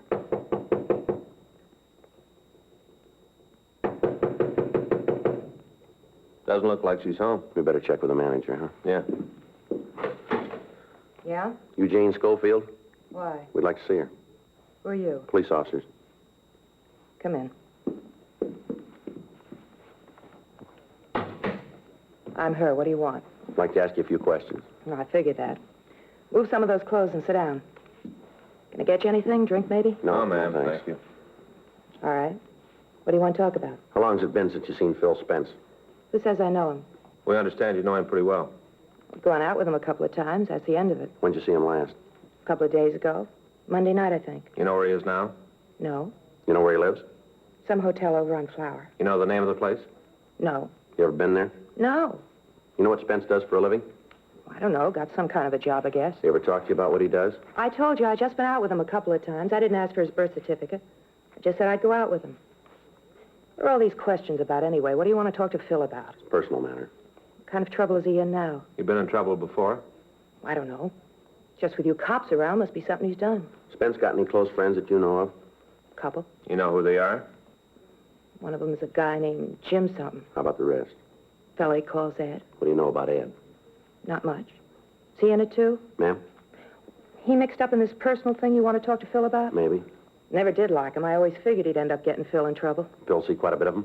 Yeah. I think he's maybe in some kind of business deal with Ed. Did he ever say what the deal was? Not to me. One night a couple of weeks ago, he got real looped, and him and Phil were talking about it. What'd they say? I don't know. Phil told me to go powder my nose. I don't know what they said. And how do you know what they talked about? Because when I came back, I heard Phil say something about how the deal was going to work out all right. Then he saw me, and they shut up. Phil owns a car, doesn't he? Yeah, a new Lincoln. You ever let anybody else drive it? Ooh, once in a while, he lets Jim take it. Not often. Phil's kind of touchy about the car. Say, how'd you fellas know about me? Routine. Check and fill out. Your name came up. Oh, that's all, huh? Ma'am? I'm not mixed up in it. You can answer that better than we can. Yeah. Well, I want you to know that I'm not. I got nothing to do with Phil. Mm-hmm. I mean it. I just met the guy. I had a couple of dates with him. He's hung up in something. I got nothing to do with it. You got to believe that. When are you going to see Spence again? Well, you believe what I tell you, don't you? If he's in trouble, I got no part of it. When are you going to see him again, lady? You mean whenever I got a date? Yes, ma'am. Tomorrow night. He's going to pick me up when I get through work. Where's that? Bar down in Olympic. I'm a hostess there. Is that where you met him? Yeah, he came in one night. We got to talk. He asked me for a date. I don't want you to get the wrong idea about it, though. Ma'am? Well, about how I met him. I don't usually go out with the customers. Boss doesn't like it. It's just that Phil seemed kind of different. That's the reason I went out with him. I want you to get that straight. Mm-hmm. Just a minute. Expecting anybody? No, I don't know who it is. Want me to open it? Yeah, go ahead. What took you so long, honey? I got company, Phil. I know. I don't think so. Hi. You Phil Spence? Yeah, who are you? Police officers would like to talk to you. What about? Might be better if we went downtown. For who? What? I don't want to go downtown. You don't have much to say about it, mister. It's a pinch. If it makes you happy, mark it down that way. You want to shake him, Frank? Yeah. Get away from me, cop. What are you doing breaking up my place? Get out of here! Get out of here and take that cheap bomb with you! All right, come on, get out. Come on, get out. You get out of here. Lousy deal. Get out of here, my deal coming in and breaking up a girl's apartment. Who's going to pay for all this? Who's going to make it right? Just look at the place. Oh, shut up. Why don't you tell me they were here? Why didn't you say something? All right, Spence, let's go. I'm coming. All I want to know is who told you. Who yapped? That lousy Eddie, I'll bet. He's the one. Never should have picked him up. He with you on the jobs? He told you, didn't he? How about Jim Boland? He in with you, too? Oh, that guy hasn't got enough sense to come in out of the rain. He's worse than Ed. Should have known not to get mixed up with that dumb Eddie. I should have known. It always happens. Yeah? You run with a jerk, you're going to get tripped up. Lousy Eddie shooting off his mouth. Hadn't been for him, you'd never got us. I'm going to tell him off. What's the difference? You told them everything they wanted to know. You're all going to jail. Why don't you shut up? You're always wrong, sister. Not this time. Let's go.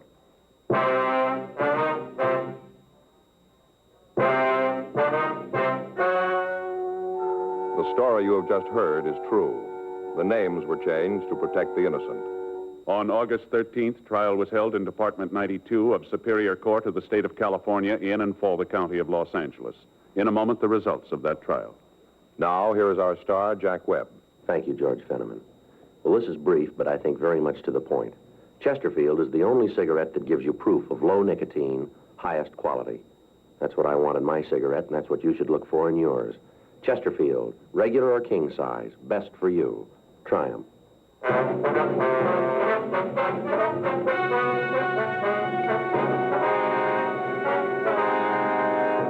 Philip Donald Spence and Edwin Floyd Morse were tried and convicted on 4 counts of robbery in the first degree and were sentenced as prescribed by law. Robbery in the first degree is punishable by imprisonment in the state penitentiary for a period of not less than 5 years. Jim Nathan Boland was released to the State Adult Authority for action on violation of his parole. He was returned to San Quentin for the balance of his original term.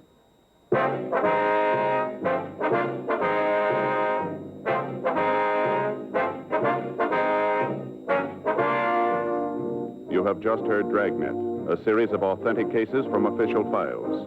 Technical advice comes from the Office of Chief of Police W.H. Parker, Los Angeles Police Department. Technical advisors, Captain Jack Donahoe, Sergeant Marty Wynn, Sergeant Vance Brasher. Heard tonight were Ben Alexander, Herb Vigran, Vic Perrin, Michael Ann Barrett. Script by John Robinson. Music by Walter Schumann. Hal Gibney speaking. Watch an entirely new Dragnet case history each week on your local NBC television station. Please check your newspapers for the day and time. Chesterfield has brought you Dragnet, transcribed from Los Angeles.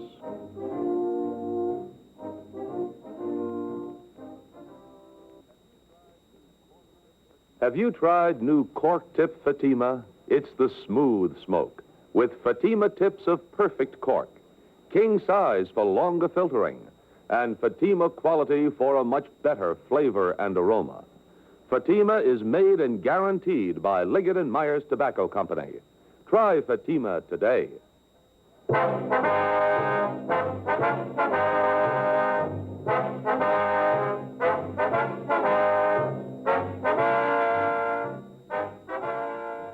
Hear Frank Sinatra as Rocky Fortune tonight on the NBC Radio Network.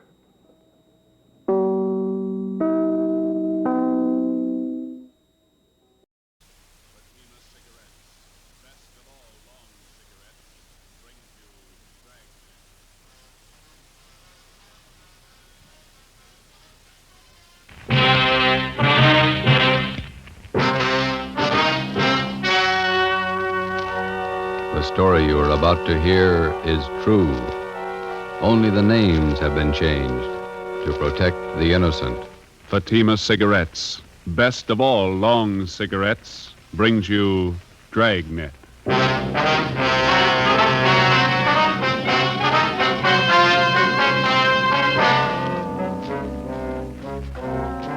You're a detective sergeant. You're assigned to homicide detail. A confessed murderess is paroled from the state prison for women. After 7 months, the parole office loses contact with her. Your job, find her. If you want a long cigarette, smoke the best of all long cigarettes. Smoke king-size Fatima. Fatima is the long cigarette which contains the finest Turkish and domestic tobaccos superbly blended to make Fatima extra mild. And that's why Fatima has a much different, much better flavor and aroma than any other long cigarette. That's why Fatima has more than doubled its smokers coast to coast. So enjoy Fatima, the best of all long cigarettes. It's wise to smoke extra mild Fatima. it's wise to smoke extra mild Fatima.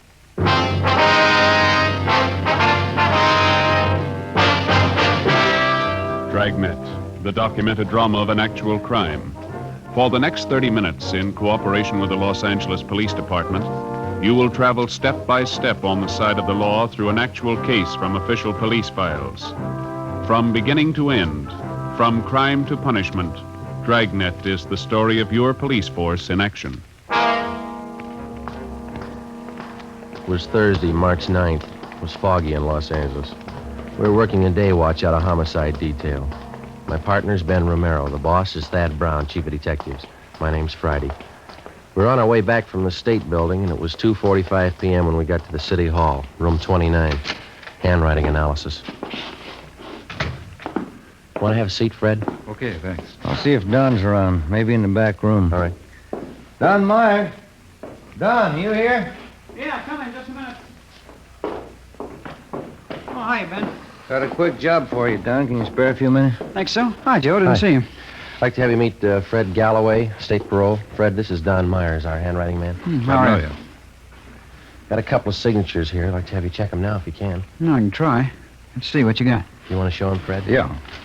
These 3 sheets here, Don, marked November, December, January. I'd like to know if the signatures on them compare with the signatures on these 2 here. They're marked February and March. Let me see.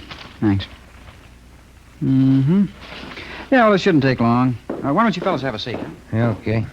How's this thing shape up, Fred? You figure that the Johnson woman's jumped her parole? Got me. I don't know what to think. How long's it been since you got out of prison? Well, let me check you out on the details. I got the dope right here. All right, fine. Annie Marie Johnson. She was sent up for a life term, 1933, murdered her husband, John, shot him to death. Started appealing for parole 1940, finally won it May 14th last year, paroled into the custody of Mrs. Laura Jean Muller. Mm-hmm. Where does this Mrs. Muller live? Down Wilmington. Old friend of the Johnson woman. She fought for 10 years to get her released from Tehachapi. Have you been in touch with Mrs. Muller lately, Fred? Only by mail. We've been sending her monthly report forms all along. She's the person that Annie Johnson was paroled to, so the form has to be filled out, then signed by Mrs. Muller and mailed back to me. Yeah, I know. And that's where you figured that something was wrong. Well, we got the February and March reports back from her on time, all the usual questions answered properly, and it was the signature. Writing didn't look like Mrs. Muller's at all. You think the Johnson woman is faking the signature? Maybe. Tried to contact the Muller house 6 times the past couple of days. Nobody home. There you go, man. You got it? Yeah. Let me see. These 3 here, November, December, January, they were signed by the same person. Yeah. Signatures on the February and March reports. They're pretty bad imitations. One person signed these 2. Another person signed these. No match at all. Well, then the signatures on the last 2 reports were forged. I'd say so. She went up for murder. That's your department. You want to run it down? Sure. What's it add up to? Could be a lot of things. Could be nothing. Annie Johnson ought to know. Ben and I checked out of the office and drove down to Wilmington. We located the home of Mr. and Mrs. Joseph Muller on Seaboard Drive, just off Anaheim Street. It was an old-fashioned 2-story house set back on a big corner lot along with plenty of shrubbery. It was a faded gray with lots of Victorian gingerbread hung all over it. Fancy carved gables, carriage driveway with hitching posts, and pieces of thick colored glass set in some kind of a design in the window of the front door. Out in the harbor beyond Terminal Island, you could hear the foghorns.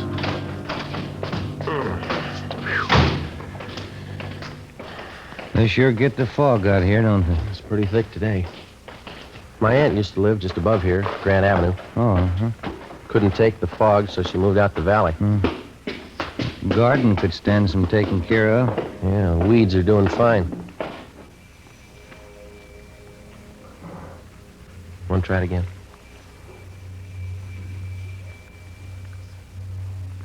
What do you think? Let's try the neighbors, huh? Yeah, all right. That house across the street must be somebody there. I saw a woman shaking a dust mop out the window when we drove up. All right. Kind of a bleak-looking spot up here on the hill, isn't it? Not many houses around. Yeah, and this fog's doing nothing for me. Chills you right down to the bone. What's the name on the mailbox there? Let's see. Miss Flora Carpenter. Well, maybe she can tell us something.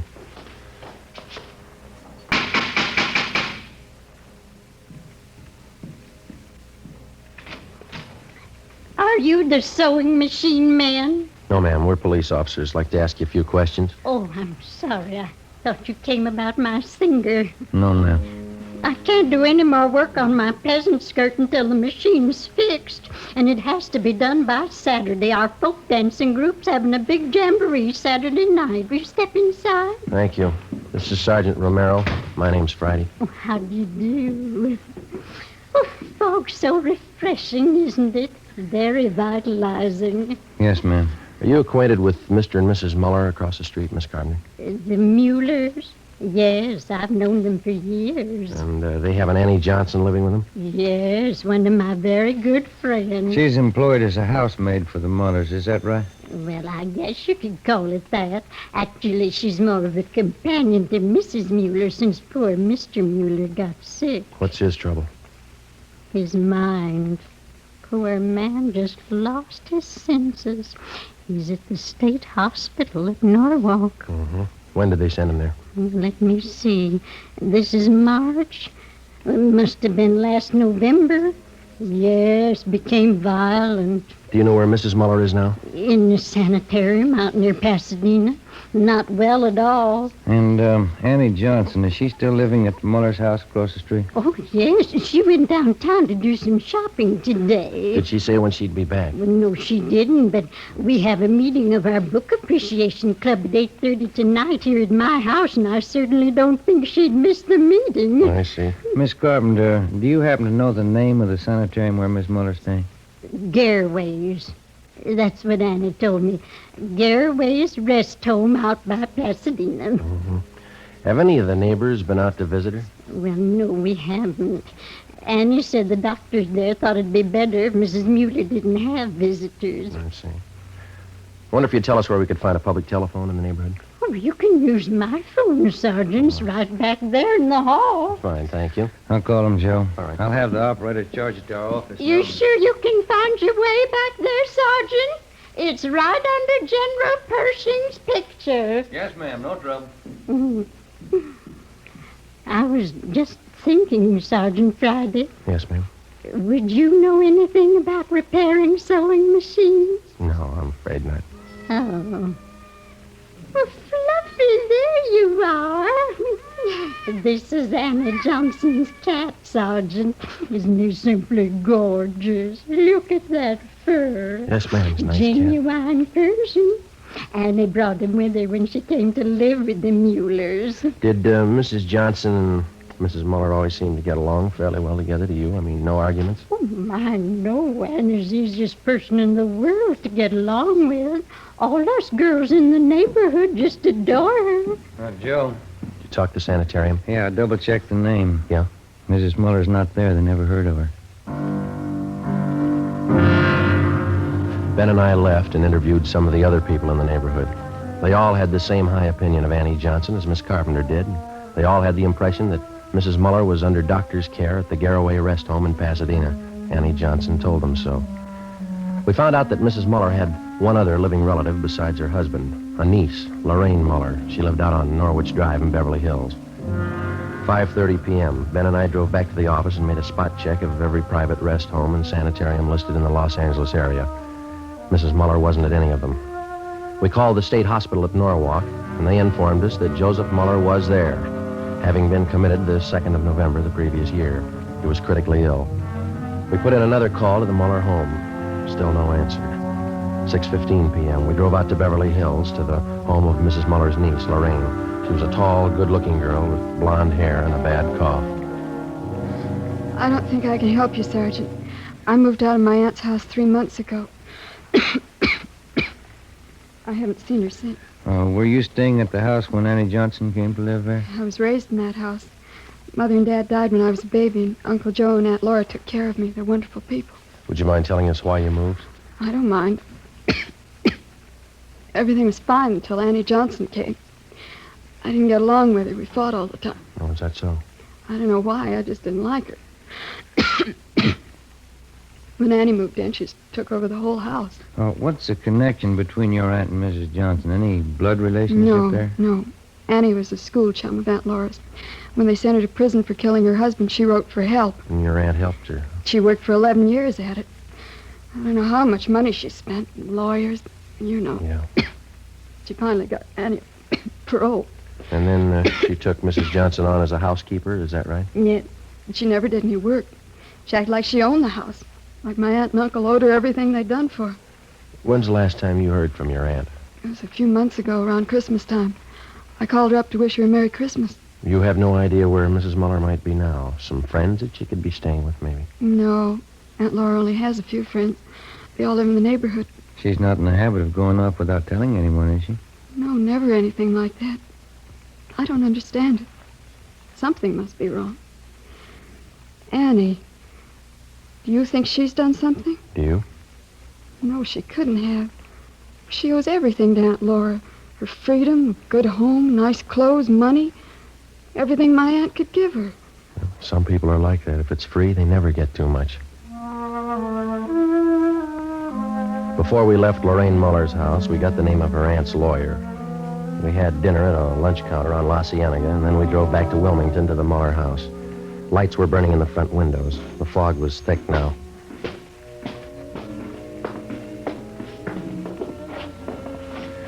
Guess that's her singing. Yeah. You want to ring the bell? Mm-hmm. Can you see in through the curtains, Joe? Yeah, she didn't hear it. Let's ring it again.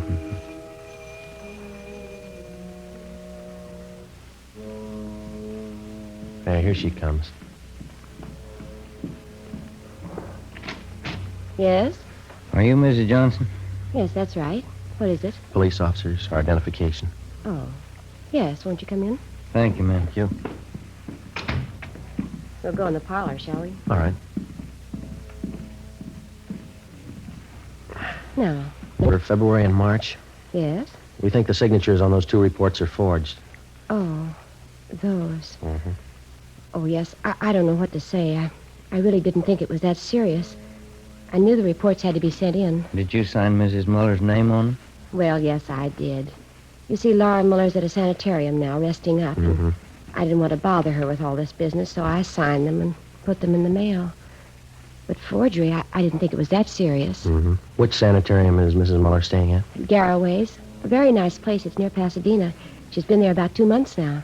Have you been out to visit her yet? No, I haven't. I'm a little ashamed of myself. I've just been too busy keeping up the house here.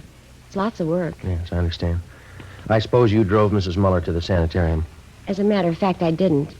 You see, we don't have a car, so she took a taxi cab. Have you telephoned Mrs. Muller at the sanitarium? Yes, just once, the day she went in. She's there for a good rest. I don't feel that anyone should bother her. Not even myself. Does she have any other relatives? Besides her husband, that is. None at all. Poor Mr. Muller. We had to send him away, you know, to Warwick State Hospital. Mm-hmm. Yes, ma'am. It got out of hand. Just terrible. He almost murdered poor Laura once, and those were awful days. He's much better off where he is. Yeah, it's too bad. Well, that's about all, Miss Johnson. Oh, here. Let me show you to the door. Thanks. You'd better contact your parole officer the first thing in the morning and clear up this matter of the reports. I'll do that. Thank you. Mm-hmm. Good night, Miss Johnson. Thanks again. All right. Good night.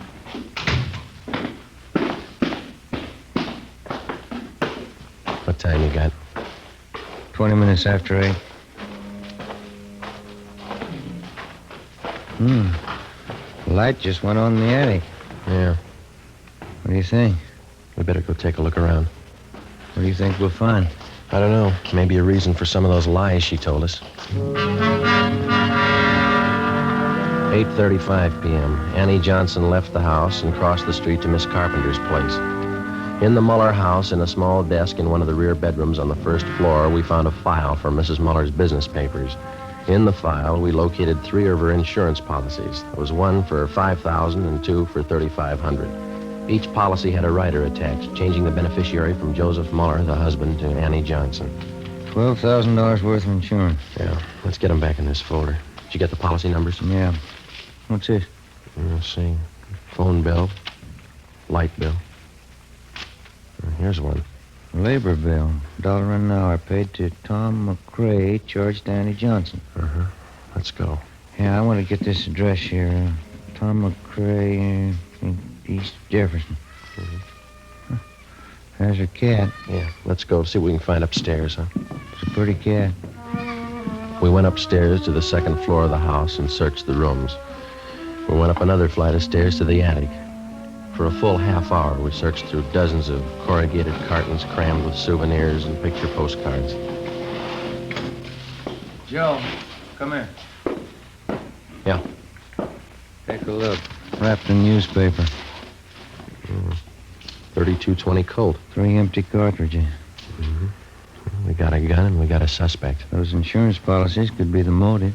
Let's pray to God there's no victim.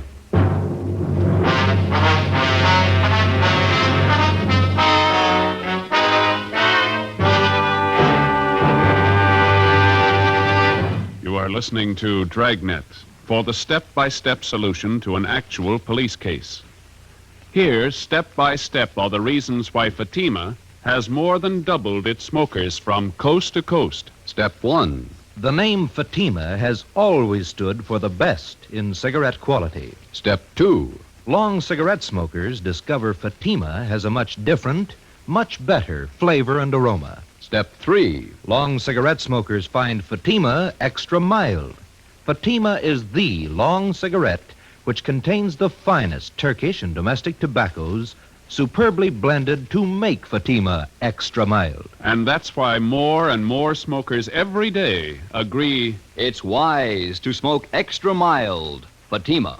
It's wise to smoke extra mild Fatima. Yes, the name Fatima on that golden yellow package is your insurance of an extra mild smoke. So enjoy king-size Fatima, the best of all long cigarettes.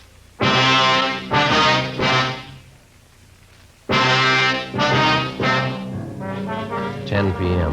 An immediate stakeout was placed on the Muller residence in case Annie Johnson made an attempt to leave during the night. Ben and I took the gun that we'd found to the crime lab for analysis. The next morning, we checked with the Muller's family attorney. He had no idea as to the whereabouts of Mrs. Muller, but he told us that about 3 months ago, she'd ordered him to draw up a new will for her. Under the new provisions, Annie Johnson was to be the sole heir of the Muller house and property, plus an additional $1,500 in bonds. Friday, March 10th, 11 a.m. While Ben checked with the insurance company, I met with Captain Elliott of Homicide. You got everything but a victim, huh? Where are you looking? We'd like to shake down the Muller house again before we look anyplace else. Didn't have a chance to give it a thorough going over last night. You're sold on the idea it's a Johnson woman? Looks like it. Sure it couldn't be a freak disappearance? No, sir, not in my book. Annie Johnson's got some big reasons for lying to us. I'd like to find them. How do you figure on doing that? Well, if we could pull her in and question her, just to get her away from the Muller place, I'd like to take a detail of men out there and shake the house from top to bottom. Just checked with the insurance companies that issued Miss Muller's policies. Yeah. And we got it right. Annie Johnson gets the dough if Mrs. Muller dies. Oh. Something else. The changes in the policies were made during the last 2 months at her home. It doesn't jive. Why not? Well, Annie Johnson told us that Mrs. Muller's been in the sanitarium for more than 2 months. Here's a capper, Joe. What's that? Gil and Zenas went out to State Hospital at Norwalk to talk to Mr. Muller. Yeah? Joseph Muller died at 8 o'clock last night. Death from natural causes. What's that prove? Wait a minute. When Joseph Muller was committed to the institution, Annie Johnson figured prominently in that commitment. She had a lot to do with sending him away. Didn't take any chances, did she? Annie Johnson is left with the house, the bonds, and the insurance money. She had all the answers. Yeah, all but the right one. While Captain Elliott called in Annie Johnson and questioned her, Ben and I, together with a detail of men from Homicide and Lieutenant Lee Jones from the crime lab, drove out to Wilmington and started a thorough search of the Muller house. We took it floor by floor, starting with the attic. By 4 o'clock that afternoon, we had searched the attic and the second floor completely without finding any additional physical evidence. 5:30 p.m., still nothing. The fog was coming in thick now. Captain Elliott called and said the Johnson woman was on her way home. The search went on. Anyone check the cellar yet? Let's give it a look, huh? Okay. Joe, come on down. Lee's with me. We're checking some stains. What do you got, Lee? Picked up this line of stains here, Joe. They run down from the top of the stairs. Pretty faint. Let me see. Mm-hmm. Try a few drops of benzodine, see what happens. Okay. Let's have a look around, Gil, see what we can find. There's no lights down here. You'll have to use your flash. I got one. Not much of anything, is it? I guess they use the attic for their storage place. Yeah. Wait a minute. Put the light over this way, will you, Gil? No, in the corner. That's it. See something? I don't know. Yeah, have a look here. New patch of cement. Looks pretty new alongside the rest. Yeah. There's a sledge and a couple of shovels back in the garage. Get them, will you? Yeah. Joe, Yeah. they just turned blue. It's blood. Lee Jones took some sample scrapings and went back to the crime lab to give them a precipitant test to determine if the stains were made by human or animal blood. We broke away the patch of new cement work in the cellar and we began digging. 6:30 p.m. Annie Johnson came home. We met her in the living room. Sergeant, I wonder if you'd mind explaining this intrusion. No, not at all. Will you sit down? I believe I'm the one to offer hospitality here. It's my house. Is it, Miss Johnson? Well, it's in my charge. It's my responsibility. Yes, ma'am, it is. We'd just like to clear up a few things, that's all. I think the police department's taken up enough of my time. I spent half the day at the city hall answering silly questions. Now, if you'll excuse me, I have an appointment at the beauty shop at 7 o'clock. Maybe you better cancel it. I don't see any reason why I should. What is that noise? Coming from the cellar. Someone's down there. We're police officers, Miss Johnson. We're searching the house. Searching this house? With whose permission? Maybe they didn't make it clear to you downtown. We've got a good reason to believe that a crime's been committed. Why? Mrs. Muller. She's missing. I told your Captain Elliott this afternoon. Laura could have left the sanitarium. She might have gone east to visit some friends in Cincinnati, I think. She has some friends in Cincinnati. How could Mrs. Muller leave the sanitarium? She was never there. Maybe she didn't stay at Garraway's. Could have been another rest home. But you said you phoned her at Garraway's. You said you talked to her there. Those men downstairs, they're going to dig up the whole house? That's right. This bill, Mrs. Johnson, would you mind telling us what it was for? And there was a section of the cellar floor. It had never been cemented. I decided to have it done while Laura was away. The men are digging it up, Miss Johnson. Well, why are they digging it up? What right have they? Investigation. We'll see that the cement work is redone when we're finished. Well, this is impossible. I forbid it. This house is my responsibility. No need to worry. Everything will be left exactly the way it was. We'll leave the house just as soon as the men are finished. Oh, well, then perhaps I can keep my appointment with the hairdresser. I won't be long. Should be back around 9. I'm sorry. I think you better stay. But I've told you everything I know. Did you kill Laura Muller? Did I kill... I can't take any more of this. Why would I want to kill Laura? She's done everything for me. She's given me a new life. Did you kill her? I know, of course I didn't kill her. Well, then there's no need to be upset. Oh, my nerves. I got to have something. Glass of sherry. Yes. Digging. How long is it going to take them? That all depends, ma'am. There's no reason for this. You don't know that anything's happened to Laura. That's right. Laura's the best friend I have in the world. 11 years. That's how long she fought to make them let me out of prison. She's the only one who believed in me. Yes, ma'am. She is. She's given me everything. She wants me to have everything. Everything I want. I wouldn't have a reason for killing her. Why, my clothes, my home here, money. They're all Laura. She's given them to me. Would you like a glass of sherry, Sergeant Pratty? No, thanks. You know, Laura was much older than I, Sergeant. She could have taken her own life. She didn't have much to live for. Old and sick. But I got everything to live for. Laura used to tell me that. So she gave me everything. Laura was much older than I. Would you care for a glass of sherry, Sergeant Romero? No, thank you. This whole thing's so silly. Laura's away on a trip. She's much older than I am, you know. I'm 38. You wouldn't take me for a woman 38 years old, would you, Sergeant? No, ma'am. I know I'm not really young anymore, but I'm still attractive, don't you think? A lot of men prefer mature women. Women with experience, background. I'd know how to take care of a man.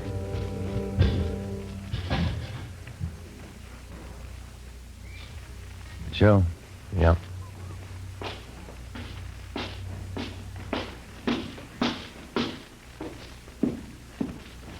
Joe, come here, my will you? Yeah?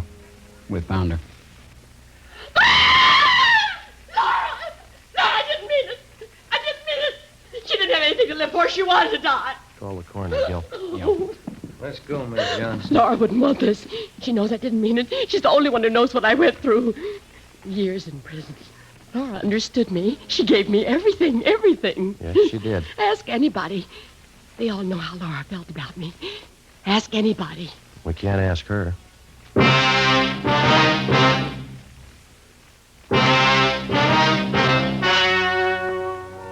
The story you have just heard was true. Only the names were changed to protect the innocent. On July 14th, trial was held in Superior Court, City and County of Los Angeles, State of California. In a moment, the results of that trial. It's amazing how many long cigarette smokers are changing to Fatima. Here is the actual report. From coast to coast, king-size Fatima has more than doubled its smokers. Yes, more and more smokers every day are discovering that Fatima is the best of all long cigarettes. Long cigarette smokers find Fatima has a much different, much better flavor and aroma. Long cigarette smokers find that Fatima is extra mild because it's the long cigarette which contains the finest Turkish and domestic tobaccos superbly blended to make it extra mild. So enjoy extra mild Fatima. Best of all long cigarettes. It's wise to smoke extra mild Fatima. It's wise to smoke extra mild Fatima.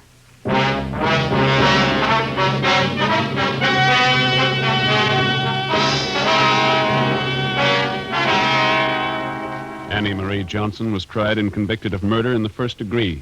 She was executed in the lethal gas chamber at the state penitentiary, San Quentin, California.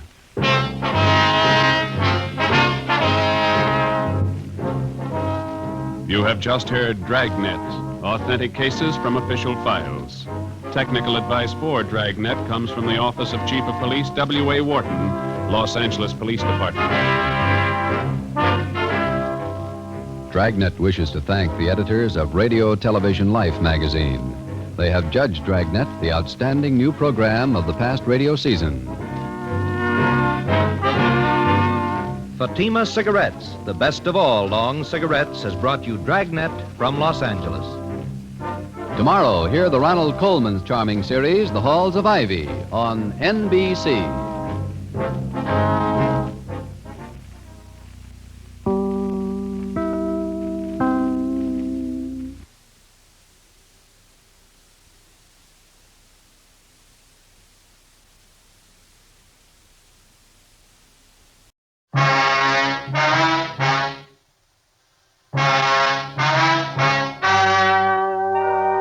The story you are about to hear is true. Only the names have been changed to protect the innocent. Fatima Cigarettes, best of all long cigarettes, brings you Dragnet.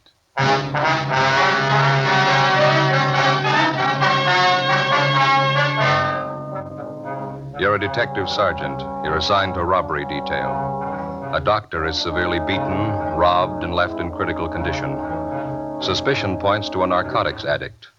Your job? Get him. You'll be amazed when you compare Fatima with other long cigarettes. You'll find they now cost the same. But in Fatima, the difference is quality. You see, Fatima is the quality king-size cigarette because it contains the finest domestic and Turkish tobaccos superbly blended. And Fatima is extra mild, with a much different, much better flavor and aroma than any other long cigarette. So compare Fatima yourself. Fatimas now cost the same as other long cigarettes, but your first puff will tell you... Ah, that's different. Yes, in Fatima, the difference is quality. Ask your dealer for Fatima, the quality king-size cigarette. Best of all long cigarettes. Start enjoying Fatima tomorrow.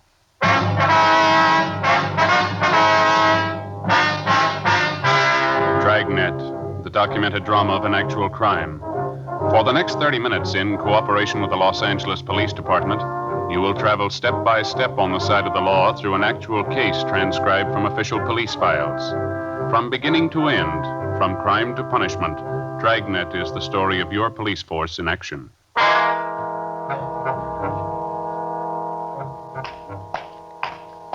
It was Monday, August 7th. It was warm in Los Angeles. We were working a day watch out of robbery detail. My partner's Ben Romero. The boss is Thad Brown, chief of detectives. My name's Friday. It was 1:15 p.m. when I got to 4656 Collis Avenue. The front door. Is that you, Joseph? Yeah, Ma, it's me. I didn't expect you so soon. Well, I'm off for lunch, and Ben and I were in the neighborhood, so... Oh, well, I'll get the telegram. Thank you. I must say, I'm glad you could get home. Telegrams always make me nervous. Nobody ever sends a telegram unless it's important here, so... Thank you. Yes, they do, Ma. Some people send wires to invite you to lunch or to a reception or something like that. Is that so? Sure. You just forgotten, haven't you? I've gotten them before like that. There's no way to do, anyhow. Why not? People always associate frightening things with telegrams. Well, aren't you going to open it? Oh, yeah, sure. You know, if you were worried you could open it, Ma, it'd been all right. Well, you know I never open anything addressed to you, Joseph. Anything important? It's from Belmont, my old high school. Oh, yeah. They want me to come up next week. They're having some sort of assembly up there. Want me to talk to the student body. Well, that's nice. You going to go? Yeah, I think I better, don't you? I'll have to clear it through Captain Sheldon, though. No, I think it's awfully nice for them to remember you. What are you going to talk on, to say? Yeah, police work, it says here. I'll have to think of something to base it on, though, won't I? Well, you'll have to memorize it, Joseph. Doesn't look well for a man to stand up on a platform and read a prepared talk. Yeah, I know. Oh, that's Ben. I gotta go, Ma. Would you and Ben like some lunch? I can fix you something in about a minute. No, we haven't got time, dear. I'll see you later. I don't know why they couldn't have written a letter instead. What's that, Ma? I said they could have written you a letter. Besides, it's much cheaper than a telegram. Yeah, Ma. I'll see you later. Bye, Joseph. Bye.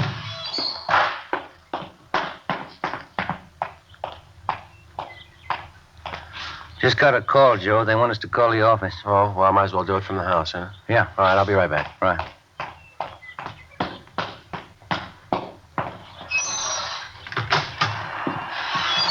It's just me again, Ma. Came back to use the phone. You're all right, Joseph.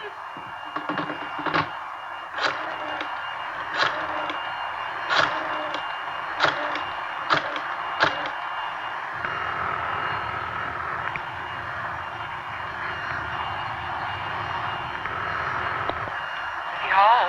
2511, please. 2511. Robbery, Chandler. This is Friday, Glenn. Got one for you, Joe. What? I can't hear you, Glenn. Got one for you. Wait a minute, I can't hear you. Hey, Ma, would you hold that vacuum for a minute, please? I can't hear. Oh, all right, Joseph. Thank you. I'm sorry, Glenn. What'd you say again? That's right. That young kid hit again, doctor's office. Yeah? It's that same kid, only this time he got a little rough. Victim's at Georgia Street. He's still carrying that gun Did he use the gun? to beat the man with. Victim's a 55-year-old doctor. No reason for it, Joe. All right, we'll get right on it. Right, bye. Yeah, bye. Okay, Ma, I'm all through. All right, son.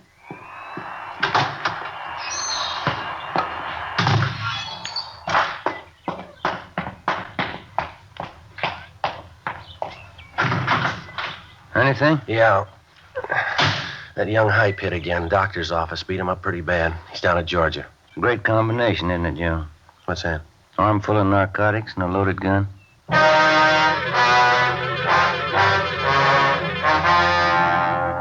Monday, August 7th. Since June 27th, Ben and I had been assigned to a case involving a young narcotics thief. For 7 weeks now, he'd been robbing every possible source available to him of narcotics. Since the inception of the investigation, we'd seen this young criminal develop from a small-time sneak thief to a full-fledged armed and vicious thug. The descriptions of the young thief, taken from his various victims, tallied almost to the letter. Blonde, light complexion, small stature, 5'7" to 5'10", nervous and unusually juvenile in appearance. Everything possible was being done for his quick apprehension. Hundreds of mugshots were screened and shown to victims. No identification. 3:30 p.m. We checked back in at the office. Went to see Sergeant Ed Hall, Narcotics Division. Chandler said you went over to Georgia Street to see that doctor. Yeah, that's right, Ed. Short visit. Poor guy. Pretty bad, huh? No, the guy's really a mess. Kid must have worked overtime on him. And what's his condition? Still critical when we left. They wouldn't let us stay long. We got a description. It's the same kid. Doctor's name was Gannon, huh? 55 years old. Yeah, pistol whipped him. Knocked out 7 of his teeth, fractured his jaw. Doctor was wearing glasses. They don't know if he'll see out of his right eye anymore.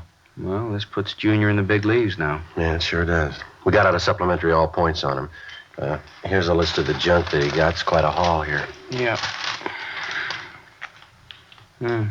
Morphine, quarter grain, 30 vials. 5 vials, half grain codeine. Dolphine, quarter grain, 6 vials. Yeah, you did all right. Long list here. We got that from the nurse. She was out to lunch when it happened. It's a small office out there, and the doctor closes up at noon. Nurse goes out to lunch, and he eats in the office. That's when the kid got to him. He knew when to hit, didn't he? Yeah. Our boys haven't been able to turn up a thing for you. Nobody seems to know the kid. Well, the amount of stuff he hauled out of that doctor's office, something ought to show, shouldn't it? Should, yeah, with a haul like that. You got anything at all to work on? Yeah, that car that was used on the job. Still got it staked out. Well, we just picked this up from the report counter. Yeah. Uh-huh. Car was reported stolen 2 hours after the robbery. It's a little bit of a break, huh? The report was taken out at the Wilshire station. Mrs. Irving Adams states that her husband had notified her that the car was stolen from him while he was at work today. Said he always parks it out in front on the street. We haven't checked it out yet, but we figured it was a good place to start, maybe. Wait a minute. What'd you say that name was? Irving Adams. No, let me see that report. Well, this Adams is a user. He's up in county now, waiting trial. Are you sure about that? Yeah, Walker and I picked him up. I just talked to Adams up in the county jail this morning. How long's he been in? Let's see. It was last Tuesday, July 30th. The car couldn't have been stolen from Adams today if he's been in jail for a week. Well, there's one guy can figure it out for you. Adams. 4:05 p.m.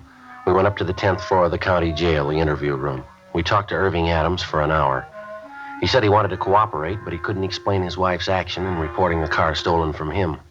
He kept repeating that he knew his wife was not involved in anything, that she was innocent of any complicity in the case of the youthful gunman. He could give us no information on anyone fitting the gunman's description. He insisted that the entire matter was a mistake and that his wife could clear everything up if we'd just talk to her. 5:20 p.m. Ben and I drove out to 239 West 92nd Street, the Adams residence. It was a small white bungalow trimmed in red. The front lawn needed cutting and care. There were 4 bottles of soured milk on the front porch, along with several old newspapers. The front blinds were down, and although it was still early, the front porch light was burning. The other homes in the neighborhood appeared to be neat and well kept. The screen door was ajar and supported by one rusty hinge. 5:21 p.m. Looks like nobody's home. Well, let's give it a try, huh? Give me a minute, I'll cover the back. Right.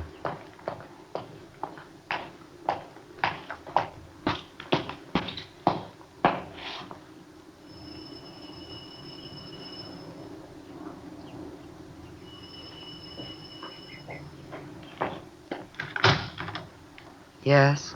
Police officer, my name's Friday. You're Mrs. Irving Adams? Yes, that's right. Well, I'd like to talk to you about your stolen car. Have we found it? Well, yes, we have. Can I come in?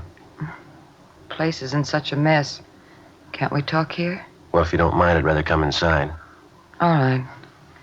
Don't look at the house. I've been kind of sick. Haven't felt much like cleaning up. All right. You alone here, are you? Right now, my husband's at work. Mm-hmm. Mind if I go through the house? You mean search it? You got a warrant? No, I just want to go to the back door. What for? Well, my partner's around back there. This the way to the back door here? That's right. This it? It's locked. Keys in the door. All right. Hey, Ben? Yeah, everything all right? Yeah, fine. Is he a police officer, too? Yeah, that's right. This all there is to the house here? What do you mean? Well, just these 3 rooms here. Yes, that's all. I thought you said you were alone here. I am. Now, who's that woman lying down in the other room? That's Catherine. I didn't want you bothering her. She's been sick, too. She sleeps most of the time. I just forgot about her. Mm-hmm. Anybody else around? No, nobody. No, I mean anybody sick or otherwise. Anyone besides you and this girl in there? Well, you've been in every room in the house except the bathroom. Mm-hmm. This it here? Yes.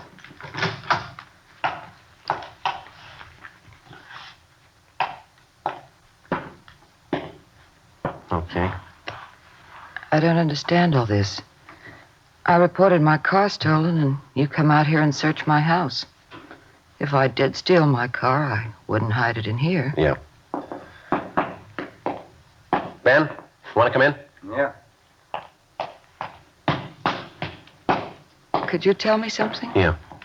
Why are you here? Well, I told you we found your car. This is Sergeant Romero. How do you do? What's the trouble? Anything wrong? Who'd you say your car was stolen from? From me. It was my car. Is that the way you made the report, Mrs. Adams? It was stolen from you? I think so, yes. Ms. Adams, according to the report that you made out this morning, you stated that the car was stolen from your husband. Isn't that right? Is that what I said? Yes, ma'am, that's right. I don't remember. We both used the car so much. I forgot. Well, now, which is it, you or your husband? I'm not sure. You been drinking, have you? A little bit, just to ease my nerves. I haven't been feeling well. Well, it's obvious you're not drunk, Mrs. Adams. Why don't you keep your story straight? Well, officers, I am telling the truth. Well, your husband's in the county jail. He's been there for a week. The car couldn't have been stolen from him. Now, could it? I didn't say it was stolen from him. Is this your signature, Mrs. Adams? Yes, sir. This is a copy of the auto theft report that you made at the Wilshire Division. Yes. Well, now, is this report a true one or a false one? There's a penalty for making a false report, Ms. Adams. I'm sure you're aware of that. I only want my car back. Who was it stolen from? Well, whatever it says there, my husband. Now, we just told you that he's in jail. He's still in there. We just talked to him. The car couldn't have been stolen from him. Have you got anything to say to that? No. Well, I think we better go downtown where you can sit and straighten yourself out and give us some right answers. I don't want to go to jail. And that's just where you're going if you don't snap out of it and come up with the truth. I know who you want. It's Rex Burley, isn't it? Who's Rex Burley? A young kid, blonde, small. He told me he was in some kind of trouble with the car. Said if I'd tell the police it was stolen, it'd be all right that way. Do you know where he is now? No, I don't. You sure about that? That's the truth. Yeah, come on. Yeah. Catherine's awful sick. She always sleep this heavy? Only when she's sick. She's really out, isn't she? Yeah. Look at her leg. Yeah. She's a user. Say, this girl's on narcotics, Ms. Adams. Are you a user? No, I'm not. I don't know where Catherine gets it. How about Rex Burley? He's on it, too. Maybe she gets it from him. Is there any stuff in the house now? Not that I know of.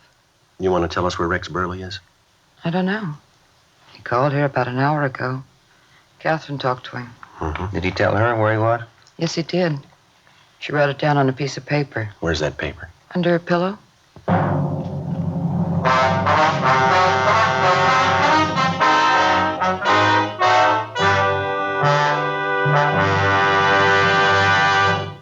You are listening to Dragnet. From beginning to end, Dragnet is the authentic story of your police force in action. Now, from beginning to end, the Fatima story. Actual convincing proof that in Fatima, the difference is quality. Quality of tobaccos. The finest domestic and Turkish varieties, extra mild and superbly blended to give you a much different, much better flavor and aroma. Quality of manufacture. Smooth, round, perfect cigarettes. Rolled in the finest paper money can buy. Manufactured in the newest and most modern of all cigarette factories. Quality, even to the appearance of the bright, clean, golden yellow package. Carefully wrapped and sealed to bring you Fatima's rich, fresh, extra mild flavor. Because of its quality, its extra mildness, its better flavor and aroma, more long cigarette smokers are now insisting on Fatima than ever before. So if you smoke a long cigarette, compare Fatima. You'll find they now cost the same. But your first puff will tell you, Ah, that's different. Yes, in Fatima, the difference is quality. Insist on Fatima. Start enjoying the quality king-size cigarette. Fatima. Best of all long cigarettes.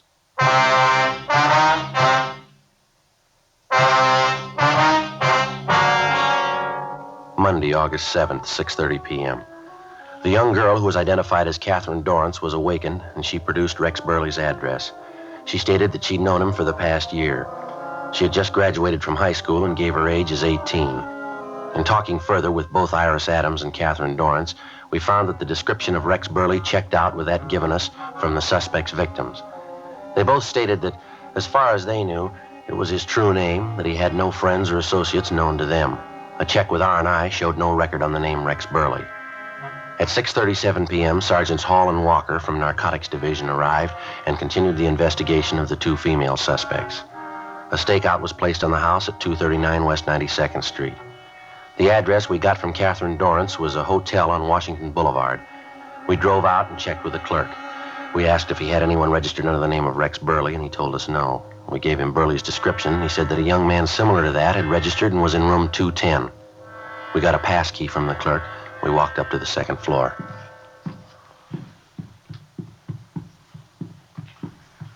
This is it. Lights on under the door. Yeah. Careful, huh? Yeah. Who is it? Open up. We want to talk to you. What about? Is the key in the door? Yeah, pass key's no good. All right, come on. Open up. Police officers. Isn't gonna open. All right. Let's hit it. Right again. Once more. Yep. Windows open. Up the fire escape, Joe. Police officers, hold it up. Watch it. You all right? Yeah. All right, come on. Let's go. All right, hold it up there. He doesn't want to stop. He's over the side, under the roof. All right, come on. All right, easy. See him? No, it's pretty dark.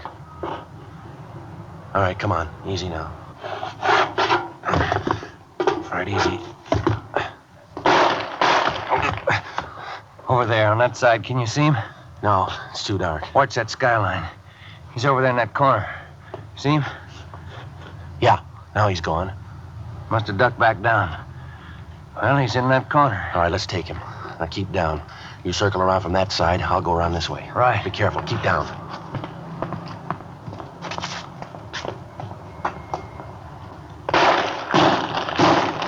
Don't shoot! Don't shoot! I quit! Please don't shoot! All right, throw that gun out. Get your hands in the air. Walk toward the middle of the roof. All right, here's the gun. I see him, Joe. I got him covered. You all right? Yeah. All right, keep those hands up. All right, stand still. I'm sorry. I'm sorry. All right, get your hands behind you. Ben? Let's go, Burley. I didn't mean to do it. I was wrong. I know I was wrong. Should have thought about that a long time ago. How old are you, Burley? 20. You're living pretty high, aren't you? I had to have this stuff. I needed it. How else could I get it? I didn't have the money to buy it. You didn't have to get started on it. Come on, let's go. I didn't want to get started. All of a sudden, I was just on it. I couldn't do anything about it. You don't understand. There was just somebody else to explain it to. There is, but they won't understand it either.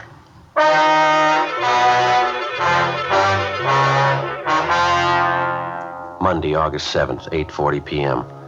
Rex Burley was taken downtown to the Robbery Division for further interrogation. He told us that he was in his senior year in high school when he got started on narcotics. He kept repeating that he didn't mean to get started. He readily admitted his participation in 6 narcotics robberies. He told us that he got Catherine Dorrance, his 18-year-old girlfriend, started on dope. Gene Bechtel took his statement and a complete report was made. A partial recovery of the stolen narcotics was made from his hotel room. The remainder had been found at Irving Adams' residence on 92nd Street. Both female suspects, Iris Adams and Catherine Dorrance, were filed on for violation of the State Narcotics Act. A show-up was scheduled for August 8th to allow a positive identification from Rex Burley's victims. We received word from Georgia Street that Dr. Gannon's condition was improved. The suspect was transported to the main jail where he was booked. It was 10:38 p.m. when I got to 1456 Collis Avenue, the front door.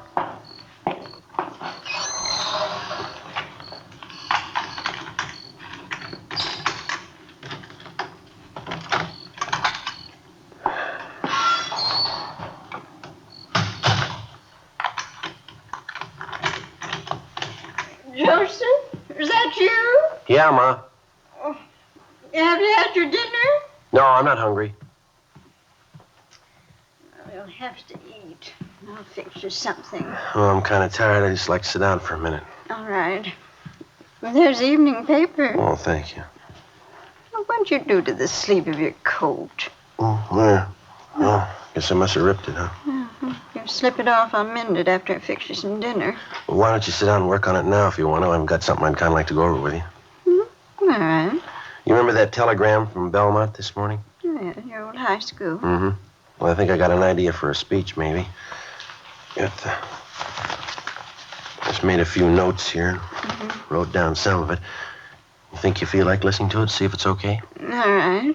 Did you write the speech today? Well, just parts of it. I hadn't written it clear out yet. I just got a few notes. I want to see what you thought of it. All right. Well, let me have your coat, son. Yeah.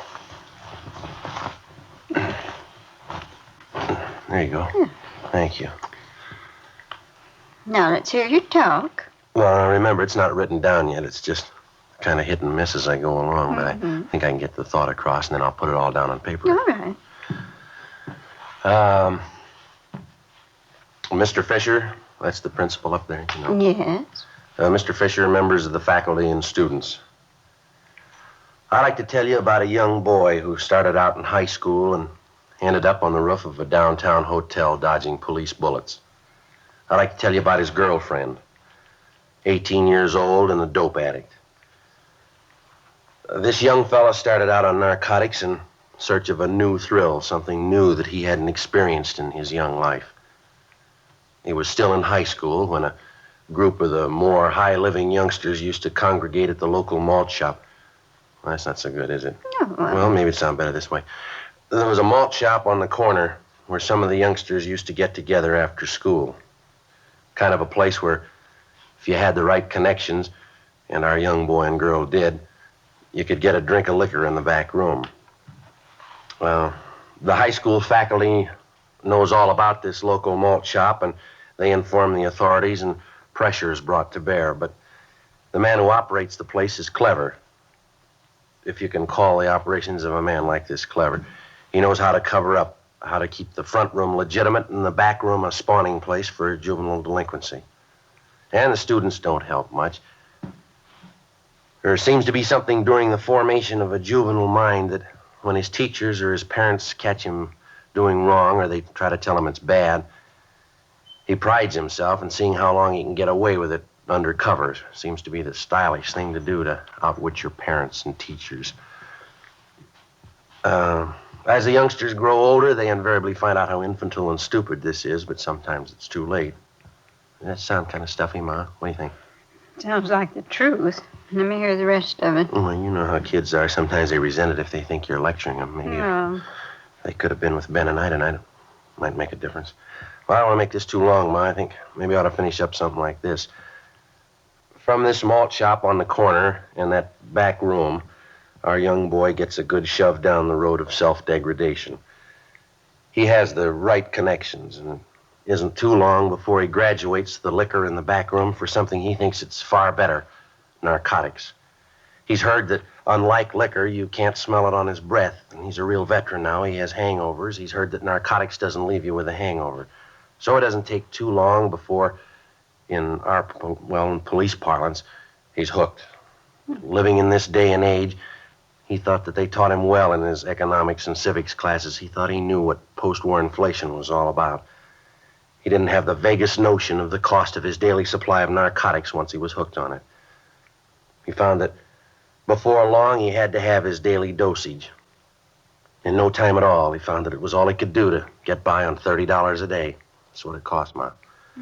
$30 each and every day, or he became violently ill, so sick that he couldn't seem to function properly. Well, in order to maintain his daily needs, he got a gun, and he robbed, and he beat people, and he stole. He shared with his girlfriend, and he dragged her down with him. He ended up on the roof of a hotel trying to shoot his way out. Well, the boy was 20 years old. His girlfriend was 18. 2 years ago, they both sat out there in a high school auditorium during an assembly. He went a long way, didn't he, in his 2 years out of high school? He was taken into custody on the night of August 7th. He was crying when we put the handcuffs on him. He was crying when we left him in his cell at the county jail. I guess he's still crying. Now, what do you think, Ma? That's just rough. I haven't... Mm-hmm. Will they believe it? You think it'll do any good? Well, I don't know, Ma. It's up to them.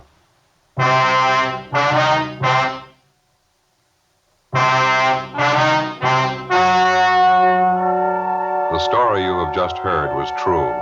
Only the names were changed to protect the innocent. On November 9th, trial was held in Superior Court, Department 83, City and County of Los Angeles, State of California. In a moment, the results of that trial. And now, here is our star, Jack Webb. Thank you. Friends, there are many cases on record of two people, not related, looking so much alike it's hard to tell them apart. A quick check of fingerprints, however, easily proves who's who. Now, at first sight, you could just as easily be fooled by king-size cigarettes. If you were to place a Fatima and any other king-size cigarette side by side, you'd find they look identical. But believe me, there's a real difference. In Fatima, that difference is quality. Quality that gives you extra mildness, a much better flavor and aroma. Compare Fatima with any king-size cigarette. The size is the same, now the price is the same. But in Fatima, the difference is quality. Buy a pack tomorrow.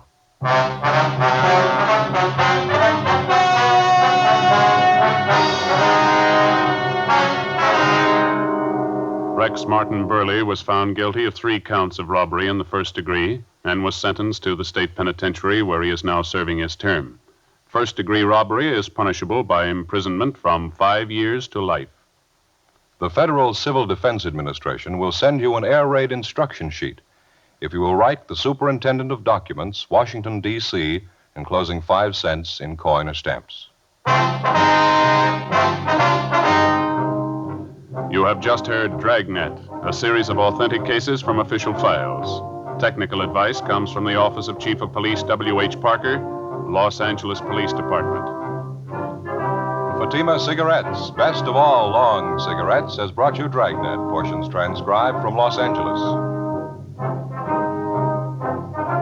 Stay tuned for Counter Spy, next over many NBC stations.